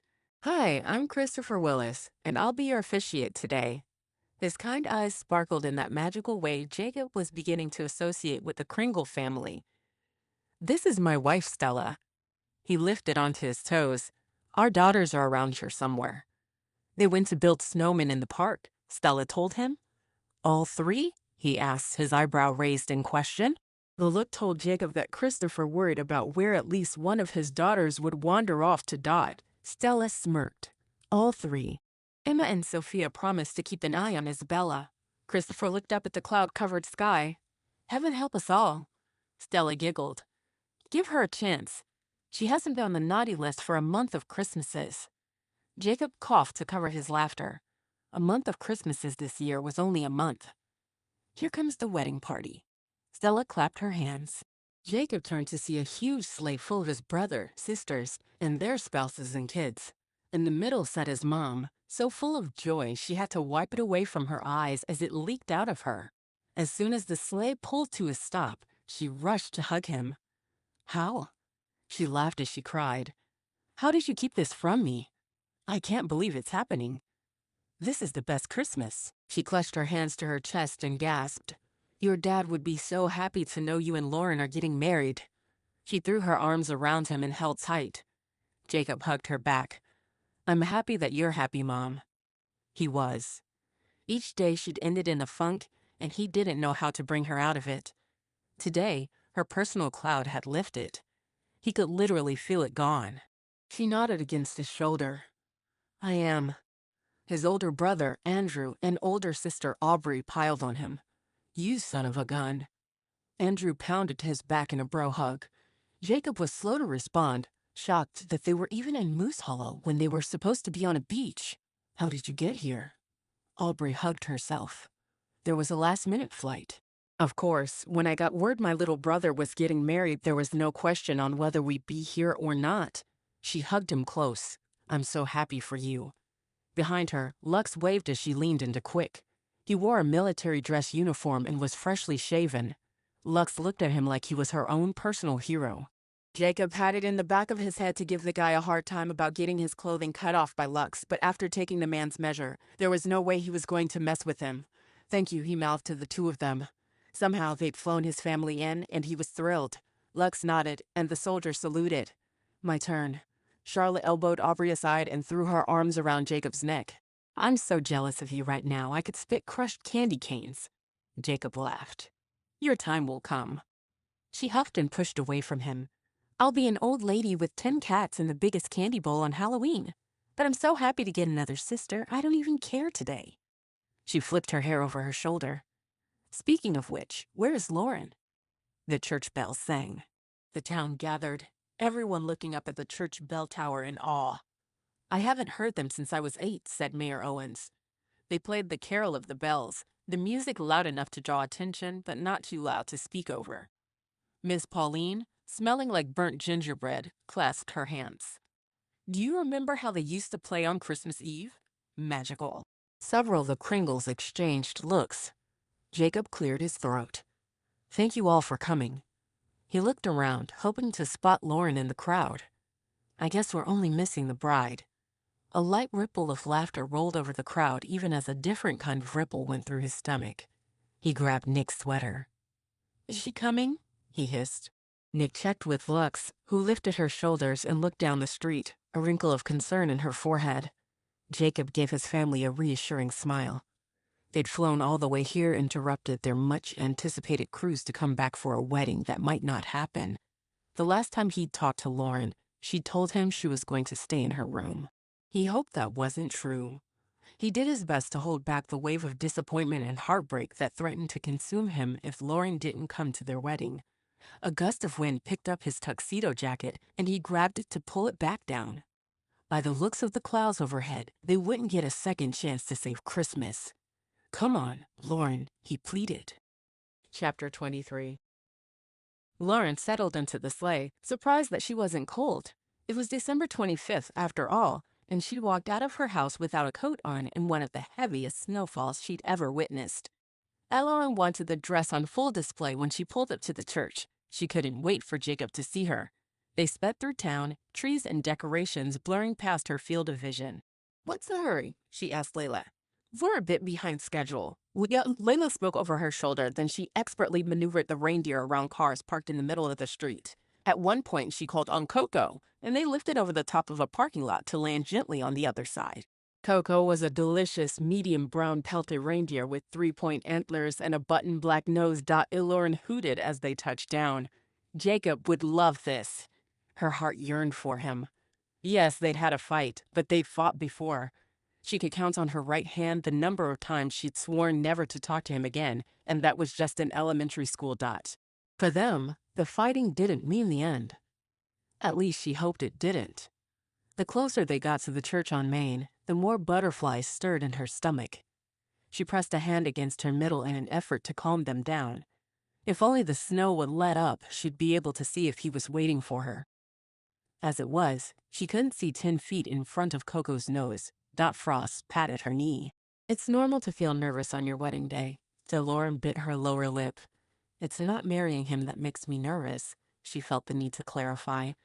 "It's getting married in general. It changes so much. It changes everything," Frost confirmed. "That's not exactly helpful." Lauren gasped as they hopped a fence. "Sorry." Layla called, though she didn't sound sorry at all. She sounded like she was having the time of her life. Frost chuckled. "You'll have to forgive her. She doesn't get out of the castle much." Lauren cocked her head. She was about to ask for clarification on that statement, because castle? When the sleigh slowed down so quickly that she almost tumbled into the back of Layla's legs. Once they slowed, she recognized the absence of the wind, or the sound of it at least. She hadn't felt so much as a breeze through her hair. In the quiet, the church bells rang loud and clear. Layla steered them onto Main Street and a cheer went up. Craning her neck, Lauren looked around their driver to see the whole town gathered at the church. Squinting, she made out her appearance standing on the church steps. Several stairs above them was a man who looked like a preacher, though she didn't recognize him. The entire Morris clan was there. How in the world? She broke into a grin and waved at Charlotte. Christmas magic was incredible. She locked eyes with Jacob and her breath caught in her throat. The man was to die for a handsome and black tuxedo with a Christmas green and silver striped tie. She swooned in her seat. Frost grabbed her arm, a soft smile on her face. "Hang in there. Wait until he says his vows before you let him sweep you off your feet," Lauren giggled. Knowing that the only way to get to Jacob was to walk down the red carpet that had been laid over the snow. Strength filled her limbs.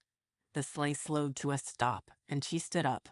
Layla pressed a bouquet made from white roses with sparkles on the ends of their petals, pine cones, pine sprigs, and sage-colored leaves. It was stunning and light, and added the final touch that Lauren needed to feel like a bride that Jacob hadn't taken his eyes off her.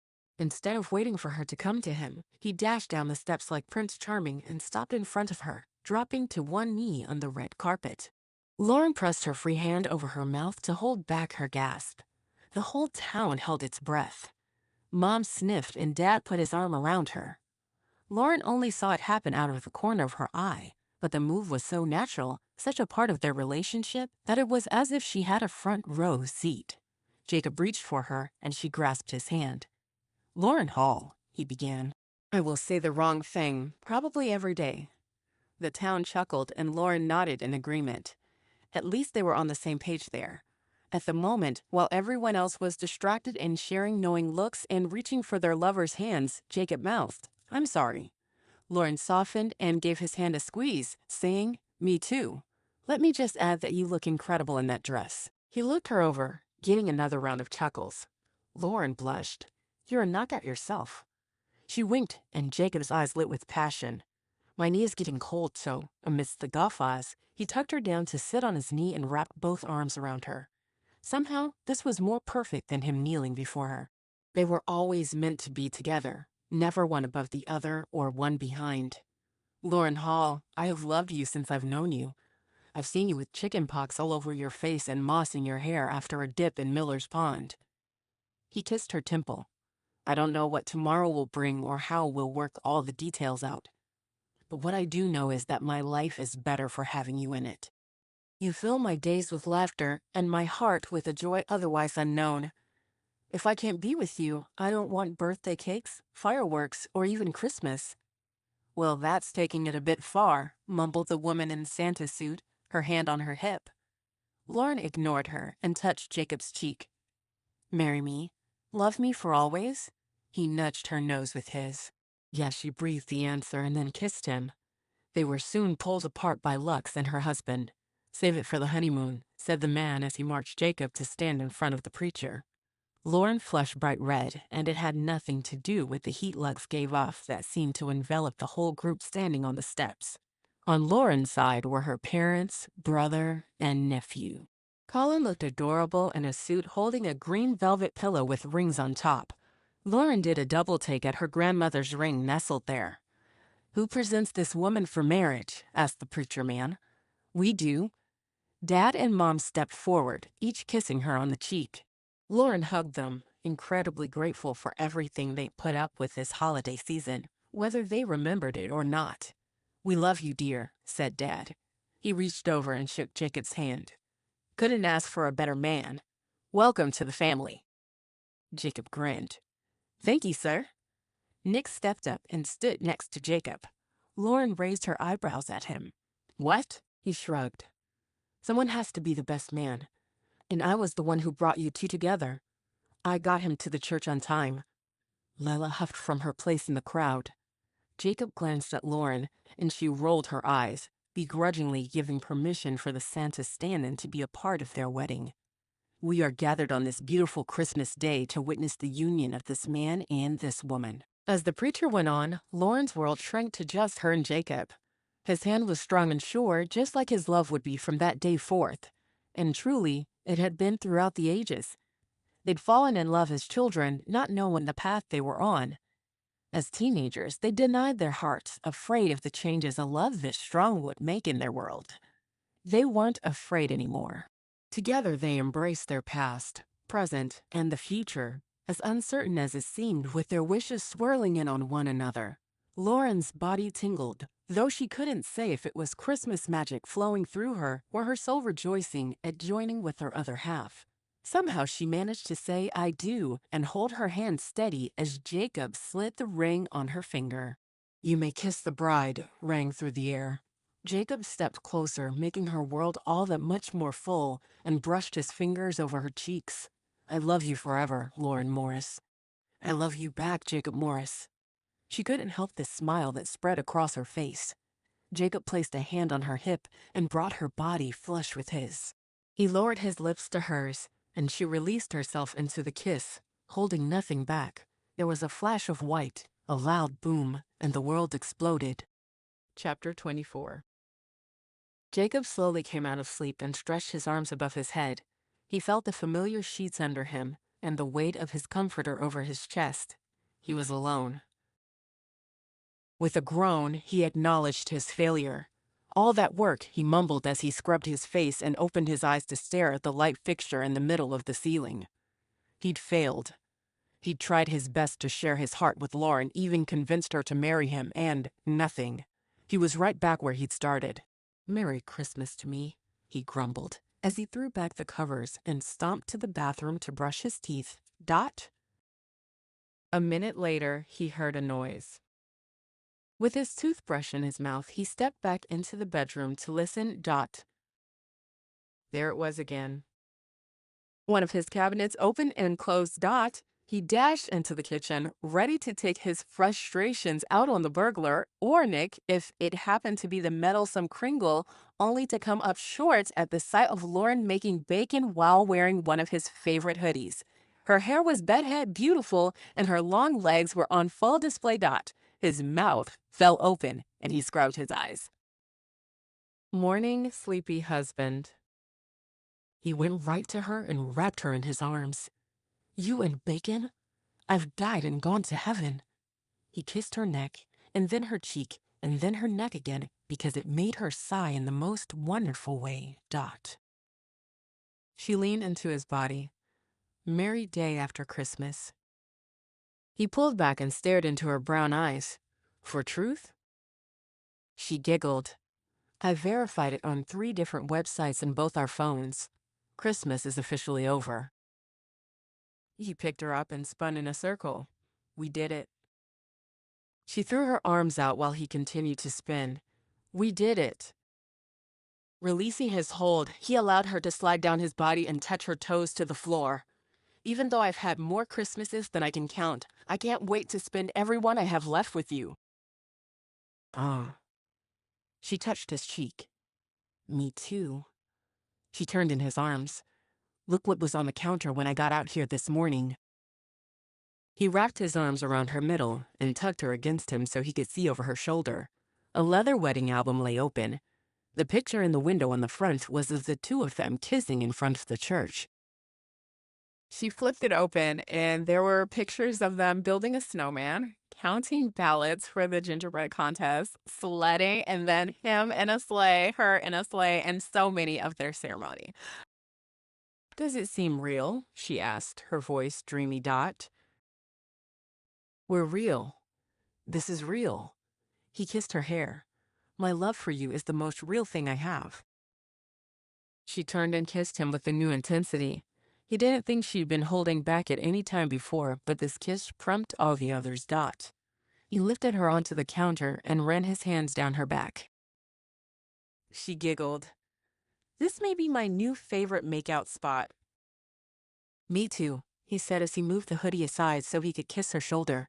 Her skin was soft against his lips. Do you think we'll ever see them again? She asked. Jacob paused. The wedding album felt like a goodbye gift from the magical Christmas family who not only granted his Christmas wish, but brought the spirit of the holiday and the love that fueled it all back into his life. I don't know. Maybe. She tucked her hands behind his neck. If we do, remind me to thank them. She nipped at his ear. He groaned. Enough talking. Laughing, she wrapped herself around him and agreed. Later that week, Jacob scrawled a thank you note to Nick and dropped it in the mail with no other address on the envelope than North Pole. He lost the card with Nick's phone number, and his phone had no record of ever calling him. He hoped it got there because he didn't want Nick to think he'd messed up. He may have granted one Christmas wish too many and almost imploded Christmas, but he'd given Jacob a true Christmas gift, one that he would cherish his whole life through. Epilogue. 1 year later. Lauren stomped her feet to help keep them warm. What are you going to ask Santa for this year? She nudged Colin. He looked down at his snow boots. I'm not telling you. Lauren exchanged an amused look with Jacob. They'd volunteered to take their nieces and nephews to see Santa so everyone else could have a date night before the holiday rush kicked in. Elijah, Andrew and Natalie's oldest child, hung close but seemed to be in his own world too. He and Colin were the best of friends and couldn't be separated at school. They were in the same first-grade class and tromped around like they owned the playground, even as they watched out for Ginny and Megan. Megan was Elijah's little sister, and Ginny was their cousin. The girls were in kindergarten. The family was growing, and Ginny was soon going to be a big sister, so date nights were especially appreciated. Lauren and Jacob hoped to add to the brood soon, though they were taking their time and enjoying being together. Finally, Lauren had moved back to Moose Hollow. When she arrived back at work after the holidays, married and happier than ever, the office exploded with happiness and congratulations. Once they all heard that she'd gone home for Christmas and reunited with her long-lost love, they allowed her to work remotely with just 3 days a month in the office. Jacob's cabinet business boomed. He spent his days happily creating custom pieces that brought joy to homeowners in Moose Hollow and beyond.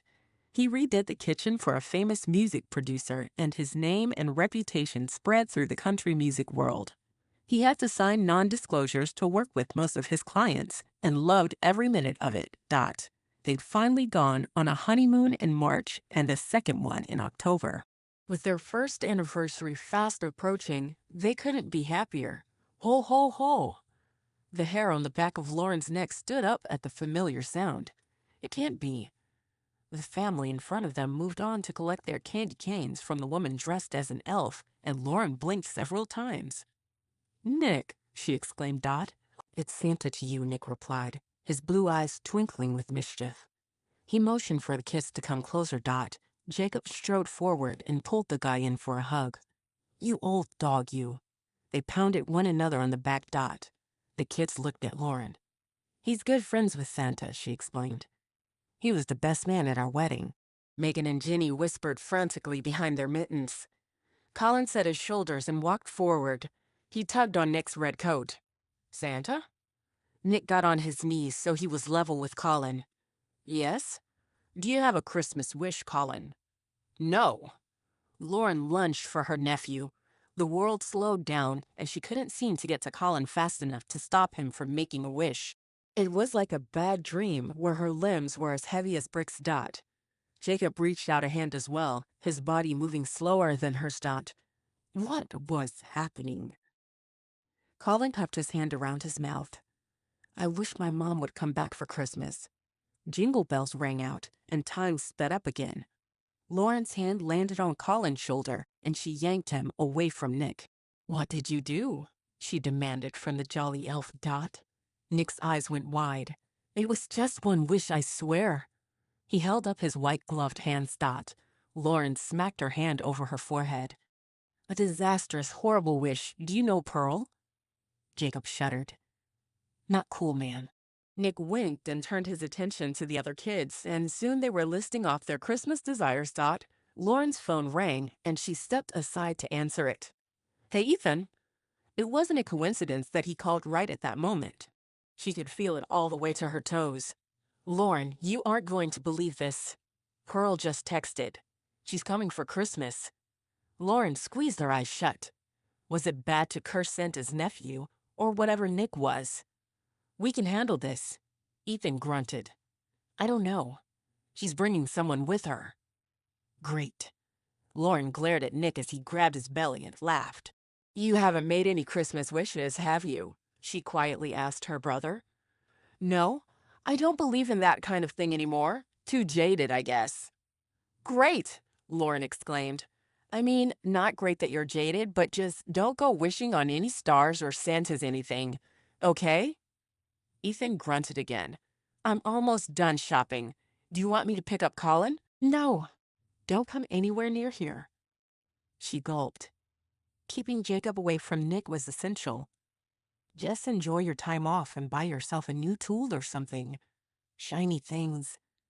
Nick finished with the kids and sent them off to get candy canes. Lauren trailed behind. She glared at Nick. That guy was always causing trouble. Instantly, she felt bad. Obviously, the events he put into motion last year had turned out pretty well. Okay, I'll see you guys later, Ethan said. They said goodbye and hung up the phone. Lauren reached for Jacob's hand. He tugged her close. Everything okay? The kids walked ahead of them, happily unwrapping their candy canes and talking about all things Santa. No, Pearl's coming. Ethan shaken up. She drew in a breath. I wish she clamped her hand over her mouth. They didn't throw wishes around between them anymore. I mean, it would be nice if he had someone in his life to bring him a little Christmas cheer while dealing with his ex. Agreed. Do you want to set him up? He asked. She huffed. No. He's too grumpy for any of my friends. Jacob nuzzled her cheek. You smell pretty. She laughed at his obvious attempt to brighten her mood. Are you ready to drop off the kiddos? I'm ready whenever you are. He kissed her cheek. And as for Ethan, I'm sure he'll find someone when he's ready. If I've learned anything, it's that timing is everything. Lauren snuggled into him. You're so wise, love. He kissed her quickly, and they managed to catch up to the kids who had stopped at a hot chocolate stand. After sipping their way through a cup of cocoa and enjoying the decorations on Main Street, Lauren felt more peace than she had when the wish was made. So Pearl comes back for one Christmas. They'd made it through having her in the family for 2 years. They could handle a holiday. Besides, what kind of damage could a child's Christmas wish do anyway? You've been listening to The Christmas Wish Loop, a Kringle Christmas romance book 1 written by Lucy McConnell and read by Emma, an AI voice. We hope you've enjoyed the story and are ready to see what can happen when a little boy's Christmas wish comes true in the next Kringle Christmas romance story. The Christmas Wish Twist!